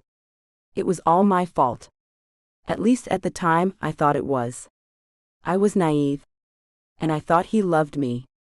When his wife came after me and blamed me for everything, I thought she was right. Julia shifted uneasily. It couldn't have been your fault. I was raised Catholic. So yes, it was. I should have known better. I should have asked. I mean, what the hell was a man in his 40s doing with some Twinkie in grad school? When I confronted him, he told me I was being stupid and they were divorced. It turns out they weren't. They weren't even separated. I was subpoenaed. I had to give statements to lawyers. Oh, Julia. The whole thing was awful. Grant never had my back. I found out later he said I seduced him, knowing he was married. That he was a victim of his own desires, and I was some evil agent of depraved needs. She stared at Roman, her eyes boring into him, but she couldn't see anything, couldn't see into his soul. She continued, I don't touch married men. Ever. Not even if they are separated. We were married at the end of college. We were divorced less than 2 years later. I haven't had contact with her, or even thought about her for years. I can get you the documents, or you can simply trust me. Trust, Julia scoffed. I'm having some problems with that right now, okay? I don't have words for what I'm feeling, other than it hurts. She couldn't tell him she was scared. That trust needs rebuilding and repair. It's not completely broken, but it hurts, and right now I need to decide if it's worth the pain. I'm worth the pain, Julia. I know you are. Roman's voice was a growl. He lifted her with ease and settled onto the bed. Julia burrowed into his chest, letting the sound of his heartbeat lure her to feeling protected and cared for. Roman, She didn't know if she was ready for more at the moment. Let me hold you. Don't make me go away. His hand gently smoothed the hair down her shoulders. He stroked her back in long calming motions. Quietly they lay, Roman holding Julia, her hands resting curled up against herself. Her body settled, but her brain would not. Roman had come after her, he had risked jumping to her balcony again. He hadn't even tried to stop her when she loosed her frustration and rage against him. And now he just wanted to be with her, holding her. He wasn't trying to kiss her or touch her seductively. He would never pressure her when she was feeling uncertain. You're not married, she whispered with a sigh. No, sweetheart, I'm not. He placed a soft kiss on the top of her head. Julia tried to rest. Being this close to Roman, feeling his warmth, being surrounded by his smell made her want to do more than cuddle with him. Chapter 13. Julia leaned her head against the tile wall and let the water run over her. Her entire body thrummed. The intensity of last night's fight and lovemaking invigorated every cell. She let the water caress her, and she missed Roman's hands and lips. Roman had held her and soothed her fears. The making up was mind-blowing. But the hurt had been so raw. She could still feel a bit of it, dark and lurking in the pit of her uncertainty. He'd kissed her so gently, and left her to sleep alone in the early hours. She should have held him close and kept him with her. Now she knew the sense of abandonment he must have felt when she sneaked back to her room after their first night together. They were going to have to figure out a living arrangement back home, and soon. She wasn't going to want to be without him. She understood Morgan now, and why he wanted to give up everything and go into hiding with his wife, Honey, for months on end. No distractions, just the two of them. She didn't feel like being a professional this morning. But being a dauntless businesswoman was who she was. Cold-hearted and focused when she needed to be. She knew she had a well-earned reputation in some circles, but she didn't feel like living up to that hard facade anymore, at least not when doing business with Roman. Julia delicately stepped from the shower, her body a little sore from hours of Roman's glorious lovemaking. It was probably best he had left early, They both needed to be professional today and not act like horny, hormonal, lovesick teenagers.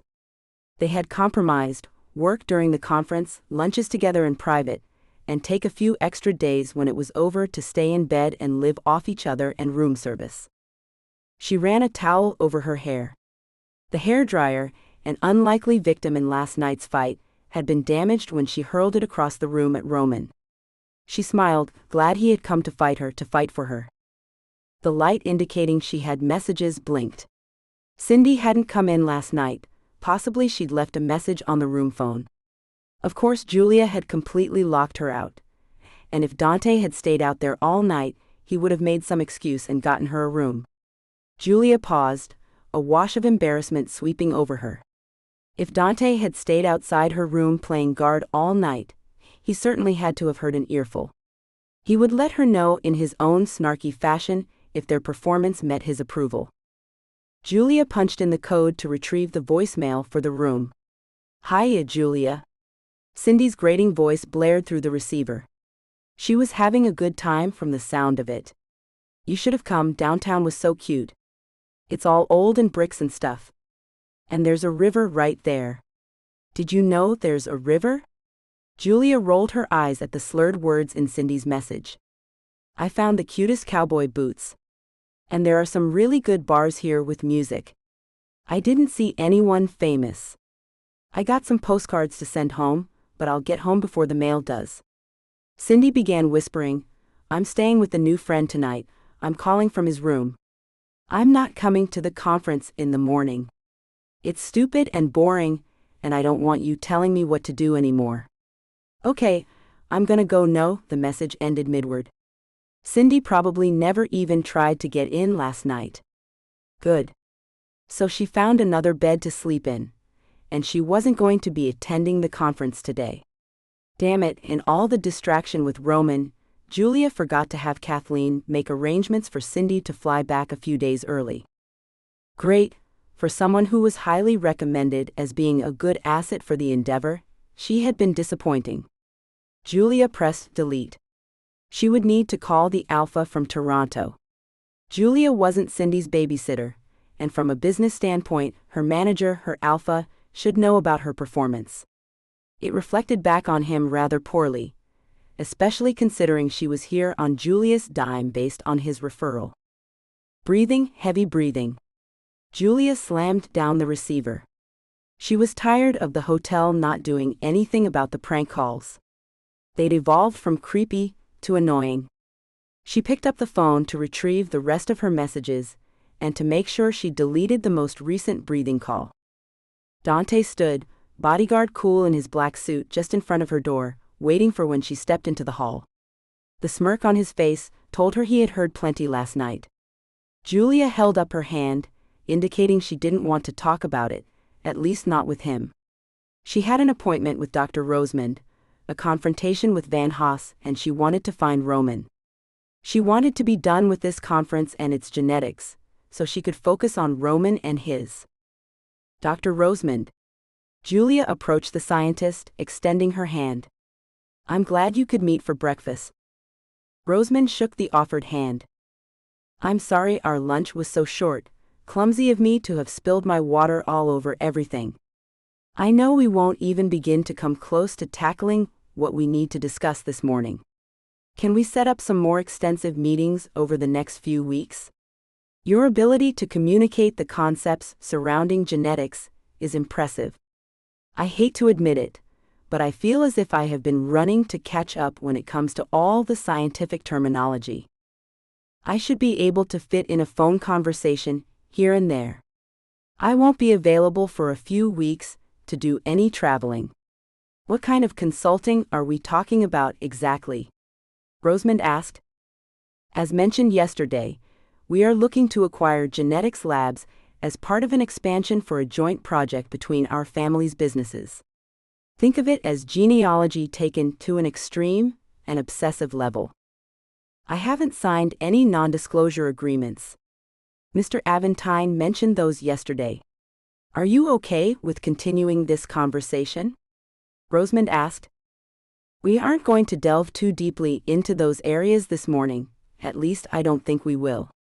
But honestly, do you need to sign a piece of paper in order for us to have a confidential discussion? Julia asked. Of course not. Based on what you told me yesterday, it sounds like you want to be able to track a common anomaly that both families share back to a point of origin. Is that correct? Julia nodded. That's just part of it. We are also interested in being able to use the genetic information to track down extended family throughout the world. Personally, I wouldn't mind dispelling some family myths along the way, but I doubt we'll ever be able to track our family back thousands of years. You mean your family's genetic roots and origins? Rosamond asked. There are a couple of ways we can do that. We can track through the study of mitochondrial haplogroups. Haplogroups are matrilineal, meaning they are passed through the mother, which can make family origins a little messy, since for so many centuries Western cultural norms were patrilineal. Rosamond nodded. Tricky but not impossible. We can also do something similar and track the male heritage through the Y chromosome. Julia sat back. Haplogroups? Where had she heard that before, and why was she thinking that the term was not pertinent? She bit her lip, thinking. She had felt that she had finally hit the groove with deep sequencing, and now it sounded like she had been completely off. Dr. Rosamond, haplogroups, they are from a specific type of DNA, right? She pointed to her head. I'm thinking I've heard this before, but that it wasn't relevant. Or I was told it wasn't. Oh no, based on what you're telling me, mitochondrial haplogroup identification is definitely something you're going to want to look at. You see, they help to identify time and location of the DNA's origins. We can track migration patterns. Did you not attend the session I gave the other morning? No. Julia realized that Cindy had been the one to attend that session, and she had reported it as interesting but not relevant. I'm not sure how much Mr. Aventine explained before I joined you yesterday. The acquisition of having access to research is vitally important. We are trying to gather as much information as we can so we know in what areas we need to focus. We invited a few associates with us to divide and conquer, as it were, so that we could maximize session attendance and compare notes to help us determine in which areas we should be focusing. I think the information from that session was a bit beyond my associate who did attend. It shouldn't have been, not if Dr. Rosamond was the one presenting. Cindy should have made the connection between haplogroups and the need to track lineage if she had actually attended that session, and if she had paid attention. Wouldn't she? Frustration bubbled up more and more in Julia regarding Cindy's science. I am sorry to hear that. I presented it in the most understandable language I could. I'm not a fan of using obscure terminology.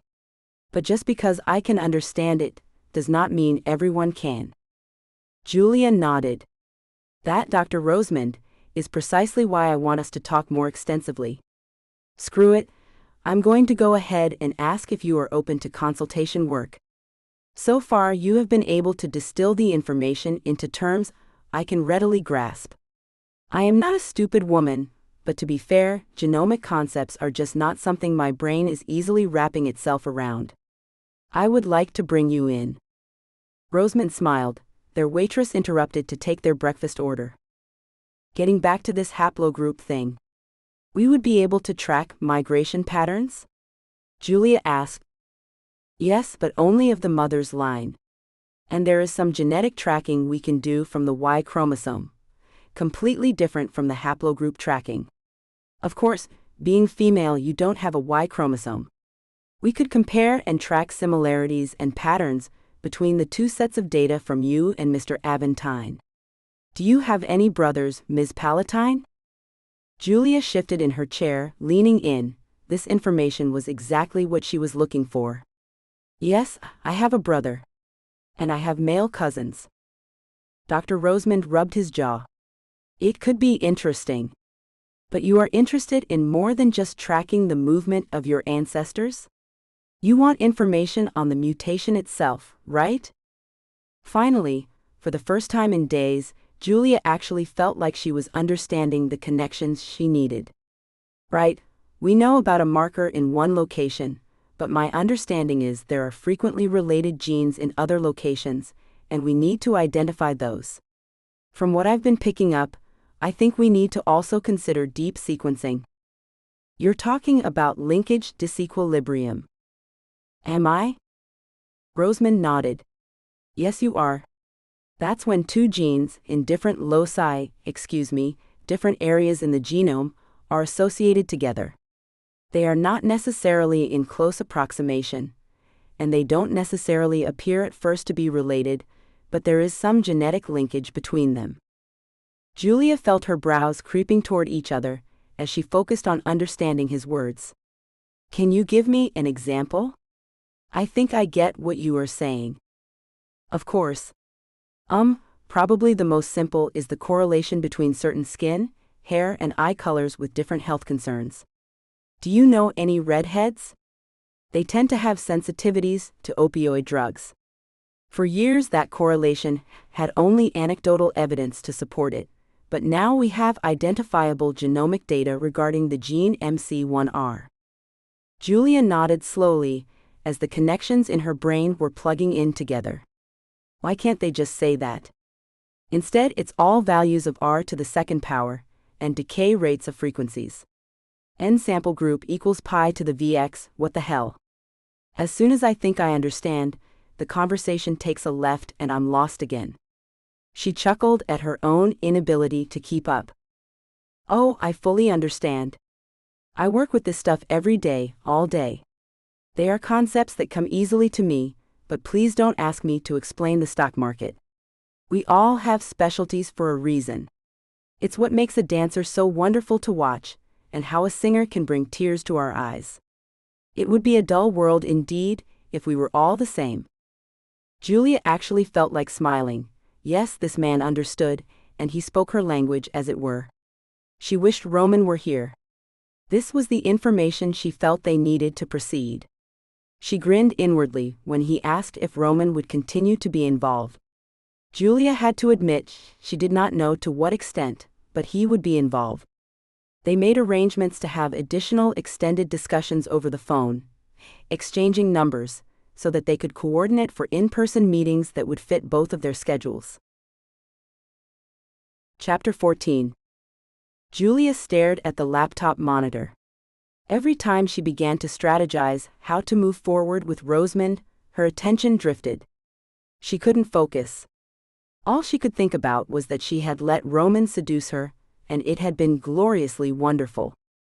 And now she needed to focus on business. These genetic concepts were finally clicking together.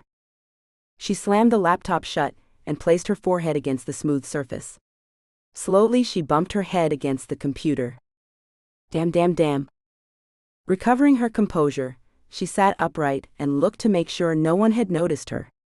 Not many people were around, and every single one of them seemed to have their nose in their phone, including Dante, who was supposed to be acting as bodyguard. She opened the computer and double-clicked her email icon. Julia quickly sorted and trashed the messages she had no use for this morning. Kathleen, precise as always, had prioritized the messages she sent. One red flag. Julia clicked it open. The message was simple. The Alpha in Canada was concerned about something, please call him, and his phone number was listed. Nothing else and no reason beyond concerned. She continued to check her messages. Several from her agent regarding a lab in Central California that was looking for a buyer. Julia quickly typed out a response, directing her agent to send more details and numbers. Julia didn't recognize the email as being from the Alpha in Canada when she clicked it open. It was a simple request, please have Dr. Cynthia Kimbrough check in, her parents are concerned. Julia shook her head. That seemed to fit the character of the young woman she was rooming with. A little excited by everything shiny and new, her first big trip on her own, and she forgot to check in.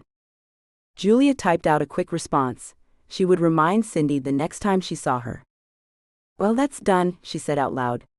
She had to focus to stay out of her own head this morning. Every time she started to quietly think, she thought about Roman. She missed his comfort, and that opened a crack for doubt to seep back in. He had felt so good to her heart, she had been ready to discuss a relationship, and yet. He said he wasn't married. Julia focused her breathing, concentrating on not crying. Crying was for wimps, not for queen bees or alphas. But damn, it hurt. She had to admit it. She was emotionally involved, but would Roman still be? That tiny pit of dark despair attempted to surge back to life. Of course Roman was still involved, she needed to trust. Her phone buzzed. That guy from Toronto insists on speaking with you. Been calling all morning. Julia frowned at the text message from Kathleen. She didn't want to talk to Myers. She wanted to talk to Roman. What's his number? Julia tapped the illuminated digits of the phone number Kathleen texted. A call window launched on her cell phone. Julia listened carefully to the voicemail greeting. At the sound of the beep, she left her name and number. If this was because Cindy hadn't called her mother the night before, Julia was going to be more than a bit annoyed. She wasn't the girl's babysitter, and she had not agreed to be anyone's chaperone. If this became an issue between the two families, hers and the Canadians', well, she was not against having to travel internationally to put them in their place. Julia chuckled. Yeah. Right.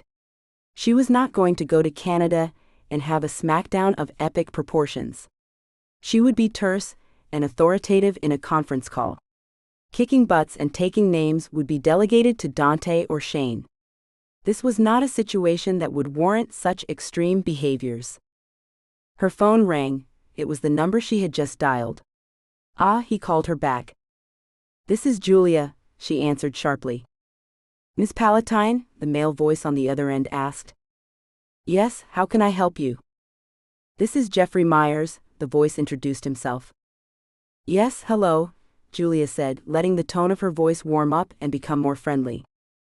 Cynthia Kimbrough hasn't checked in since she left for the conference. Her parents are worried.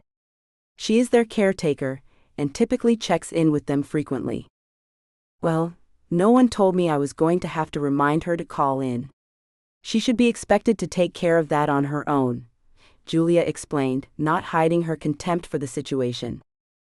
Is she nearby right now? Could I possibly talk to her? I haven't seen her this morning. I really can't be responsible for the girl. That's a bit derogatory, don't you think? I would expect a professional in this day and age to use less pejorative terms. Myers's tone became terse. I hardly think calling her a girl is derogatory. It's hard to think of her as a young woman with her behaviors.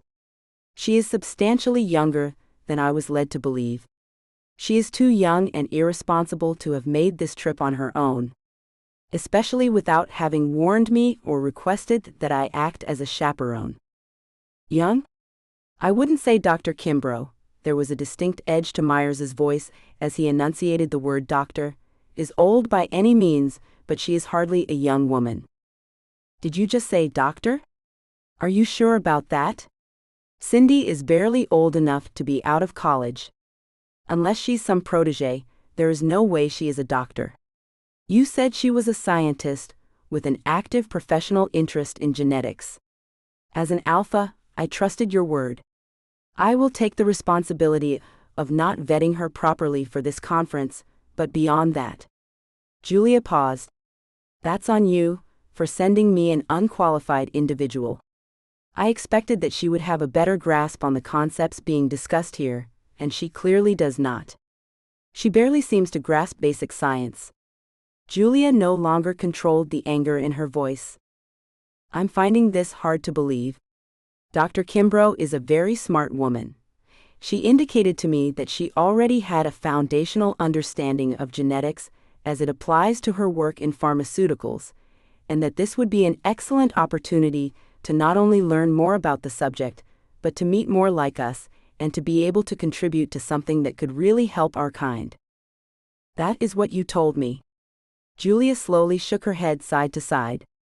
But that is very much not how she is behaving here. She is barely interested in the conference itself, other than the party opportunities. I doubt she can even spell pharmaceutical. She has complained about pretty much every meeting we have had to discuss how we are going to take and use this information. She contributes nothing. No, I take that back. She was able to contribute something regarding mobile computing for education, something she said her sister was currently studying. Now if her sis. Ms. Palatine, Myers interrupted. Dr. Kimbrough doesn't have a sister. It sounds like we are talking about two different Cindy Kimbroughs then, Julia scoffed. What's the saying? When you eliminate the impossible, whatever remains, however improbable, must be the truth. Would you please describe the woman at the conference with you? Myers's voice was low, and he formed the words slowly. Like I said, she's young, early 20s, not yet 25. Tall, thin, lanky hair. Wears clothes that don't fit her particularly well. Lanky hair? I can't say I've heard it called that before. What color did you say her hair is? You've not heard lanky before? Long and stringy, straight, and it looks like it needs to be washed, even after she's just finished washing it. I'd say it's dark blonde, you might call it light brown. Miss Palatine, Dr. Cynthia Kimbrough, is a black woman in her later 40s. Her hair has always been black since I've known her. Crap, Julia spit. I would have probably used something stronger than crap, Ms. Palatine. Julia began thinking out loud. We have a very serious problem, don't we? I think you might need to fly down here as soon as possible. We need to identify this young woman, since she is clearly not Cynthia Kimbrough. And we need to find out where the real Cynthia Kimbrough is currently located. I have to agree. This falls straight into one of those situations we discussed the other night, policing our own versus when to call in the outside authorities. Especially if at any time we think DNA is going to be used as evidence. Please tell me you have investigators who can start tracing Dr. Kimbrough's actions. Let's see if she ever made it out of Canada.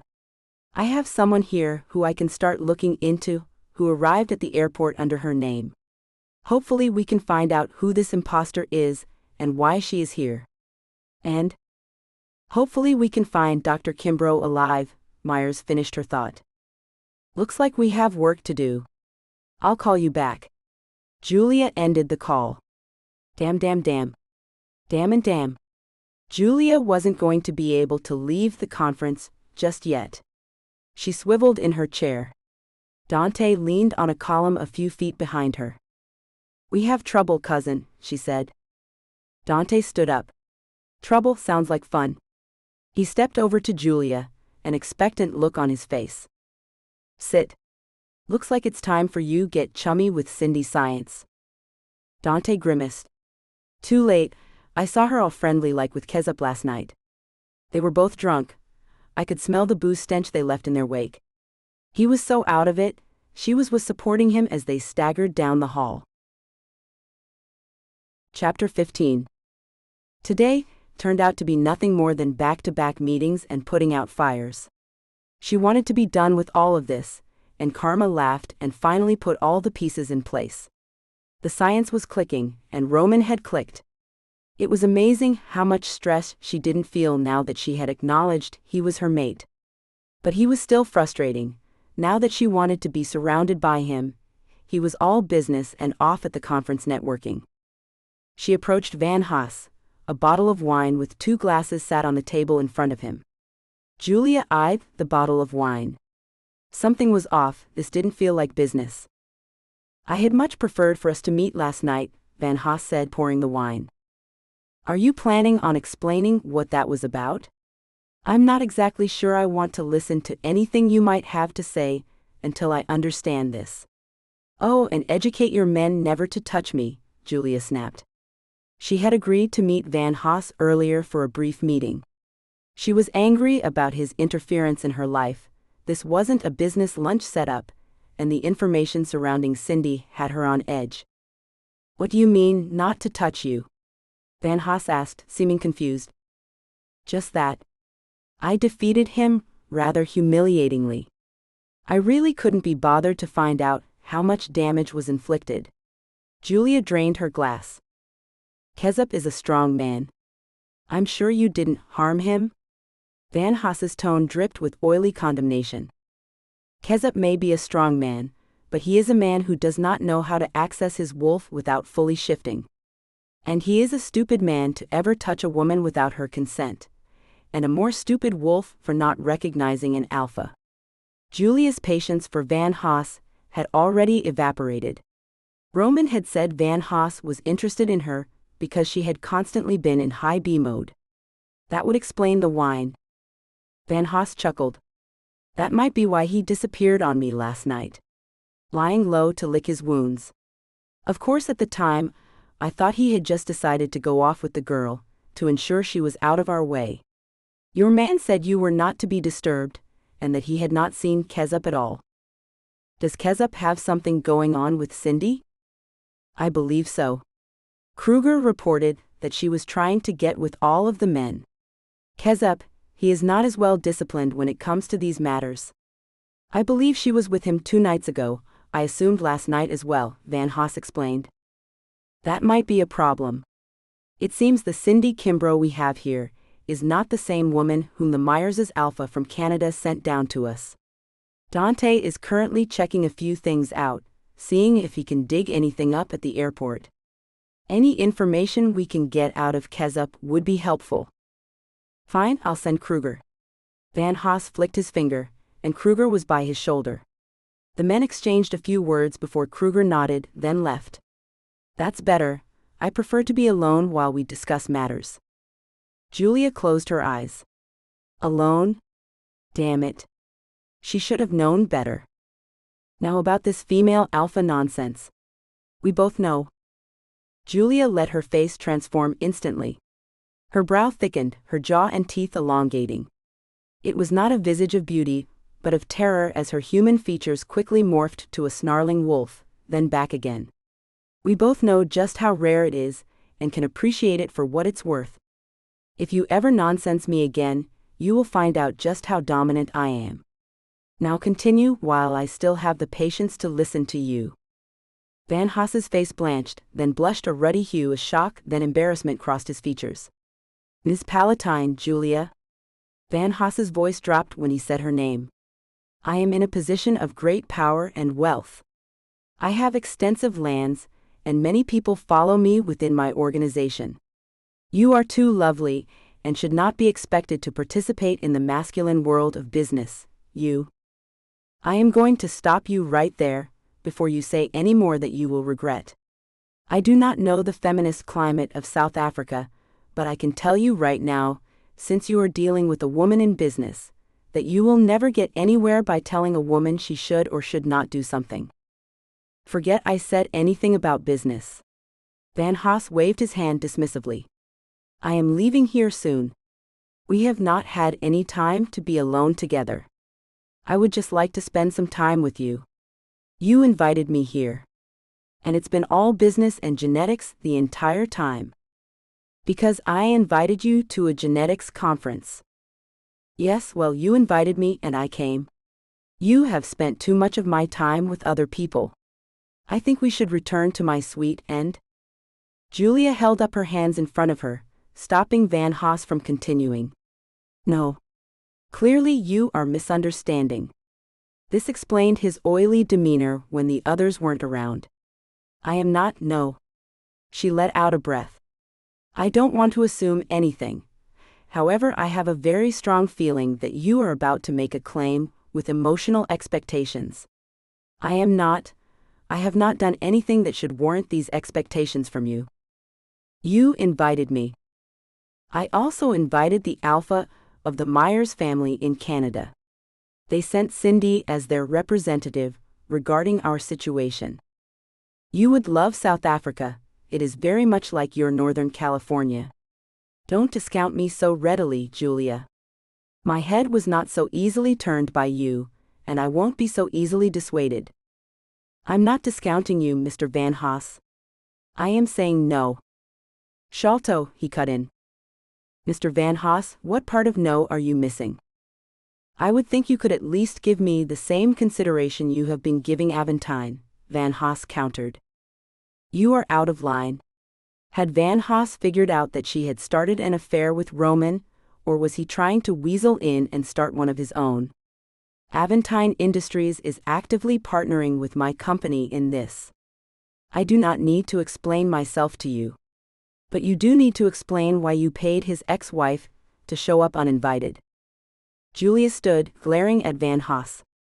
When he didn't speak, she started to walk past him.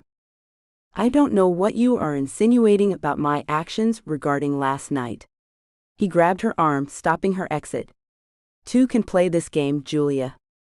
Remove your hand immediately, or I will remove it for you, Julia growled. She let her teeth elongate. She wrenched her arm away from his grasp. You shouldn't lie, Sholto. It's not becoming of an alpha. I did more than kick your man down last night. I'm sure he won't bother to tell you the details. After all, alpha or not, getting dropped by a woman is always hard on you men. When Kruger finds him, ask him how his shoulder is feeling. I'm sure once he got it relocated, it stopped hurting him considerably. Julia stopped as they made eye contact. Her smile was electrical, lighting his entire body up. He crossed the atrium to her. His own smile felt as if it would break his face. He couldn't remember a time he had been happier. Where have you been?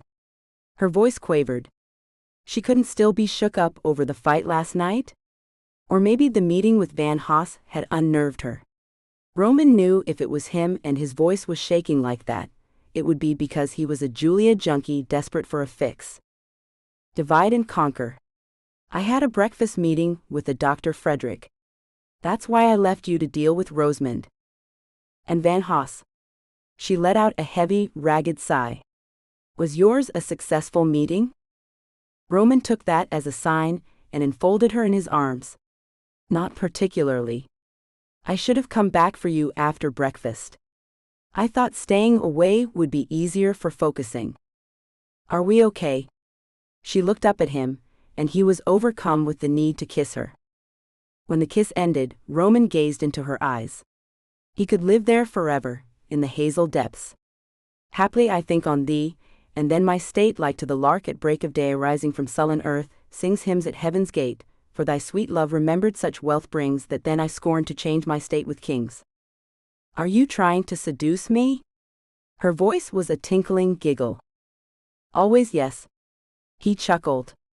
What are you doing for the rest of the day? I want to show you how all right we really are. That sounds glorious. She smiled.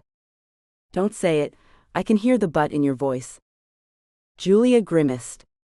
Aha. There's a but. We have a problem with Cindy.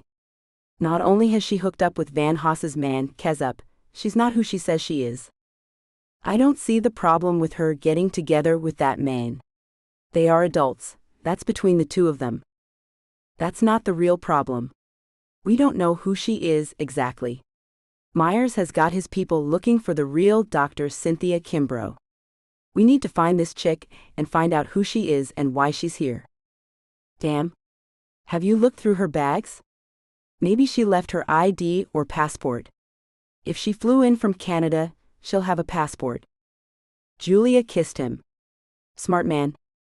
Roman wanted her lips again. He didn't feel very smart right now. Julia was going to leave him to track down information on Cindy and send him away again. Kiss me before you send me out into the trenches. You don't mind that people might see? Julia asked, twisting his tie around her fingers. Did she know she had him wound up like that? I'm all for public displays of affection, but you have a cold exterior facade to maintain, Ms. Palatine. He smirked. She huffed at him. There you go talking all hot and dirty, Mr. Aventine. She stopped toying with his clothes. I like this, Roman. I like this a lot. He lifted an eyebrow up. Knowing where we are with each other. Knowing where we will end up tonight. Thank you. For what exactly? Not giving up on me. Julia looked up at him through her lashes. He growled in response and crushed her to him. Public displays be damned. You sure we don't have time for a quickie? he asked as his lips left hers. Julia shook her head. I think we need to find out what the hell is going on. Would you head up to Van Haas's suite and see if Kruger has found anything out? I'll go see what I can find out about Cindy Lou, whoever the hell she is. I'd rather beat the crap out of him for last night. He smiled at the glare Julia leveled at him. But I'm the bigger alpha and the better man. I will go find out what they know. Meet me at the coffee shop in an hour? Yeah, I'm going to head over to the Delta Atrium when I'm done. I thought I saw a small raggedy wolf down there the other morning. Maybe I can poke around and see if I can find any trace of it. I bet that was Cindy Science not knowing what to make of herself. Julia stalked back toward her room. Her phone was low on charge, and her backup battery pack was not in her bag. She just hoped she could find it before her phone died. She needed Dante to get back to her on what he'd found by now. She hoped Roman would be a little uncivil. Who was she kidding? He would be the epitome of civility. Van Haas would grovel begging for forgiveness. Roman's diplomacy was that good. She smiled. It had worked on her, hadn't it? She needed Kathleen to follow up with Myers and his timetable to get here. She also needed Kathleen to follow up and get Roseman to California as soon as he was available. She did not want to lose traction on the genetic situation. She felt as if she had really dropped the ball big time. She should have taken more time to vet Dr. Kimbrough, at least spoken to her once on the phone. She had flown Cindy down and shared a room with an unknown. Sloppy work, Palatine. Sloppy work. She had been raised to trust the word of an alpha. Then again, she had been raised around trustworthy men. She needed to do better. She fumbled for her card key, finally managing to get the door to open. Cindy's bed was an unmade mess. The maids weren't allowed to do anything to it, while personal items remained on top. The bed Julia and Roman had nearly broken in their enthusiasm was neat and tidy. Julia grinned. She looked forward to messing up his bed tonight. Where to begin? There was no way to tell from the mess if Cindy had been back to the room or not. Her suitcase, more of a duffel bag, spilled across the pile of blankets. Julia lifted the case and checked the central compartment. Nothing. After unzipping several side compartments, she found what she was looking for. A boarding pass and a passport. The ticket said Kimbrough, the passport said Cartwright, same first name. How the hell did that work? Airport security wouldn't let her travel if her documents didn't match. She kept rummaging. An envelope revealed how that had happened. Julia unfolded a marriage certificate. It looked official. Whoever had done the forgery was a professional. It couldn't be real, but it did look like a government document indicating that Cynthia Myers Cartwright recently became Mrs. Cynthia Kimbrough. With it slipped out 2 IDs. One old and beat up with the Cartwright name, and a shiny new ID for Cynthia Kimbrough. That was probably enough documentation to get her from Canada into the United States. Hell, it wasn't that long ago that travel between the 2 countries hadn't required any papers. Julia slid the papers into her purse.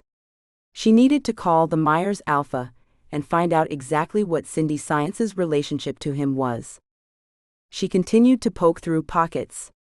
Julia tossed aside a sheaf of email printouts. A quick glance, and she dismissed them as nothing as soon as she saw the series of emojis on the page.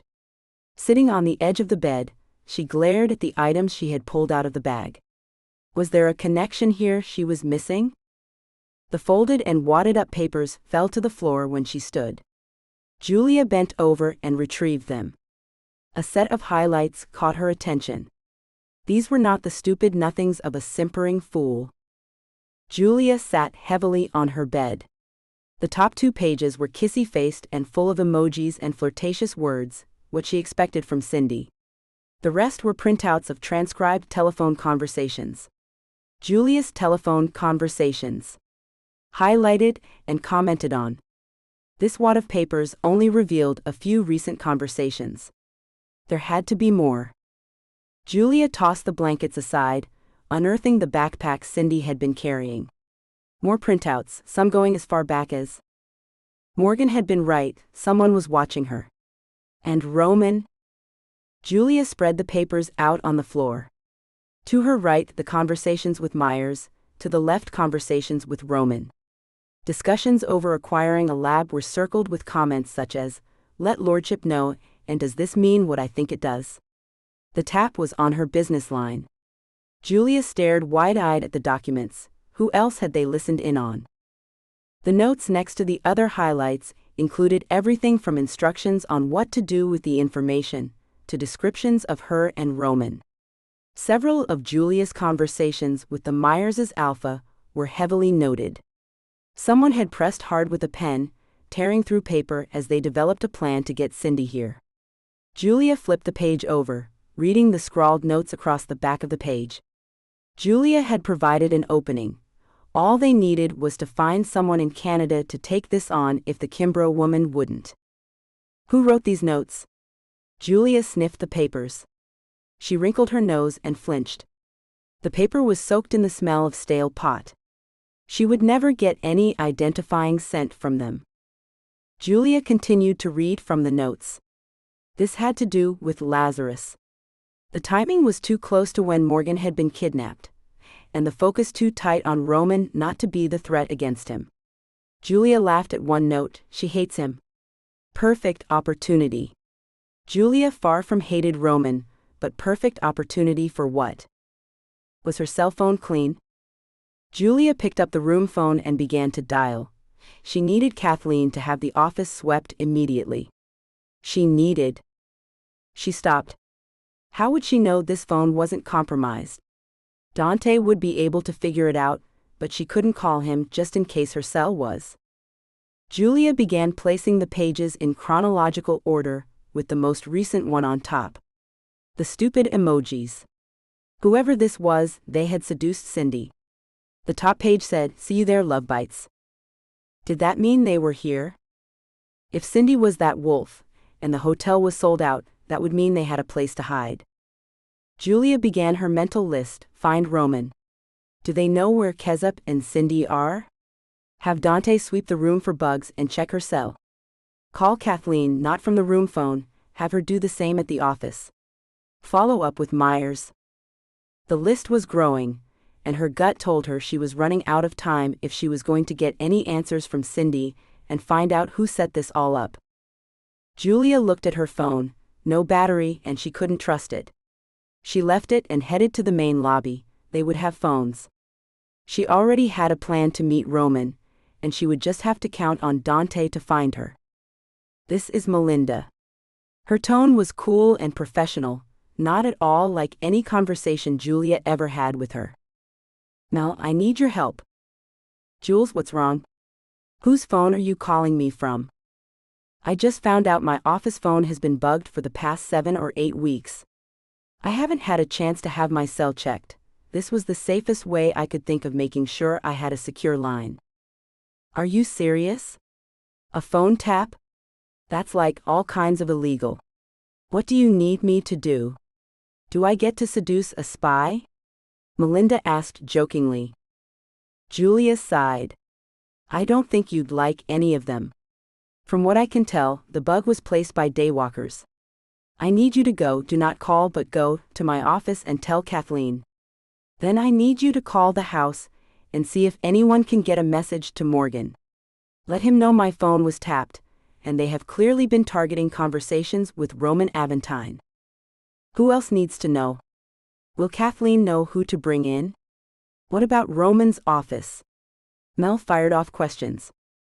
Julia knew she was taking notes on the other end of the line. Mel liked to play, but she could be completely relied on when it was time to get to work. Tell Kathleen I suggest she contact Cyan Del Fuego about this, but not on the office phone. She's going to want to be involved. Kathleen will know who at Aventine Industries to contact to alert them their phones may be bugged. What else? How did you find out? Oh, you're going to love this. I found transcriptions of conversations, highlighted and annotated with running commentary in that little twit Cindy's luggage. What does she have to do with this? Oh crap. Does this have to do with that mess Morgan got caught up in a few months ago? Yeah, based on the timelines from those transcripts, definitely. Look, I have to go meet Roman. I'm going to be late. I'll call you as soon as I can. And I will tell you everything as soon as I get this all figured out. Thanks a ton, Mel. I owe you. You owe me tickets to the next Fernando show. Mel chuckled. I'll do you one better.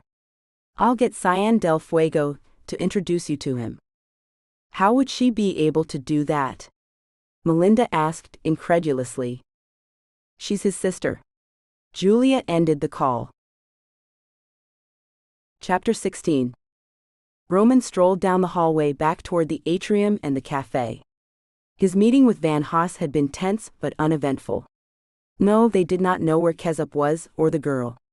Neither man brought up the incident of the previous night. But from the look about Van Haas's gills, Roman was pretty sure Julia had let loose on him. Good, he deserved it. Roman would have given the man more than a little smackdown if he hadn't promised Julia he would play nice. He had a few extra minutes before he needed to be at the cafe, and waiting for Julia. Smiling, he decided he should buy her a present. But what? He knew what he would want. But that was really more a gift for himself. Julia should be dripping with gems. He smirked and nothing else. She needed an amethyst. A touch of deep purple at the base of her throat. She looked heavenly in purple. Or a ruby, she wore a lot of red. He stepped into a high-end jewelry shop in the Delta Atrium's shopping area. Roman browsed, looking into the cases that flashed bright with diamonds under halogen lamps. He stopped at the counter with the colored stones. A thumbnail-sized yellow citrine framed with small diamonds glinted up at him. It was a little larger than he thought she would wear on a daily basis, but she could carry it off. The color would work as a neutral, and she would be able to wear it when she wore purple or red. He knew it would make her skin glow. After all, it was the color of the dress he'd torn from her last night. Roman left the shop, whistling, and headed toward the cafe. Roman? Cindy called out as she walked toward him. Are you all right? People have been looking for you, Roman replied, not wanting to startle the young lady into feeling like she needed to run away. If he could get her to wait for Julia at the cafe with him, all their problems could be cleaned up in a nice little package. I'm good, but I need your help. David is hurt and I can't get him up. Who? Mr. Van Haas's security guard, Kezzup. Cindy whined. Kezzup, right, take me to him. He followed Cindy as she took the stairs to the lower level, turned into a hallway that led behind the fast food restaurants, and farther back through a service door. Roman blamed his inability to clearly think the situation through on the dazzle of the gems and the lack of blood in his brain as soon as he saw the vampire. A second later, a rock-hard fist slammed into his jaw. His arms were pinned behind him, he was pulled backward. Roman couldn't move. His focus blurred, and he saw nothing as he was punched repeatedly over the next few minutes. His mouth filled with blood, and the pain began to numb with each new blow. He felt someone rummage through his pockets. It smelled like Cindy's science. His phone was pulled from his pocket before he heard it crunch under someone's foot. The wallet was removed and tossed aside. Oh, this is pretty. Mine now. He heard her coo as she pulled the gift for Julia out of his front pocket. Her hand returned and fished around in his pants again. Well, damn. Why haven't you been sharing this? Cindy chuckled as she squeezed him. Roman growled and jerked away as she groped him through the pocket. He had underestimated the girl. Where had his brain been? Classic example of a lovesick idiot. Roman chided himself once his mental fog began to clear. His lip was swollen and split in at least 2 places. He carefully examined the interior of his mouth with his tongue. Gums were bleeding, teeth were loose, one particularly caused him concern. His cheek was tight, but the bone didn't feel damaged. His eye was already starting to swell shut. A change and things would begin to heal. A change, and he should be able to slip out of these clumsy restraints. He pulled the wolf forward. Stop it, a crisp voice snapped. Roman's gaze focused on a thin man, dressed in all black and wearing too much eyeliner.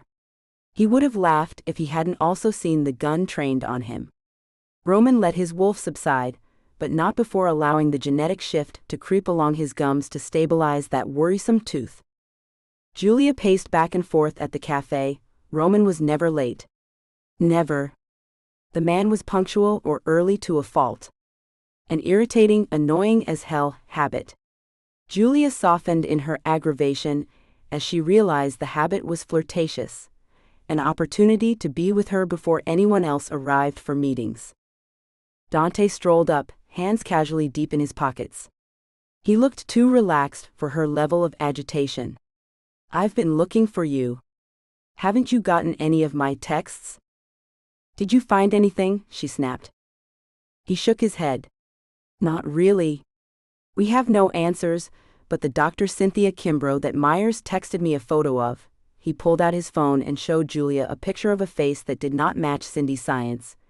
"Has not been in the Nashville airport at all. I got them to check video footage, 48 hours on either side of her scheduled arrival." "You were able to check how many days of footage in just a few hours?" "That was fast. They have some fantastic facial recognition software. Also, we were able to really narrow it down. There are only so many ways you can get to Nashville from Toronto," Dante explained. "You haven't seen Roman at all, have you? He's late." "Are you sure he isn't in his suite?" "No, he was supposed to check to see if Van Haas had found Kezup yet, and then meet me here. And he's late." Julia fidgeted. She looked at the expression on Dante's face. "We made up?" Dante grinned. "I know, I heard. Over and over." Julia began to puff up with indignation. "Chill, I'm glad you two made up. You yell loudly. Once it got all quiet, I figured out what was going on and made myself scarce. So text him." "I can't," Julia said, deflating. "My office phone was tapped, and I don't know if my cell is clean. I need you to check it out." Dante nodded. He tapped his finger on his chin. "Okay, so you were supposed to meet him when?" "About 45 minutes ago." She looked up at him, expectantly. After all, this was what he did. He found people. "And you said he went to have a confab with Van Haas?" Julia nodded. "You let him go up there alone after last night? Not worried he'll rip into the South Africans?" Dante gave her a sideways grin. "He'll behave. He's a better man." "Then let's go see if your better man has been detained by some lesser men." Dante turned and started walking in the direction of Van Haas's suite. Van Haas's door was slightly ajar, caught on an expensive handmade leather shoe. Neither of his men stood guard. Dante gently pushed the door open, kicking the shoe back into the room. Julia followed him inside. The room was a wreck. Upturned furniture, broken tables, blood smeared on a broken lamp base. It looked like there had been one hell of a fight. Julia followed as Dante stepped farther into the suite. She found the foot that was missing the shoe. The foot was still attached to its unconscious owner, Van Haas's man Kruger. From the gash on his head, it appeared as if the blood on the lamp was also his. Dante leaned down and checked Kruger's pulse. He gave a sharp nod indicating the unconscious man was still alive. A groan coming from the bedroom area caught Julia's attention. Van Haas lay on the floor, holding his head. Julia knelt in front of him and helped him to sit up. "What happened?" "That Mompy Kezup and that stupid Bint." Van Haas groaned again. "What about Roman?" she asked. Van Haas braced himself with a hand against the floor. His eyes focused on Julia. "He's your man?" "Yes," he growled. Van Haas nodded. "You're one hell of a woman." "I don't know, I was knocked out at some point. Roman came in to ask if we had seen either the girl or Kezup. I think he would have preferred to have crushed my windpipe. But he got his answers and left. Last thing I recall, that girlie was arguing with Kezup something about." He groaned again. "I think I was hit by a brick." Dante stepped into the room and stood over them. Well, your man Kruger is out. Looks like they hit him with a lamp, but I don't think that's what took him down. If you can get up, see to him. I should go look for Roman. Julia stood and pulled Dante back into the living area of the suite, leaving Van Haas clutching his head and grumbling. You stay here, help Van Haas, I'll go find Roman, Julia said. I don't think that's a good idea. Julia pointed her finger at Dante before poking herself in the chest. You don't think I do. Her voice was loud and growly. And I'm telling you to. I'm bigger than you, and I'm a better tracker than you are. His voice was also on the verge of yelling. He's my mate. Julia shoved Dante with both hands. He didn't flinch, he held up a finger. How many people are you going after? Julia paused, she took a deep breath and thought. She pulled on her wolf senses. She could smell beer and fear. Another deep inhale, Cindy's sweet body wash. Just Cindy and Kezub. Julia's tone had calmed. Dante shook his head. Check again. If you go, know what you are going into. This time Julia closed her eyes. She let her face change, taking on the features of her wolf. Allowing her full range of olfactory senses to work. Cigarettes. Beer. That's from Kezub. So is that? No? It's faint but? Julia opened her eyes and searched the floor near Kruger. She picked up the thin scarf she had seen Cindy wearing the other day. She flinched as the new smell hit her. Vampire. Dante nodded. Exactly. Julia's face slid back to human. She rushed back to Van Haas's side. She fell down onto her knees. Listen to me, Sholto. Was there anybody else with Cindy and Kezub when they were here? Van Haas winced. No, not that I know. Maybe. I was hit immediately, so I don't know if there was someone else with them. I only saw Kezub and heard the girl. She nodded and stood. Julia, I still think it should be me. They were able to take these two down, and Van Haas is an alpha, and Kruger is damn close to being one. Please. Morgan will kill me if I let you go. And I'll kill you if you don't. Chapter 17. Julia headed back to the cafe. Dante was right, he was better at this, but Roman was hers and damn it, no one was going to take him from her now. Not some lying little flibbertigibbet, or some dead vampire with a superiority complex. The crowd of people that had been here during the day was all but gone. There were still too many people milling about for her to lock in on any scent. She sat with a thud on a bench and glanced up. It was already dark beyond the glass canopy. In a place like this, where would a vampire hide? They could hole up in a room until late afternoon, when the light would be so filtered it wouldn't have much impact. But the hotel was sold out. Dante hadn't been able to get a room at all. And if the vamp could get a room, then Cindy would have had her own room as well. Not a room. A place like this had to have miles of service tunnels. That would be logical. But where to start? Where she saw that wolf the other morning. It wasn't some early sleep-deprived hallucination. It had to have been Cindy's science. Julia headed toward the lower delta. A food court, a boat ride, lots of gardens. Julia rotated as she took in what was around her. If she continued in the direction in front of her, that would take her back to the conference center portion of the hotel. A vampire and wolf hiding out wouldn't want to constantly deal with lost conference attendees looking for the nearest bathroom or place to get coffee. That area was too populated, with all the different meetings going on.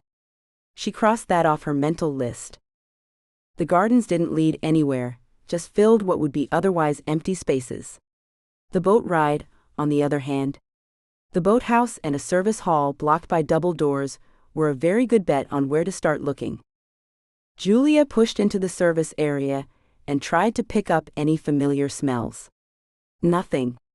It was all antiseptic and... Wait, that was the cloying scent that Cindy washed in. Julia stalked along the hallway and then turned, following the smell. Stacks of chairs and wheeled service carts lined the new hall. She picked up fresh cigarette smoke. That was promising.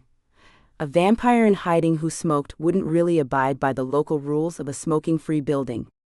It could always be someone risking losing their job over a cigarette, but she doubted it. She heard voices. At first she didn't recognize them, and then Cindy started ranting.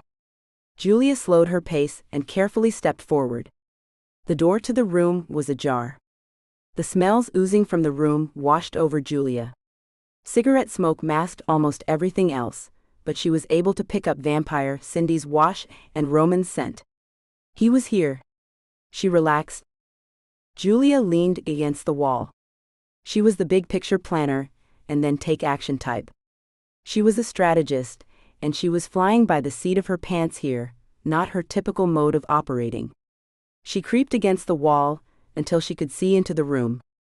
Through the crack in the door she could see Roman's back. His head listed to the side as if he were unconscious. He was tied to a dilapidated wooden chair. She focused on his shoulders, waiting to see any movement. He was still, but he was breathing. She could also just barely see the side of Kezub's face. He looked peaked, like he was sick. Arms still out of socket. She smirked. Easing away from the line of sight, she slid down the wall, resting on her haunches, listening. Stop whining already. I told you I don't know how to fix your shoulder. I thought you tough guys all knew this stuff. Don't you watch movies? Can't you just slam up against a doorframe or something, and force it back in? Cindy whined. Julia couldn't hear Kezub's reply. He had to be exhausted by now, between having a dislocated shoulder for almost 24 hours, and putting up with the incessant blather and harping of Cindy. Okay, I'll try again.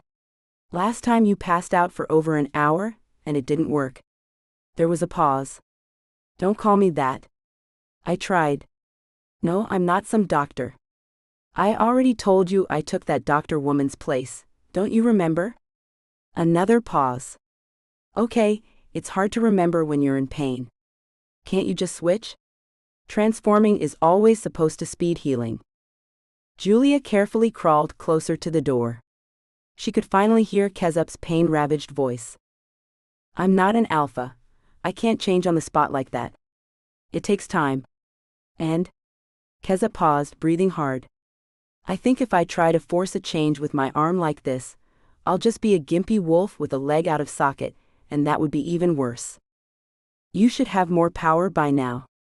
Unless that didn't kill him. That should have killed him. So you should be getting his powers? Cindy. He hissed, it sounded like talking hurt him. I've never heard that before. Tell him pain, tell him how it works. It worked for me. Cindy hadn't sounded this eager about anything since the first night of the conference. And how would his pain be able to tell him?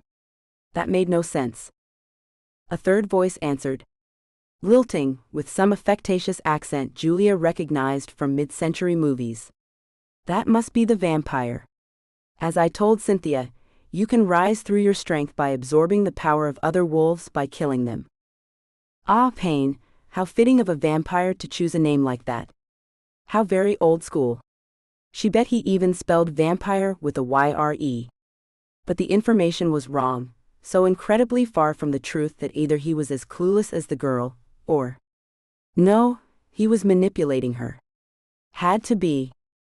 Well, I've never heard it before, Kezub barked. If Sholto isn't dead, then I am when he finds me. Shish, I heard the crunch when you hit him. No way he would survive that. Are you sure you haven't felt a surge of energy? Why did you go after the South African, Cynthia? The disdain in the voice told Julia the vampire was getting sick of her as well. I told you. David needs to become more powerful so he can heal. She pronounced it David. Just knock his shoulder back into place. Pain sounded tired of her. It's not that easy. I tried, Cindy whined. You've been wasting time. Fine. I'll do it. There was a groan, a yelp, and then whimpers. Cindy cooed, change, you'll feel better. Scraping sounds, like furniture being moved around, and then a relieved sigh. Kezub must have finally gotten into a position to relax. Better? Good. Cindy's tone changed from protective cooing to shrill. Why didn't you do that earlier? Cindy yelled. Julia assumed it was at Payne. You didn't ask. How very vampire of him. You could have volunteered to do that at any time. You're just mad at me because I'm picking David over you. Julia smirked at the sound he made in reply. If there ever was a sound associated with an eye roll, that was the sound. Cindy must hear it a lot. She inspired a lot of eye rolling. At least you finally brought me Roman Aventine. He is not what I expected. Why his lordship wants this man, I'll never understand. Mine is not to question but to deliver. There it was, lordship. This guy was working for Lazarus. Julia's gut clenched. She needed to see what was going on. I couldn't just drag him away. That control freak Julia has been telling everybody where to go and what to do, and they all listened to her. I told you before that it was hard to get away from her. She expected notes on all those lectures, and I don't know enough about this gene crap to fake that. This was the first time I was alone with him. This isn't going as I expected. There was a heavy sigh from the vampire. Cindy was getting on his nerves. Julia resisted the urge to laugh. I got him here, he's all tied up. So what are you complaining about? Cindy harped on the vampire. We need them both. Payne's voice rose in volume. It sounded like he had explained this before. Well, Julia is hard, she's got a bodyguard, or she's always with Roman or Sholto. You were sleeping with her. The vampire's voice was even louder. Julia smirked. It really sounded like the guy wanted to throttle Cindy. Don't be nasty. We were just sharing a room. Another huff from the vampire. Kezub groaned loudly. Julia peeked through the door. He was out of sight now. Possibly on the floor attempting a change. Now would be the best time to act. Kezub would be out of it for a while. Injured wolves changed slower than they typically could. She didn't know what condition Roman was in. Cindy would be easy, but that vampire was an unknown. Roman's jaw throbbed. Every time he tried to bring the shift forward, the vampire sneered at him from the other end of a gun. He couldn't think straight. The pounding had rattled his brain. He figured he was mildly concussed from all the blows to the head. He took a deep breath. Pretending to be unconscious was not getting him anywhere, but it stopped the beatings. Payne and the girl had spent the entire time arguing about everything from her inability to entrap Roman with her feminine wiles, to this odd concept she had that killing a more powerful wolf, in this case, Van Haas, would transfer his strength and abilities to Kezub. He took a deep breath, and wished he actually could pass out. Why isn't it working, Payne? Payne? It worked for me when I hit that bee back in Toronto. I felt such a surge of power. To Roman it sounded more like an adrenaline rush than anything else. You didn't need to hook up with him. This only complicates things, the vampire scoffed. Don't be mad at me, Payne. I know I said I would do anything for you. I still will. But he's my mate. Roman cracked open his eyes and looked at Cindy, before glancing at the pile of skin and fur that was David Kezub. Mates, well, go figure. He hadn't really put any thought toward the man, but now he decidedly did not like him. Kezub, with his arm relocated, had finally stopped moaning. Of course, that may have been a better option. His change was slow and clearly painful as he whimpered through the transition. Roman couldn't decide which sound was worse. Gods, if it hurt that much, why bother? Right, it sped up the healing process, it brought on wolf powers. It was addictive. Will I still be able to have babies after you, turn me? Female vampires do not give birth. But you will be the strongest of us all. Was Cindy talking about being turned to vampire? Roman hoped Julia was listening. He could hear Julia lurking in the hallway behind him. Her heart pounded loudly to his ears. He was actually surprised the others weren't alerted to her presence. Too bad the mate bond didn't come with more than a fabulous personal connection. He could really use a telepathic mental link right about now. She was behind him, his hands were behind him. This would be perfect if he only knew sign language. But he knew his mate, and she would be assessing the situation. Making a plan. She wouldn't come barging in here without one. I don't know, Payne, Cindy hemmed and hawed. I mean, I've met my mate. I kind of want to go with him, and have kids and stuff like that. And I'll be strong through the mate connection, especially after E's alpha. We are getting nowhere. Roman listened as the vampire shuffled. I'm done. David is in the way, and that Palatine woman isn't going to just walk down here because you texted her to meet you. Oh my God, Payne, put that away, he's unconscious, Cindy snapped. Her voice suddenly turned shrill. You can't shoot David, he's defenseless, he's changing. He's on our side. Roman's eyes flew open. Cindy was grabbing at Payne, struggling over what he assumed was the gun. He threw himself backward, and the chair fell with him onto the floor. Julia crashed through the door and jumped to him. He's got a gun, Roman hissed as Julia pulled on the bindings at his elbows. The sound of the gun firing in such an enclosed space deafened Julia. Everyone froze in stunned silence. She regained her focus and continued to untie Roman. Right now, as long as it wasn't him or herself who had been shot, she didn't care. The ringing in her ears was replaced by Cindy's screams. Julia's fingers continued to work at the knots, but she directed her attention to the action in front of her. Payne looked in shocked horror at the blood on his hands. Cindy flung the gun across the room and backed away from the vampire. She was crying. I'm sorry, I'm so sorry. Payne slumped to the floor, still in shock from the shot. Cindy rushed back, clamoring to assist him. She tried to prop him against a table. Payne, baby, it'll be okay. I'll get you help. You can drink my blood, that will work, right? You shot me. Blood dripped from the corner of his mouth. He must have bitten the inside of his mouth at the same time. The effect was exceptionally dramatic. The shot wouldn't kill the vampire, but he did need to have the bullet removed, and then a lot of transfusions. Or he could drink blood. He was up to something. Cindy cast about looking for something in her panic. She was clearly lost and scared. Her gaze landed on Julia. Help me. He's dying. Good. Julia stood and held out a hand to Roman to help him up. Less work for me. What's your plan? Roman whispered.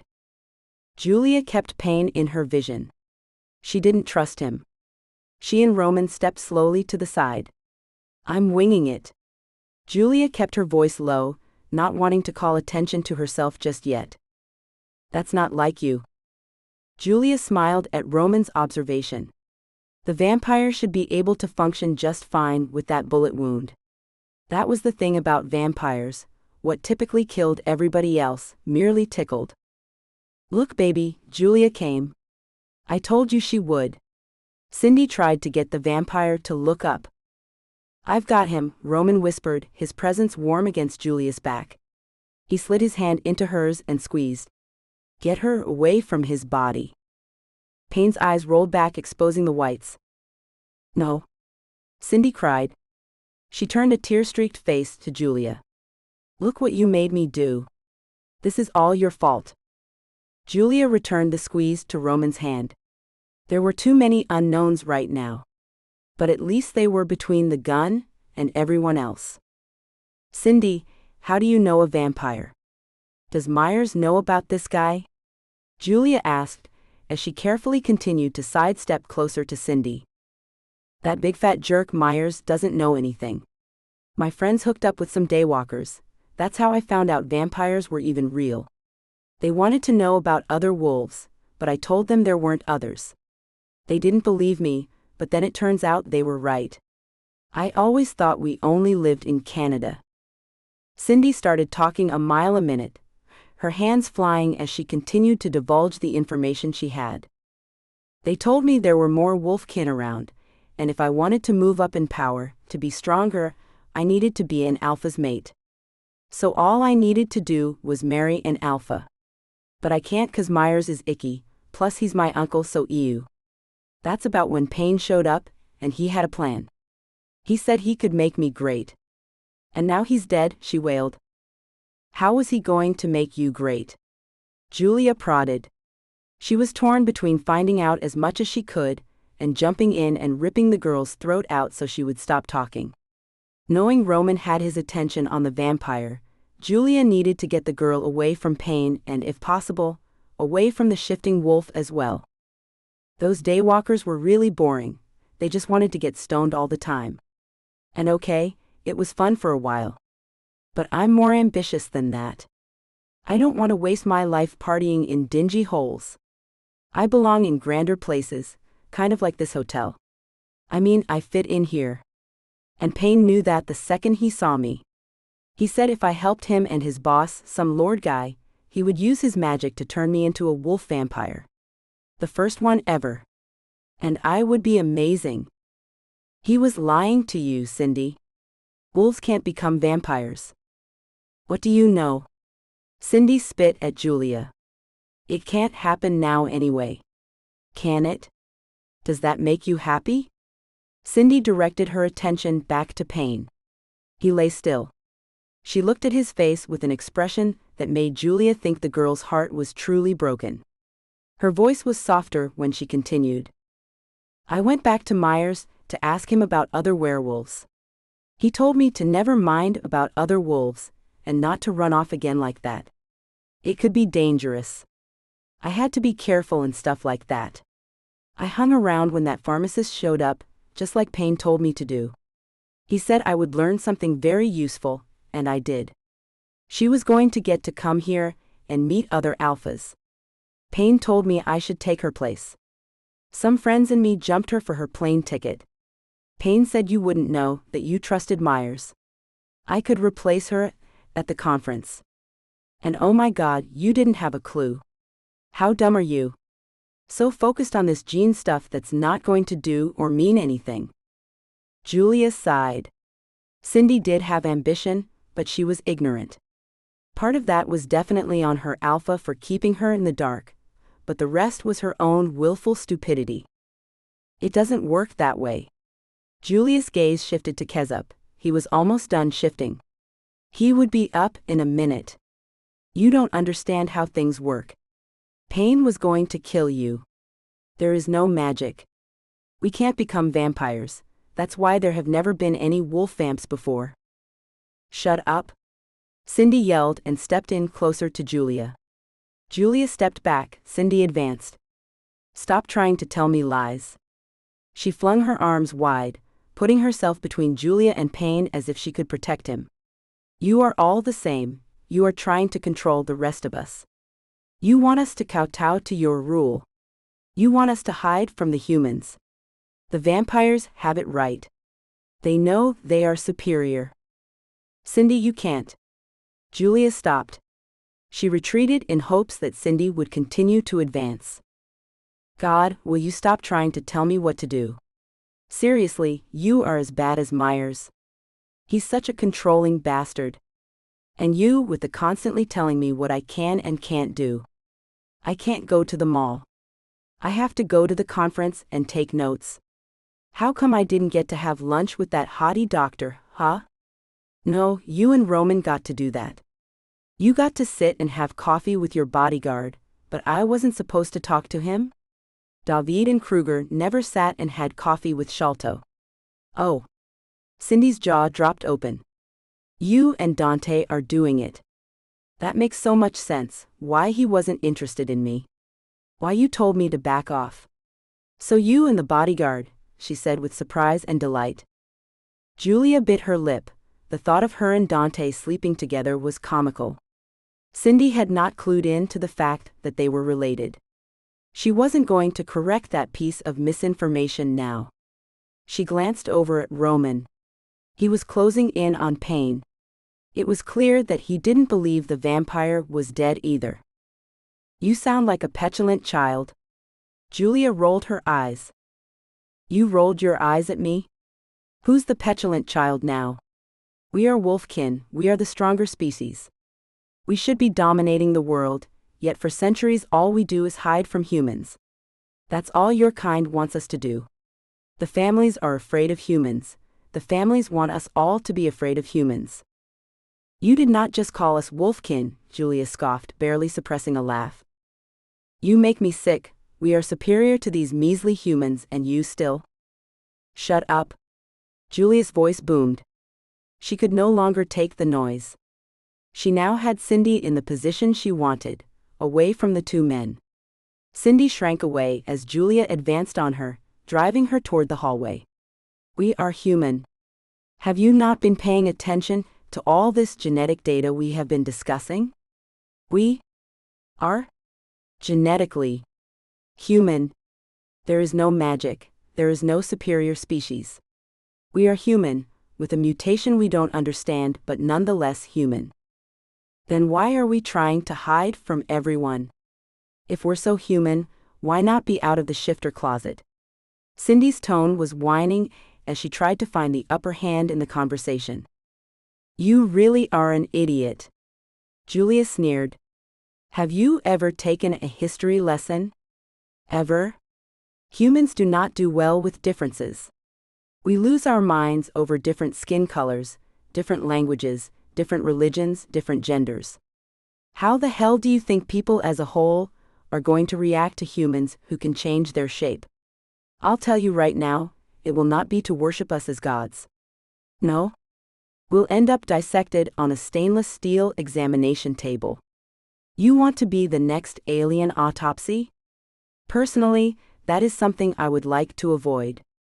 Kezub was up on all fours, growling. He lunged for Julia. Julia fell back, letting the thin wolf roll over her. She kicked, flipping him over onto his back.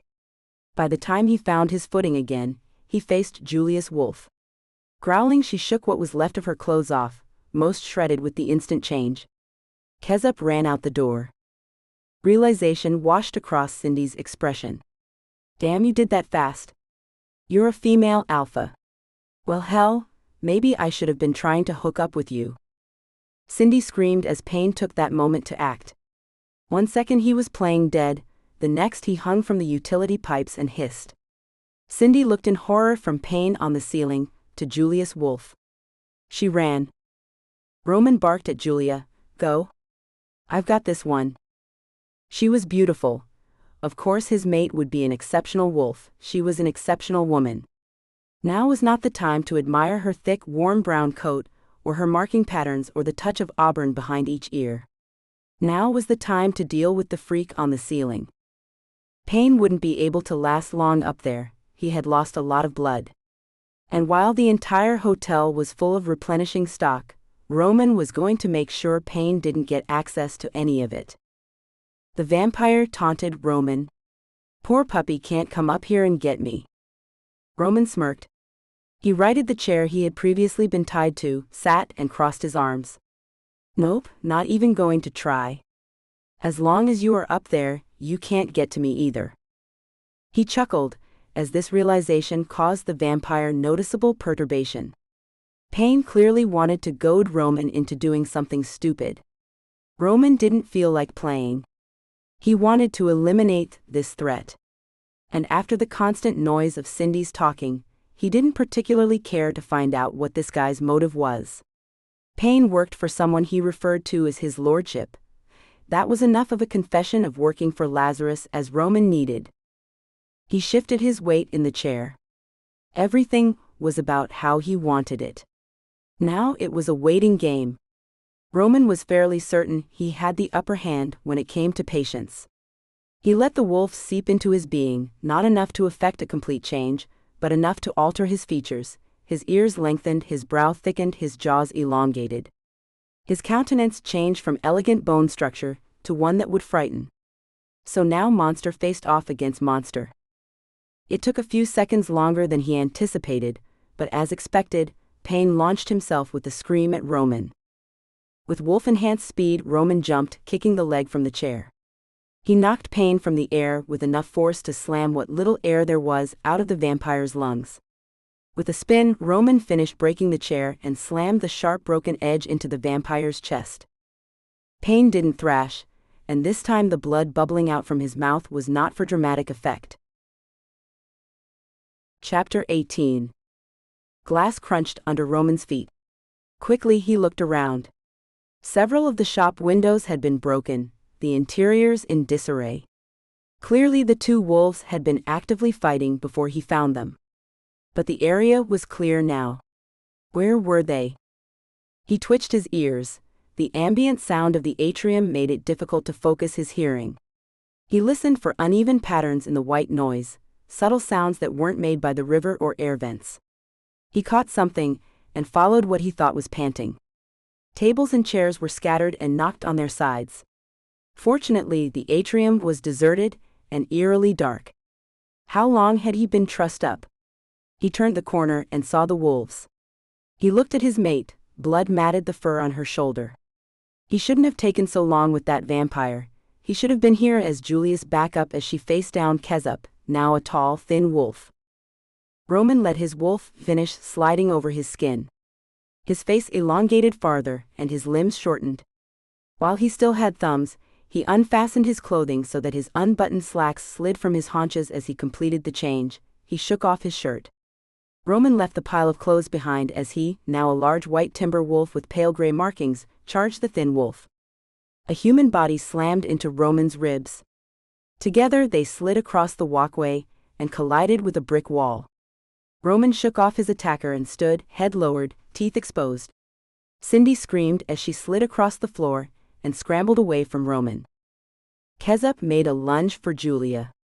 She reared up on her haunches and came down with her jaws snapping, barely missing the other wolf's muzzle. He backed off. Roman slinked up alongside Julia. She never took her focus from Kezub. He inched closer, lowering his head. Roman saw that Kezub was going to make a try for Julia. Roman positioned his own head lower. To an outsider it would appear as if he were cowering under Julia's protection, when in fact he had flanked her and was ready to lunge at the underside of her attacker. Julia shifted her weight, Roman retreated and she lunged forward. Both she and Kezub stood on their hind legs. The force of Julia's attack slammed the other wolf backward and down. He rolled, she pounced. She stood over his back, teeth buried into the back of his neck. He weakly turned his head to her, whimpering. Roman leapt past them, cornering Cindy, who had tried to slink off. Dante and Van Haas ran into the middle of the confrontation. A trickle of blood slowly oozed down the side of Van Haas's neck. He swiped at it. He slowly approached Julia and the wolf at her feet. Hands out in supplication so she would know he meant no harm, Van Haas stopped a few feet from her. Julia growled, her teeth still clamped around the other wolf. Van Haas lowered himself to the floor. Crouching in front of the wolves, he made eye contact with the conquered animal. "David, what do you think you are doing? I should let her kill you. But I will bargain for your release. I will protect you until we land in Pretoria." He looked up into Julia's eyes. "And he will return to Pretoria with me." Julia growled, then released her grip on Kezub's neck. Kezub moved as if he considered making a lunge for her. Her teeth were back on his neck. At the same time Van Haas's hand clamped around his muzzle. "You will not," he hissed. Plastic strips landed on his shoulder. Van Haas glanced up. Dante nodded, handing him zip ties. Van Haas nodded in acknowledgement of the impromptu muzzle restraint. "We need to leave before other humans find this," Van Haas announced as he wrapped and pulled the zip ties around the wolf's snout. Dante dug his fist into the hair at the back of Cindy's head. "Don't even think about making a sound." Knowing Dante had this one, Roman leapt back to Julia. He nudged Julia in the side. She snapped at him, letting go of Kezub. Instantly he was human, nude, crouching in front of her, burying his hands and face in the rough at her neck. He pulled her into his embrace. "You're hurt." She began licking his face. Roman sighed. "Dude, clothes, we need to leave," Dante reminded Roman. Van Haas led the injured Kezub away, having utilized a belt as an impromptu leash. Julia whined and nudged at Roman. He retrieved his clothes. Julia stayed by his side as he dressed. Julia shifted and began dressing in Roman's dress shirt. He handed her his boxers, realizing her clothes must be back in the storage room. Roman pulled her into his arms, then claimed her lips with his own. Julia didn't protest, she melted against his chest, letting him take control of the kiss. When the kiss ended, she rested her head against his chest, snuggling into him. They stood like that, in each other's embrace for several minutes. Slowly, with arms around each other, they followed Van Haas back to his suite. Kruger still lay unconscious on the floor behind the couch, though he had been placed in a more comfortable position. Kezub sat nude and still shifting in a chair, his hands and feet bound with zip ties, a hand towel shoved into his mouth, his eyes wide with fear as he watched everyone in the room. "Can't ship him in a crate as a dog because of my country's quarantine issues," Van Haas complained. "He will have to travel as a human. Of course 2 weeks in a kennel might actually do him some good. I don't know if I can keep Kruger from him for that long." Cindy sat in a corner, whimpering. Dante stood over her. A loud groan followed by a large, almost black wolf came from behind the couch. Van Haas nodded at him. "Good to see you feeling better." Kruger crouched in front of Kezub, a low growl coming from deep in the animal's chest. "You will have to wait for home, my friend." Turning to Julia, Van Haas apologized. "I am sorry for my part in your troubles. Miss Jackson was brought in as a distraction. I will admit, I wanted you for myself. But I see you have made your choice. I will not challenge you." He held his hand out to Roman. "Good luck, you have a fine woman." Roman shook the offered hand, keeping a protective arm around Julia. "He will do anything for you. Don't be too hard on him. I will count myself lucky if I ever meet another woman with your fortitude. And if I am smart enough, I will go to her side and not expect to control her." Julia smiled. "I think you might just be smart enough for a female alpha. Not how I expected to spend my last night in America. Good night, our flight leaves early." After exchanging goodbyes, Roman led Julia back to his suite. Dante followed, dragging Cindy along. Dante pushed Cindy into a chair. "I can think of several things to do with this one. What's the plan?" "First," Roman said as he approached Cindy, "this doesn't belong to you." He removed the citrine pendant from her neck and gently placed it around Julia's. "It belongs to her." "It's beautiful," Julia whispered as she wrapped her fingers around the gift. She let out a deep sigh. Roman smiled at Julia before turning to Dante. "We need to do something with the vampire before someone finds him. There's lots of blood to clean up." Based on her story, Julia pointed at Cindy, Dr. Kimbrough was mugged and hit on the head. Either this one did it, or she knows the people who did. I need to share what I know with Myers. It could help him to locate Dr. Kimbrough. I'm concerned she may not have survived the attack. Again, hard to know. Cindy's science here is a bit confused on what wolf shifters are actually capable of, Julia said, her voice full of scorn. She's been fed a lot of misinformation by that vampire pain. I'm pretty sure her alpha didn't think it necessary for her, as a lesser wolf, to know much about their family, Roman added. Stop calling me Cindy Science, and stop talking like I'm not here, Cindy whined. We need to muzzle her. It's late, but I'm sure Myers would be interested in any information as soon as possible. Roman tossed a towel to Dante. Julia shook her head slowly. I don't have my laptop, and I still don't know if my phone is clean. I have no way of contacting him right now. You forgot that I do. Dante held up his phone. He handed it to Julia. This is clean, I checked. Julia stared at the phone, too tired to place the call. Roman took the phone from her, dialed. Sorry to disturb you so late. We have some information that might help in locating Dr. Kimbrough. He handed the phone to Julia. Julia repeated everything she could remember from Cindy's explanation of how she took the ticket from Dr. Kimbrough and how a local group of daywalkers was involved. Yes, we will be in touch in the morning. Julia handed the phone back to Dante. Myers said he'll help figure out how to get Cindy back to Canada in the morning. He's going to share this information with his people. Julia winced as the pain in her shoulder flared. Roman gently took Julia's arm in his hands. "Let me see it," he said as he began peeling his shirt away from her neck to look at the wound on her shoulder. As wolf, it had bled profusely. The turn to human had accelerated the healing process. However, it was still a process. Roman looked to ensure it wouldn't need medical attention. He hissed as he pulled fabric away from a bloody gash. "Take the shirt off, I'm going to clean that." He stepped into the bathroom and returned with a wet cloth. Julia followed directions and held the shirt in front of her chest while Roman gently washed the wound.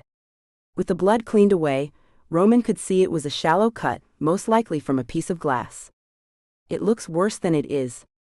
See if the bathroom has any first aid supplies," he directed Dante. Dante returned with a pack of antiseptic ointment and self-adhesive bandages. "This is all they have," he said, handing the supplies to Roman. "Better than nothing." Roman squeezed the ointment onto the cut, lay some tissue over the ointment, then taped the tissue into place using the bandages. Julia eased back into the shirt. The room phone rang. "Aventine." "No, I'm sorry, my cell phone broke." "I understand." His face went ashen. He dropped into a chair as his legs gave out. Julia watched Roman with concern as he silently listened to the speaker on the other end. He closed his eyes, then lowered the receiver. "Get out," he whispered. Violently he got to his feet, hurled the phone across the room, ripping its cord from the wall. He roared, "Get out of here." He slammed the door behind him as he stormed into the bedroom. Wide-eyed, Julia stared at the closed door, then back to Dante. "I'll take her back to your room, then I'll deal with the vamp. You check on him." Dante nodded at the closed door. "Roman?" she asked tentatively as she opened the door. He sat on the bed, seeming despondent, staring at the floor. Tears streamed from his eyes as he looked up at her. He said nothing. Julia stepped to him. Roman clutched at her, pulling her close. He buried his face in her stomach, clinging to her as if she were a lifeline. She said nothing as she gently stroked his hair, not knowing what was wrong or how to fix it for him. Roman's breathing eased, yet he still clung to Julia. She gently climbed into the bed, then pulled Roman to lie next to her. She cradled him against her. Julia woke with Roman wrapped around her. At some point during the night, one of them had pulled the covers up. Julia turned in his grasp so she could see his face. Even in sleep, it was full of pain. His brow was creased and his lips pulled down into a frown. Gently laying her hand on the side of his face, Julia kissed his forehead, then tucked herself against his chest under his chin. He was her mate, and she would protect him just as he had protected her. For now that meant holding him while he slept. There would be time for him to tell her what demons had attacked last night, what nightmare he would be waking to this morning. Roman stirred. "Julia." Her name was a rumble low in his chest. She peered up at him. "I need to go to Boston. My mother died last night." "You need to go home?" "I understand." "No, I need to go to Boston. You are my home. Will you please come with me?" "Of course. You don't have to ask. I'll have arrangements made for us. We can leave this afternoon." "Thank you. I don't want to think right now. Thinking hurts." "Don't think, just let me hold you." They lay quietly together until Roman fell back asleep. Careful not to wake him, Julia slipped from his embrace. She unplugged the bedroom phone and padded into the sitting area. After removing the remnants of the damaged phone and cord, she plugged the phone into the jack and dialed her room. "His mother died last night." "Oh, I'm sorry, that's a tough one," Dante answered. "Yeah. Look, we're going to head out to Boston this afternoon, or tonight, whenever I can get a flight. I'll let you manage getting Cindy back to Canada. I'm sorry I'm ditching this on you, but," Julia broke off. "But nothing, Julia. His mother died. We both know what it's like to lose a parent. He needs all the support you can give him right now. I can coordinate with Myers. I handled that little cleanup project, and I already have thoughts on how to best get this one back to Canada with minimum fuss. Right now my biggest challenge is getting her to shut up. Hand towel, she asked. She spits it out. I wish we had a way to magically suppress the change, you know, like a silver cage or something. I'd keep her in wolf form. Julia laughed. That only works in the movies. Hey, don't sleep with her. Really, Julia? I never liked her, and I'm inclined to like her even less now. I am not as loose and easy as you seem to think I am. I'm yanking your chain, but sometimes I can't tell. You've been blinded by your mate's glow. Dante chuckled. Okay, so does everyone know about this mate glow thing except for me? Didn't Aunt Debs ever tell you? She only ever said I would just know, Julia explained. Are you sure she hadn't said they would just glow? Julia sighed. It would be horrible to have misunderstood her mother all those years ago. But even Morgan hadn't mentioned the glow when he found his mate, honey. Maybe non-wolf humans didn't glow. She shrugged. By the way, your phone is clean. But speaking of dirty phones, have you been getting heavy-breathing phone calls? Dante asked. All freaking week, and no one would do anything about it. I'm kind of pissed. Why, did you get one? Yep, and then I got an apology. Apparently the kids making the calls were caught by their mom, and she made them call back and apologize immediately. Did you growl at them? Julia, he said, exacerbated. No, I did not growl, they were kids. But I did caution them on doing it again, and I could hear Mom in the background. She sounded pretty mad. Well, good, they deserve to be grounded or on a timeout or strung up by their toes. Overreacting much? Dante laughed. No, it did creep me out. Glad that mystery is solved. A few moments later, Julia tapped at the door to what had been her room. Dante opened to allow her in. Nice outfit, he teased, indicating Roman's clothes on her. Shut up, my clothes are all here. Julia pushed her way into the room. Cindy sat on the bed, restrained with electrical cords. I had to use the bathroom, otherwise I just keep her closed up in there. Julia nodded as Dante led the girl back to the bathroom. She looked at the other bed. Her suitcase lay open. Toiletries and assorted items were lying on the bed, clearly waiting to be placed into the bag. Thank you, Julia sighed as she realized Dante had gathered all her belongings. I was just going to grab my phone and pack later, but she paused, this is perfect. Thanks, cuz. I was looking over these. Dante waved at the stack of phone conversation printouts. These date back to a few weeks after Morgan's little adventure. There are probably hours and hours of conversations they have notes on, but the notes on these definitely focus on this trip.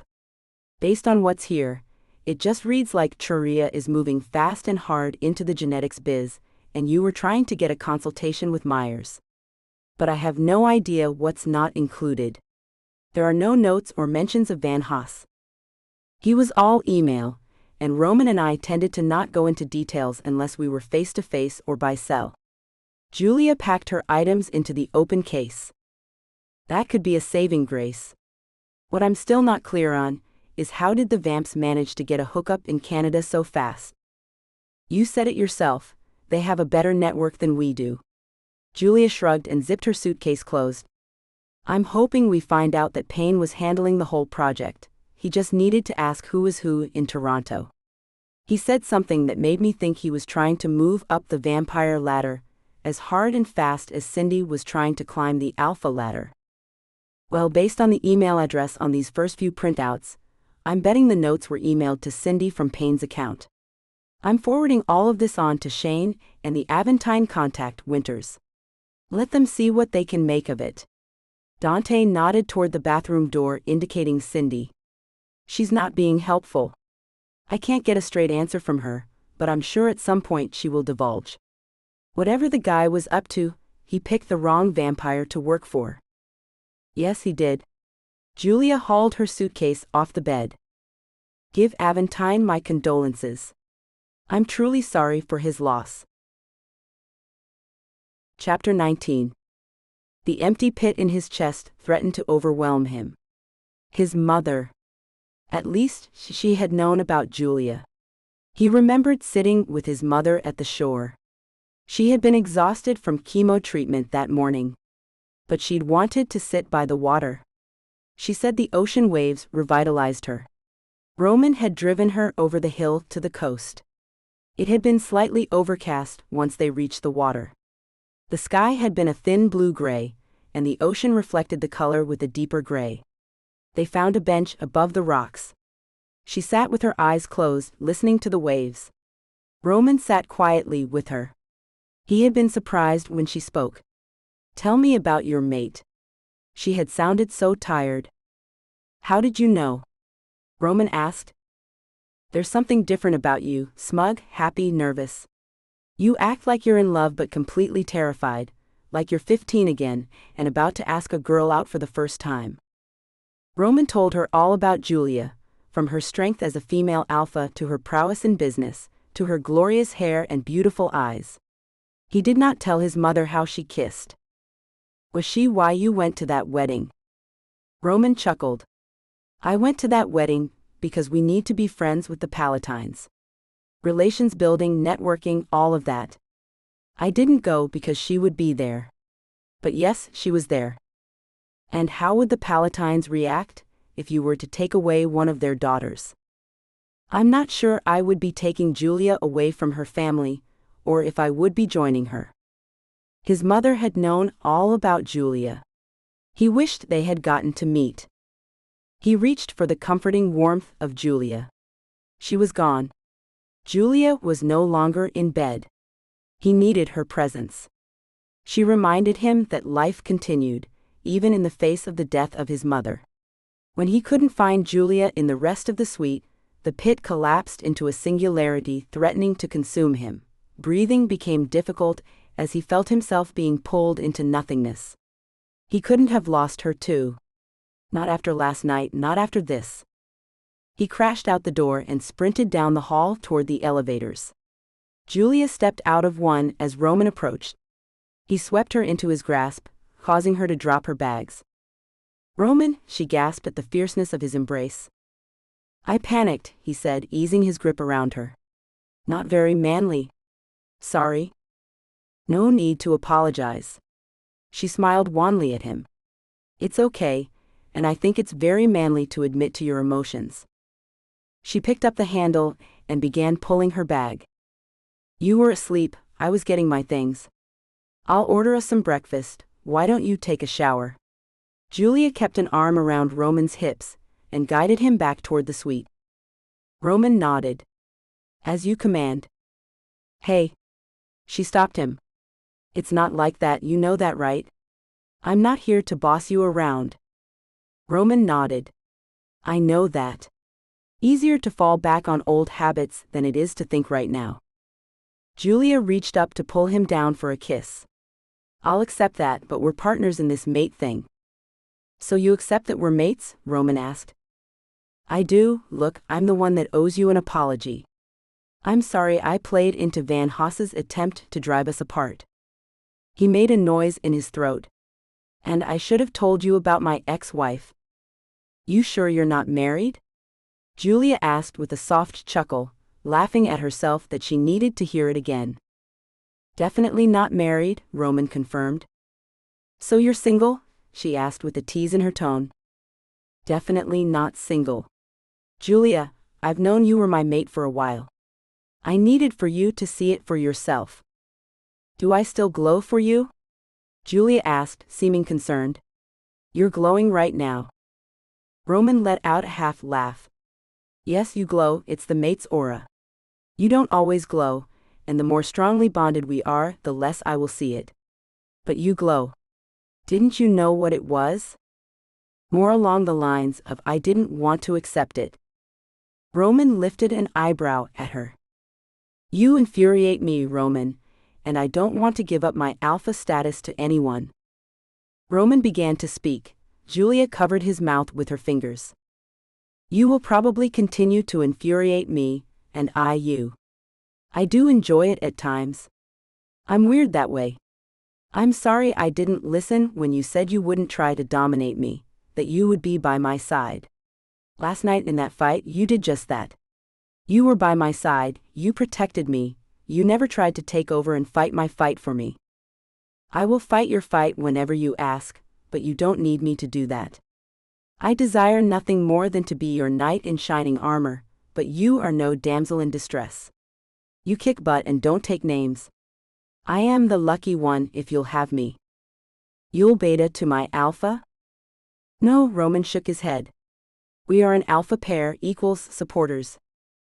Julia nodded in understanding. She would never take over his fight for him, just as he did not take over her fight. We take care of each other. Right now I'm taking care of you. Go shower, and I'll order breakfast and make arrangements to get to Boston. She pushed him toward the bathroom. Thank you, Julia. Following him, she asked, will we need a car and where should I make arrangements for staying? Roman nodded. Yes, car, and we'll stay at the house. Roman guided the car up the freeway. Dark shadows indicated tree-covered hills outside of Julia's window. She let him drive. He knew where they were going without having to worry about giving Julia directions. The flight into Logan Airport had been uneventful and quiet. Roman had been introspective the entire flight. Julia let him be.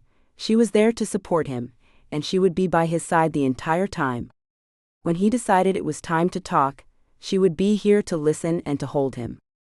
His family's home was located in New Hampshire, about an hour north of Boston. Julia never appreciated how close the states in New England were until Roman mentioned they might be able to head over to Maine in the next day or two, after she said she had never been there. When they pulled up the drive, Julia was not surprised to see a rather sedate mansion of gray stone. She had expected the Aventine's estate to be reserved yet large. The Palatine estate was predominantly one large building with wings and extensions. This was more of a compound, a gathering of buildings and other houses. A tired old man, withered and gray, came to let them in. He had no greeting for Roman or Julia. She thought from his expression and his look that he was somehow related to Roman, possibly an uncle. Can I see her? Roman asked. Silently the man turned. They followed him to an upstairs room. Julia tightened her grip on Roman's hand. She had seen a dead body before, but not a parent. Her own parents' bodies had been so badly damaged, she had not been allowed to see them. This was Roman's mother. Though Julia had never met her, she was important to Roman and therefore important to Julia. She gripped Roman's hand a little tighter. He squeezed back. The old man left them in front of a closed door. Roman slowly opened the door. The woman was laid out on a bed, surrounded by flowers. She looked calm, as if she were asleep and not dead. Julia stared at her chest, expecting it to rise and lower with breath, but there was no movement in the body that had clearly been ravaged by disease. Roman picked up his mother's hand and brought it to his face. Mother, Mom? He fell to his knees, still holding her hand. He was quiet for a long time. Julia, not certain what to do, stood at his back, resting her hand on his shoulder, soothing him the best she could. Roman took a ragged breath, then stood up. Mom, this is Julia. I told you about her once. You laughed and said she sounded like a good match. She finally agreed to be my mate. You'd like her, you would call her feisty. Not sure how Father will take to her, but she'll hold her own against him. I thought you were doing better. I guess you just told me that so I wouldn't worry. I guess you wanted to be home when this happened, and not so far away. I can understand that. I hope you understand that this isn't my home anymore. Julia is my home. I wish you could see her. Her smile would have made you feel better, taken away some of the pain. She has that kind of smile. You two would have been allies. I guess Father is taking this pretty hard. He's going to be even more angry now than he has been. I'll try not to be too hard on him, and I will try to remember he's angry because he's hurting. But I can't make any promises. I'm angry too. He turned to Julia as she slipped her hand back into his. I'm going to miss you, Mom, more than I can ever tell you. More than I think I realize. He leaned over and kissed his mother on the cheek. I'm glad you are no longer in pain, but I wish there could have been another way, not you having to leave us. I love you. Tears slipped from his eyes as he turned toward Julia. Still holding her hand, he led her down the hall to another room. Their suitcases had been placed on the bed. Julia looked around. It appeared as if this had been a teenage boy's room, but cleaned up. Several sporting trophies sat on book-lined shelves. An old teddy bear had a prominent position in the middle of a double bed. Stacks of CDs occupied shelves next to an old multi-CD changer stereo unit. It took Julia a moment to realize this had been Roman's room. It had never fully made the transition to guest room or adult Roman's room. Julia examined one of the trophies. Track? Roman nodded. Jumper. I did track until I discovered drama. The girls were friendlier in drama. You gave up track because of girls? I did a lot of things because of girls. That is pretty much the number one motivator of most teenage boys. Roman pulled Julia into an embrace. It still is, pretty much my primary motivator. However, now it's only one girl I'm interested in impressing. He kissed her gently. I'm sorry you had to come under these circumstances. I had hoped you would be able to meet my mother, and well, my father. I'm sorry you had to see him this way. I haven't seen your father yet, Roman. Sure you have, that was him. Roman pointed over his shoulder, indicating the man they had seen earlier. Julia placed her hand over her mouth. I didn't recognize him, he looked so much older than I remembered. Mom's illness has taken a lot out of him. He's not the friendliest even when he isn't dealing with. Roman shook his head. Maybe he'll be more inclined to speak tomorrow. I'll find out what the funeral arrangements are tomorrow. You okay if we stay a few days? I'm here with you as long as you need to stay. I have a laptop. I can work remotely if I need to.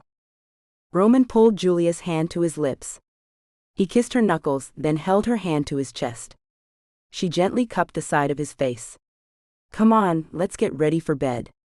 Today has been a long day, and I'm tired. I like the idea of sleeping in your arms, even if it's on a rickety old bed. Julia was pleased to learn that Roman's old bedroom had its own ensuite bath.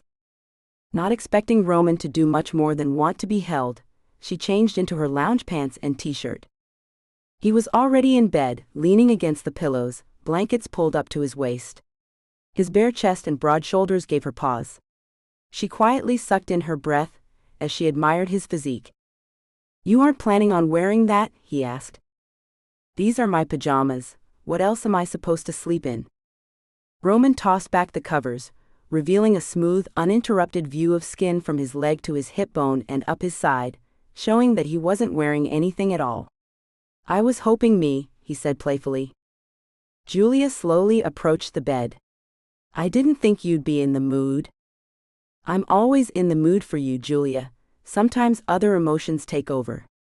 I need to feel you tonight. All playfulness was gone from his voice. Julia crawled in and next to Roman, allowing him to pull the covers over her. She lay stiffly next to Roman's warm body. Well, this is awkward. Do I need to quote Shakespeare? No. Julia chuckled. I'm suddenly nervous, and feel like we're getting ready to do it in your room with your parents in the other room. Well, we are, aren't we? Roman chuckled. Yeah, but I feel like I'm 16 and sneaking around for some reason. If you're that uncomfortable, I'll go put on some pants. Roman slipped out of bed, walking over to pull a pair of shorts from his suitcase. Julia watched him move, taking in the fine musculature of his backside. Roman had long, lean muscles in his legs, his butt was firm, his waist slim. Her gaze followed up the smooth curve of his back to his wide shoulders. He had the build of a swimmer, long and strong. She watched the side of his face, admiring the bone structure. She particularly liked the way his brow ridge framed his eye and transitioned into prominent high cheekbones. He turned, Her gaze followed along his cheek and down his aquiline nose to his full lips. She watched as they spread into a soft grin. "What are you looking at?" he asked, settling the waistband around his hips. "I'm admiring my choice of mate. You are exquisitely handsome." "Thank you. You do have excellent taste, then again you are exceptionally smart." "I'm smart?" The tone of Julia's voice indicated that was not the word choice she had expected to hear. "Yes, you are," Roman said as he slid back into the bed. He pulled Julia into his embrace. "And the most beautiful woman I have ever set eyes on." He dipped his head to hers. He slid his lips across her cheek, placing small kisses on her face. "Why do you think I've been so persistent?" He placed more small kisses along her temple. "I glowed?" "You really didn't start glowing until after I developed a bit of a thing for you.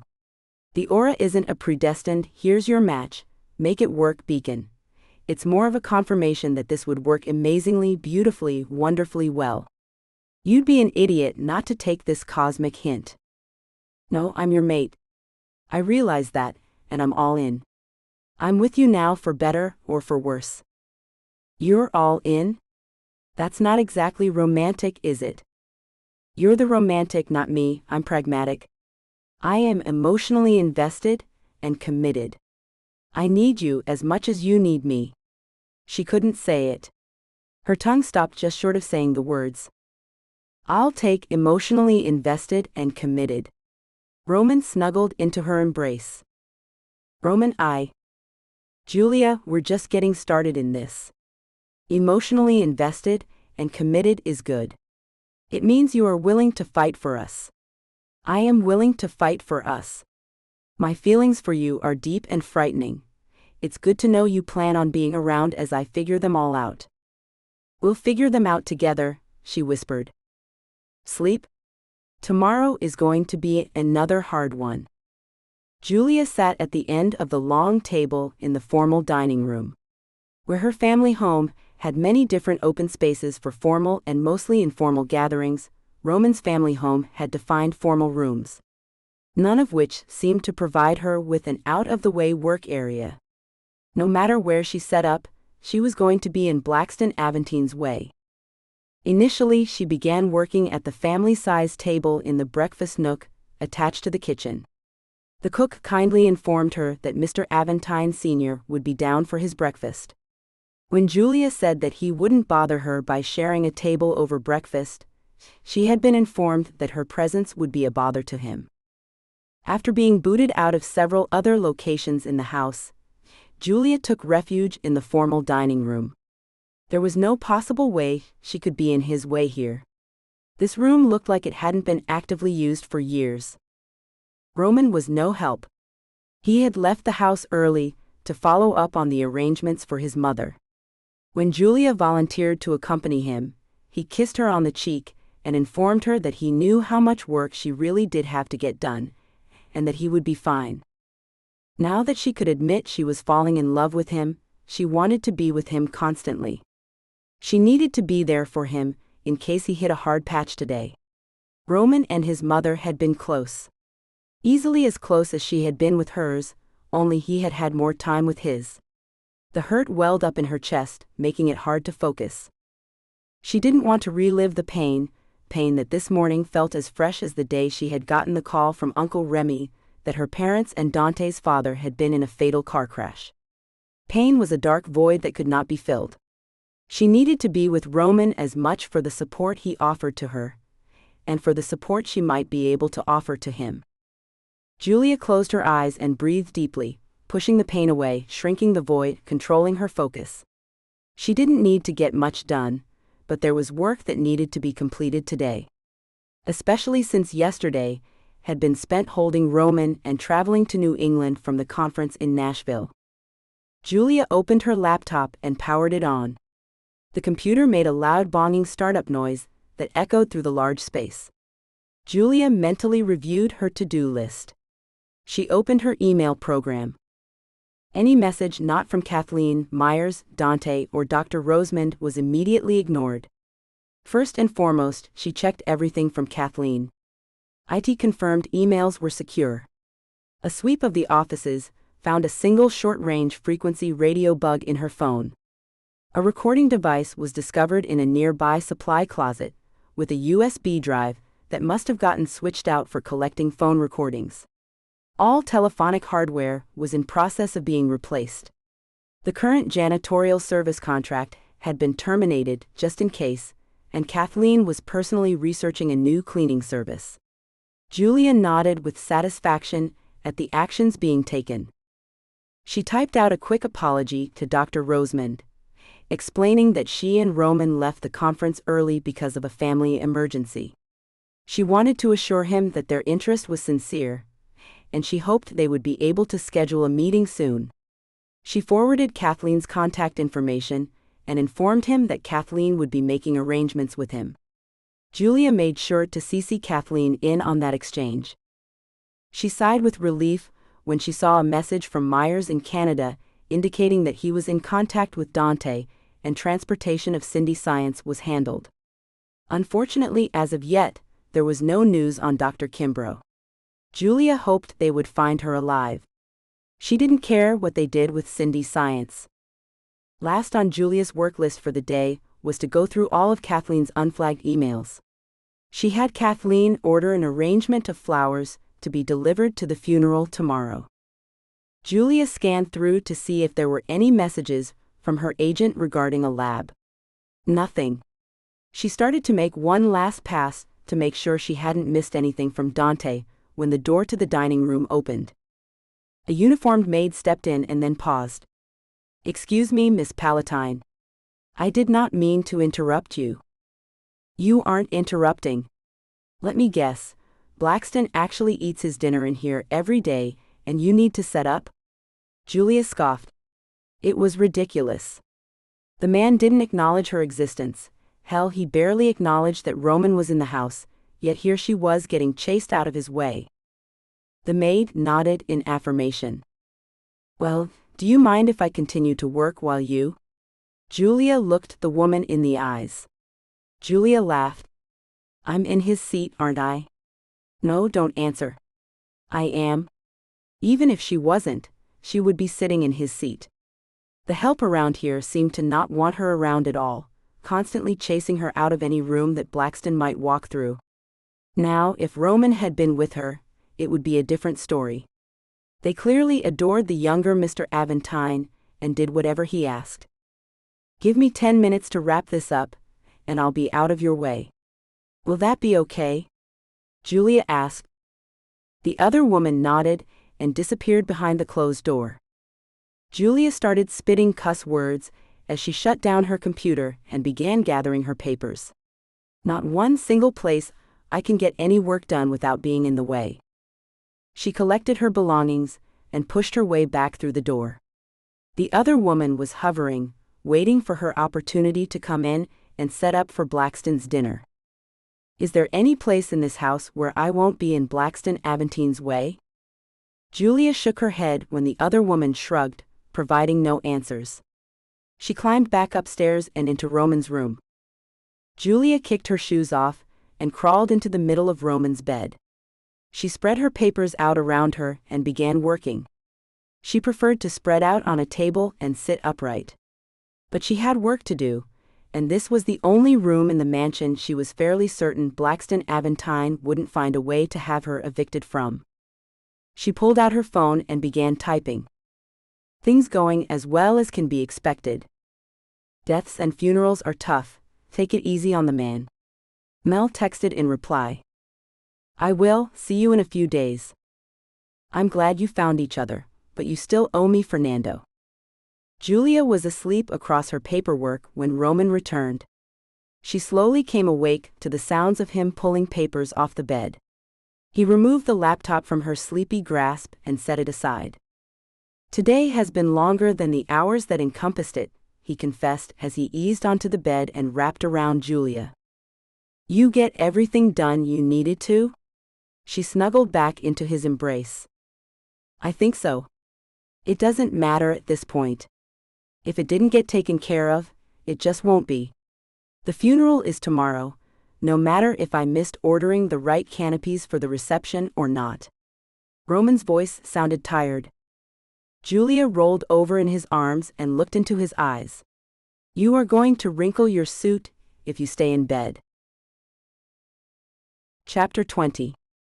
The weather was cold and dreary, as if it too were in mourning.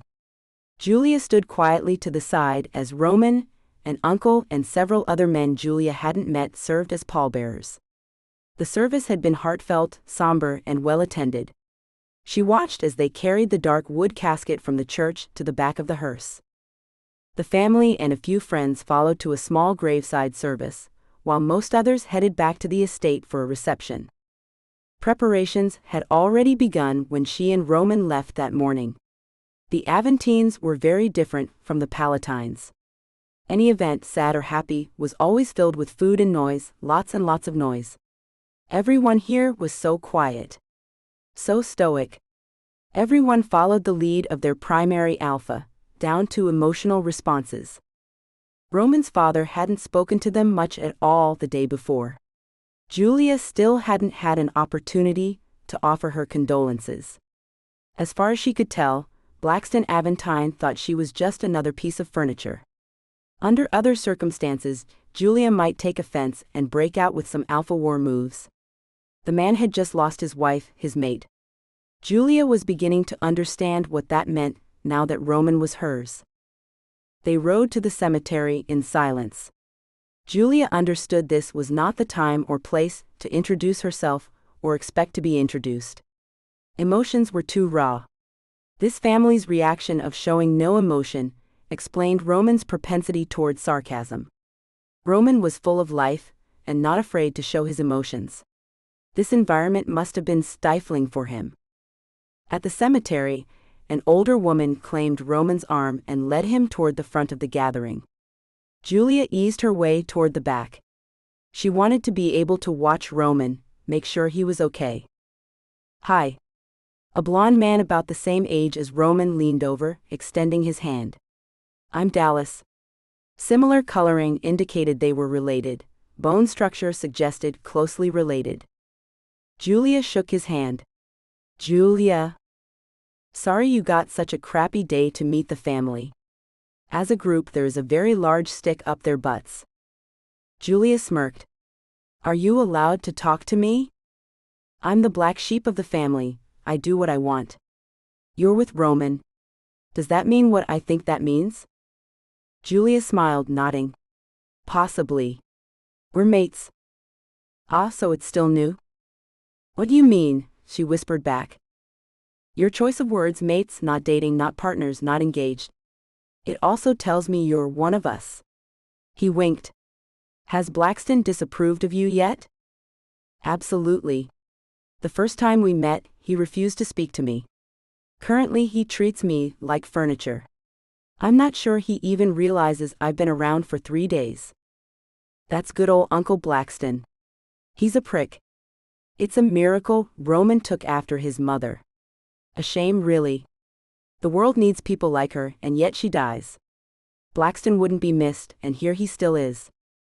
So, Dallas, if you never tell me how you really feel, we'll never get anywhere with therapy. Julia watched the man bite his lips to keep from laughing. They hovered in the general area as the service ended. Julia watched and waited as Roman was greeted and offered condolences. He stood between his father and an uncle from his father's side. Roman towered over the other two. He had a grace, a beauty that had to have come from his mother's side, while the pale coloring with piercing blue eyes clearly came from his father. This should be entertaining, Dallas said conspiratorially, nodding toward a thin blonde woman in a bright red dress, stalking toward Roman. The only time anyone dresses like that at a funeral is if they are trying to get all the attention. Oh hell no, Julia spat. Excuse me, I have to go slap a bee. Julia slid in behind Britt as she approached the grieving line. Britt stepped toward Roman. Roman, she purred, reaching up to embrace him. Touch him and I will personally rip off your arms, Julia hissed in Britt's ear. Britt stopped mid-movement and turned. She stepped back. I thought you left with that other fella. The one from South Africa. I did not. Now smile, offer your condolences, do not touch Roman, then move along. You are forgetting he's my husband. I haven't forgotten. But it seems you have forgotten the word ex, as in ex-husband. Roman? Britt whined his name. I see you couldn't even stand to let my dead mother upstage you. Whatever, Britt, I'm done.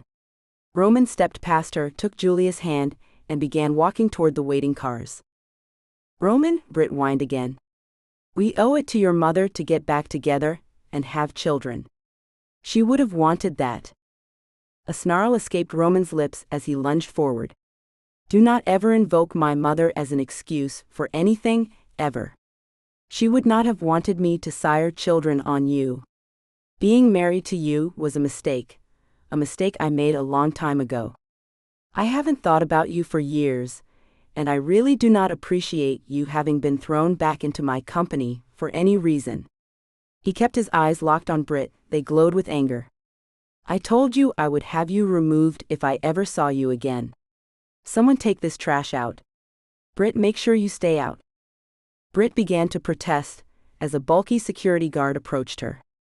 She threw her hands up in the air in defeat. Fine, be that way. I didn't like your stuck-up mother anyway. I never would have bothered if you hadn't gotten mixed up with this woman and that guy from South Africa. This time Julia lashed out. Britt screamed, then landed with a jarring thump on her backside. I am not any woman. I am the woman that will end you if I ever see or hear of you again. And don't think for 1 minute I won't or that I can't. I will start by financially ruining you. I can do that. Then I'll make you think you're going crazy. Your friends will desert you. Your family will wish they were never related to you. And then you will disappear. I will feed you to piranhas and vampires, and your life will become a living hell before it ends. I have friends with very special skill sets. I can make this happen. No evidence of your existence will ever remain. What friends you might have left will begin to think they made you up. Julia emphasized the sharp consonant sound of the P. Have I made myself clear? Britt, still on her butt in the mud, nodded, her eyes wide with terror. Good. Never bother Roman or his family again. I don't care how much money anyone offers you to do so. It will never be enough to compensate for the hell I will personally rain down on you. Julia glared at the woman, her eyes glowing with intense rage. Britt scrambled to her feet, staggering in her heels on the damp ground. She said nothing, as she hastily made her retreat toward the line of parked cars. Julia turned away from the retreating figure. Roman chuckled. Remind me to never piss you off. Somewhere behind them, Julia heard a dam of appreciation. Don't threaten me or mine. I didn't reach alpha status without reason. She smiled up at Roman. Roman Aventine looked up at the commotion, as if the fog cleared from his vision for the first time in days. Roman, his voice boomed out. His eyes narrowed as he recognized Julia. What is Miss Palatine doing here? This is a private family matter. She's with me, father. Roman put an arm around her shoulders and approached his father. She's been with me for the past few days. Blackston shook his head, obviously not remembering. Why? She's my mate, father, Roman explained simply. What a stupid thing to do, mate yourself to the Palatines. That Brittany would have been a more suitable mother for Aventine children. I like blondes. But you couldn't keep her. Roman looked at his father. Had he not just witnessed that exchange? His brow furrowed as if he had the same thought that raced through Julia's head. Was it possible Roman's father had missed it? He had been functioning like a zombie ever since they arrived.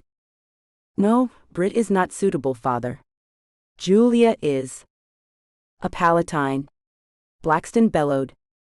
Yes, and we have put all that animosity behind us to work together for a better future for our families, Roman explained. That was you mother's idea. He turned to look back at the grave site. I'll honor her, let it be her legacy. I never fully agreed with her. I know that, father, but I do. Most of us do. The Palatines are good people. They are ready to be over our feud as much as we are. Did you have to go and be mated to one? Do you have to be so prejudiced against her because of some ancient grudge match? Mother was right, it's all nonsense and we will be stronger together. Alone, separate, that's when we fail. Is that what you want? To destroy this family, let it collapse in on its own weakness? Palatine grandchildren will destroy this family. They'll be weak. Leave her. His father sneered. I'm mated to a Palatine alpha, we will be married, and our children will be the most powerful alphas our kind have ever seen. She's no alpha. Female alphas would be an abomination if they existed. I won't condone your marriage. No, and that's the end of this discussion. Roman Aventine turned and walked away with a parting glare. Roman grabbed his father's upper arm, spinning him around. Do not think you have won this, old man. You destroyed this family when you cheated on mother. Do you honestly think that attempting to sire an entire generation of Aventines was going to be healthy? She knew. Did you realize that? She knew, and she never said anything. She told me the last time I saw her alive. That's why I was an only child. She couldn't bear to be with you even though you were her mate. She knew every single one, and she told me she wanted to hate them because of you. But she never did, and she never let you know. Roman, you will stop this line of discussion right now. Just because your mother has passed does not mean you get to air your grievances. Grievances? Grievances? This is hardly a grievance. This is coming clean with indiscretions of your past. This is me finally claiming the family you denied me. Roman turned, scanning the remaining mourners. He waved, beckoning over who he was looking for. Dallas, you remember that DNA test I requested? The other man nodded. Did Aunt Beverly ever tell you who your father was? No, always a different story each time I asked to. Roman, stop this now, Blackston growled. Roman pointed to his father. That sorry bastard is your father? You're my brother. Dallas looked dumbfounded at the news. Roman nodded. Yeah, you're my half-brother, and because our mothers were sisters, we're almost DNA matched as full biological brothers. How's that for a kicker? My brother? I have a brother? Dallas chuckled, then turned his attention to Blackston. He pointed into the older man's face. This jerk is my father. That's quite the bomb you just dropped on me there, Roman. I'm not sure who to deck, you for springing this on me or him for letting Mom struggle and leaving us in near poverty. Dallas turned his gaze to Julia. Okay, not Roman. She scares me. He pulled back and punched Blackston across the jaw. Blackston stumbled back. Regaining his composure, he rubbed where Dallas made contact. This will not go unnoticed, Dallas. I never claimed you for a reason. Roman, you'll be disowned over this. You'll have a hard time drawing up those legal papers, father. You signed over way more than a controlling interest in the company when you retired. You'll find that you're only the alpha this family in your own head. I own the business, and I've been making the majority of family management decisions for a few years now. But the accord with the Palatines. Blackston sputtered. You had to do that on your own, think of it as a lesson learned. Your mother. My mother is the reason we didn't do this sooner. My mother is the reason you still have the title of Alpha, even if it is in name only. My mother deserves better from you in her death than she ever got from you in life. Roman turned, put his arm around Julia, and walked away from his father. You can't marry her, Blackston called out after Roman. Why not? Are you her father too?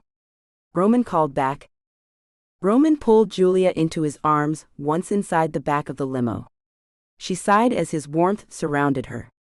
They were mated, she conceded. It wasn't a defeat, she realized she'd won just as Roman had. They won each other. It was a heady thought. What if I don't want to get married? You don't want to marry me? Roman lifted a single eyebrow as he looked into Julia's glowing golden eyes. She was testing him, attacking with words, looking to see if he would fight back or let her skewer him. Instead, he figuratively gave her his neck, submitting to her lead. Then we are together as partners, significant others, living together in sin, as your Catholic grandmother would say. You expect me to live with you? Julia asked. I expect to live with you, Roman clarified. We don't have to be married to have children. What if I can't have children? Then we have puppies, or we adopt, or we have plants. Julia, you are my endgame, and being with you is what I want. What if, she continued, not certain of her own feelings regarding children, having never actually thought about having them before, I don't want children? Still not a deal breaker. Whatever you choose to nurture, pets, plants, the business, it will thrive. And I will be there by your side. But I do want children. If you tell me no, then I'm good with that. I know you'll understand if I become more involved with your nieces and nephews, or join Big Brothers, or become a karate teacher or something. Just as I support your choice, I know you will support mine. You love me then? She was unsure. They were mated, but wasn't that really just a biological need to perpetuate the race? Yet Roman said all the right things. He hadn't pushed an agenda on her. Gently Roman caressed the side of her face. With all my heart, Julia, with all my being. Then say it. Roman chuckled. As you command. Julia began to protest. That wasn't her intent. She didn't want him only saying words because she wanted to hear them. She wanted him to feel them. Roman silenced her, with a finger to her lips. And with great pleasure. I want you, I love you, I long for you, and I will always be true to you. I love you, Julia Palatine. Julia felt tears sting her eyes. She had underestimated the impact hearing those words would have on her. I love you too, she whispered as Roman leaned forward to capture her lips with a kiss. Epilogue. Dante stomped his feet. His breath turned to steam. Damn, it was cold. He glanced back at the woman in the station wagon. She beat ineffectually on the door. Let me out, she whined. Dante was sick of Cindy's whining. His coat was not warm enough for this climate. He thought of different ways he could help the salesman who sold it to him experience this level of bone-deep chill. He was tempted to shift, so that he could have some fur protecting his body heat. It was almost 2 hours past time to give her another dose of medicine. Dante thought maybe it was time to let her fully wake up, especially since he was passing her off to her alpha. Let him take care of her. For once. From the sounds of things, the Myerses' alpha had disregarded and underestimated Dante's reluctant guest. Cindy pretty much wreaked havoc on his cousin Julia's plans for finding a science-minded wolf to help understand the ramifications of wolf shifter DNA showing up as an ethnicity in ancestral DNA tests. Cindy had managed to render a local Myers wolf incapacitated, steal her plane ticket, and arrive in her stead at a genomics conference in Nashville. Cindy was working on the misconception that killing an alpha would transfer all their powers to her, and thought she would be able to accomplish this at the conference. Had she received a proper education from the existing hierarchy of her family, she would have known better, and possibly not caused harm to Dr. Kimbrough. Cindy started yelling and rocking the car back and forth, trying to get out. Dante chuckled. Child safety locks were a beautiful thing. He pushed hard against the car, causing it to lurch. Cindy stopped her thrashing. A dirt-covered SUV rolled to a stop in front of Dante. The window lowered. Palatine? Dante nodded. Myers? The SUV pulled over, and a broad older man got out of the car. Thanks for delivering the package. I should thank you for picking her up. She is a pain. The station wagon started rocking again, and Cindy screamed curses. Dante hit the window with his elbow, effectively shutting Cindy up. How did you get her all the way up here, without causing an issue at the border? Myers asked. Benadryl. Told the border guard my girlfriend was asleep in the back. She was so groggy it didn't occur to her to not answer the guard's questions, Name, birth date, where we were headed. What did she tell them? Home. You have something to keep her restrained? She flails about a lot otherwise. Yeah, we're good. Myers turned and leaned into the back seat of the SUV. When he straightened, Dante was looking at the barrel of a pistol. Well, crap, I thought you guys didn't do those up here. Dante sighed and stood up from his relaxed posture against the station wagon. Let me guess, you're not Myers. Good guess, jerk. Not Myers waved the pistol at Dante. Release the girl. Dante slowly turned and opened the car door. He reached in. Instead of releasing Cindy, he instantly shifted into wolf form and plunged through the back, breaking out the rear window of the station wagon, running as fast as he could for the woods off the side of the road. A gunshot rang out behind him, but he kept running. Dante circled around in the underbrush. Not Myers leaned into the car. Dante ran. In seconds, he was out from under the trees and on the other man's back, his teeth buried into the thick sweater at the man's neck. Stupid appropriate cold weather wear. Not Myers threw Dante from his back and turned with alpha-like speed, shifting into a light brown timber wolf. From the noise and the rocking of the station wagon, Cindy was still restrained and struggling against her bonds. Dante ignored her and faced off against the newly shifted wolf. Not Myers apparently had access to Myers's information. How else would he have known to meet Dante and Cindy here? Did Cindy have more support in her efforts of undermining the local alpha? Who was this guy? The two wolves continued to snarl and circle. Finally, Not Myers lunged. Dante countered with a snarling bite for the throat. Claws scratched, teeth gnashed, fur flew as the wolves rolled over each other, broke away, then attacked again. 3 large black SUVs stopped with squealing tires, blocking the first SUV in and surrounding the fighting animals. Several men spilled from the vehicles. Stop it, a loud commanding voice barked, followed by the ratchet sound of a cocked shotgun.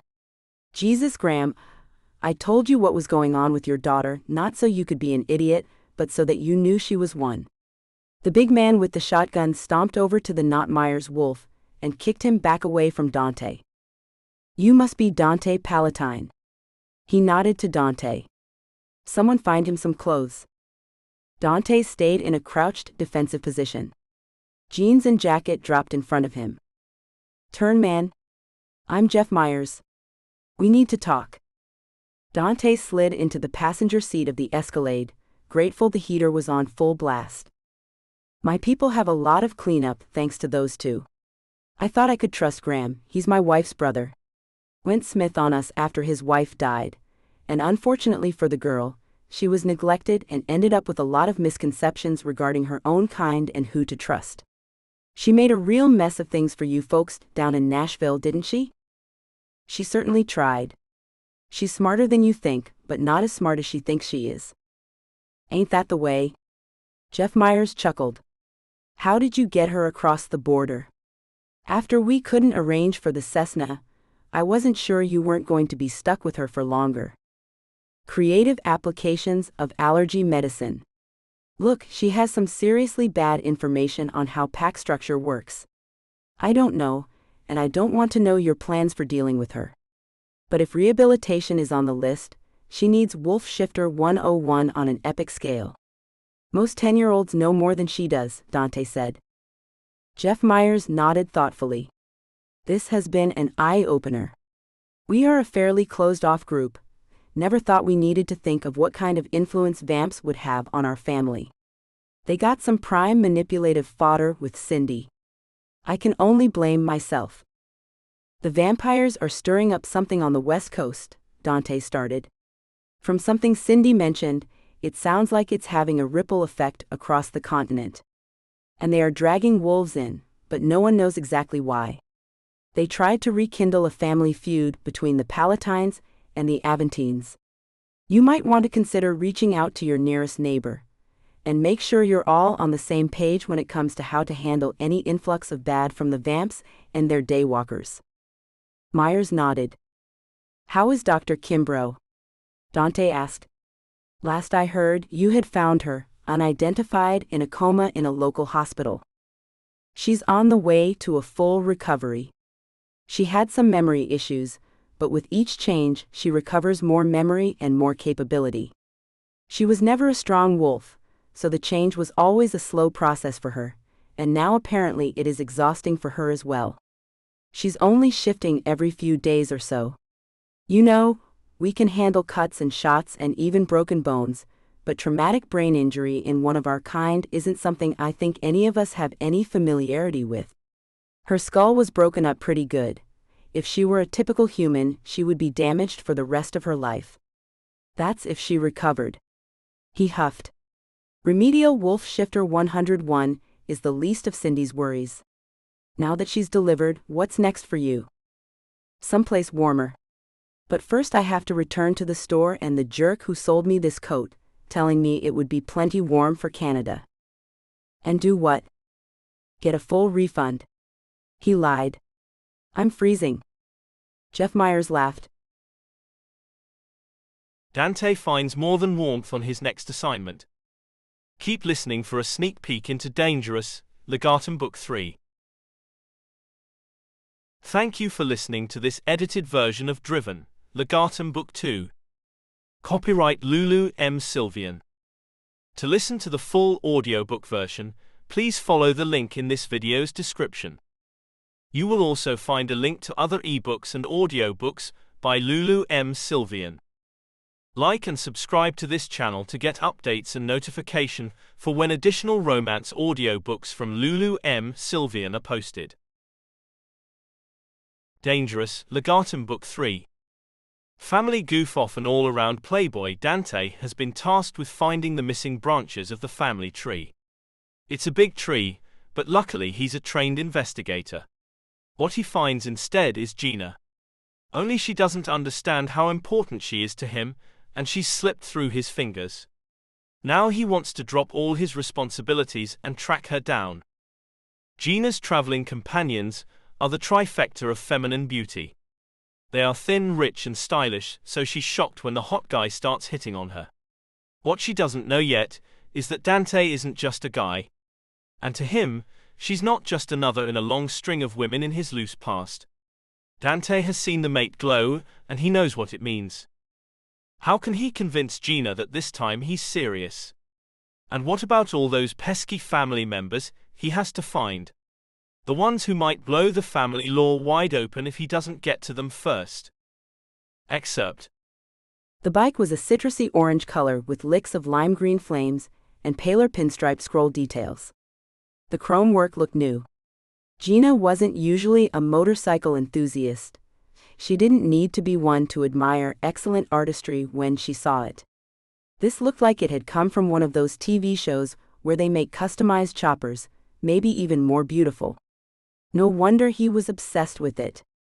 She hoped the man was half as attractive as the bike. Please, oh please be as gorgeous when you stand up. She caught a glimpse of curling dark hair. His head was tilted forward and away from her. When he straightened up, he unfolded up taller and taller. He stood well over 6 feet with dark curly thick hair that brushed his collar. When he turned around, Gina stopped breathing.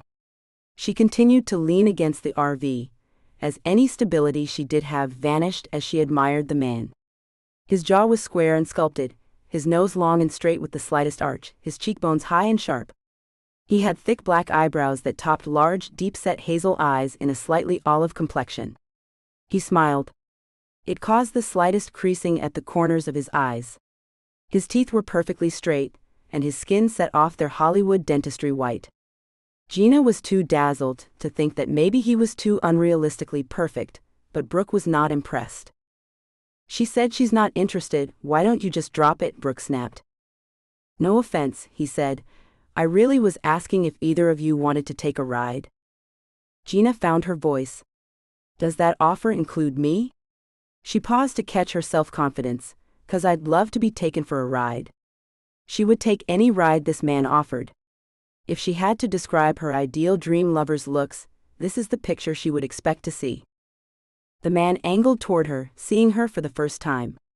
He paused and slowly looked at her. Gina felt his gaze rake up and down her form as if he made physical contact. If it was possible, The broad grin he sported grew even larger. "That offer most definitely includes you, pretty girl." Gina watched as he licked his teeth, running the pink tip of his tongue along the edge of perfect white teeth. The appeal in that one swipe of tongue made her mouth go dry. He gave her a predatory gaze, the likes of which she never received before. The gaze identified her as a woman he was interested in doing manly things with. She desperately hoped she was reading him right, or she was about to make a fool of herself. She had to remember how to flirt, and not just throw herself on him. "It's a pretty bike," she said, approaching him. She tried not to sway her hips as she walked toward him, but something in his gaze made her want to swish everything she had in his direction. "Don't be naive, Gina, he's not talking about a ride on his bike. He's being a perv." Brooke had clearly taken offense at this guy. "You know, Brooke, sometimes an offer for a ride on a motorcycle is just that, an offer for a ride on a motorcycle. He's got the pretty bike out, he obviously plans on using it. I'm sure this is just what it appears, an offer for a ride on the motorcycle." She turned back to the man. "Right?" He sighed. "Yes, this is what it appears to be at face value, a ride on the bike this lovely evening."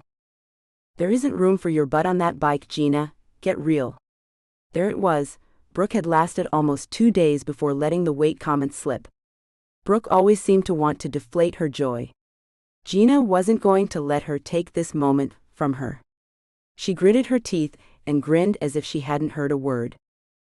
"Oh, there is plenty of room for her," the man replied.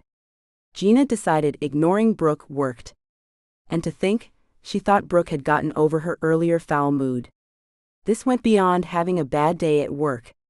Usually Brooke went after the tall, good-looking ones. For some reason this evening she was on the verbal attack. Hannah was just being Hannah. She barely talked to men now that she was engaged. Gina couldn't help but think, fine they were not interested, then more for her. "You don't even know him?" Gina turned to glare at Brooke. After turning back to the gorgeous man, she stuck her hand out in greeting. "I'm Gina Davies." He folded her hand into his larger one. She felt small and dainty around him. Gina never felt dainty, she liked this feeling. Like the actress? Davies, not Davis. She emphasized the E's and the is. "I get that a lot. I think she was kind of a big-named actress when I was born, not really sure. My parents don't pay much attention to movies and things. They probably heard her name and thought the combination sounded good." "Fair enough. Dante Palatine." He held her hand longer than what was politely necessary. "Dante? Well, aren't you Italian?" "Not as much as my name would suggest. I use spaghetti sauce from a jar." He winked at her. Gina's insides did a flip. "Somewhere you have an Italian grandmother spinning in her grave." "I'm sure I do, spinning at high velocity." He laughed. It was a deep, warm sound. Gina decided she could listen to him laugh forever.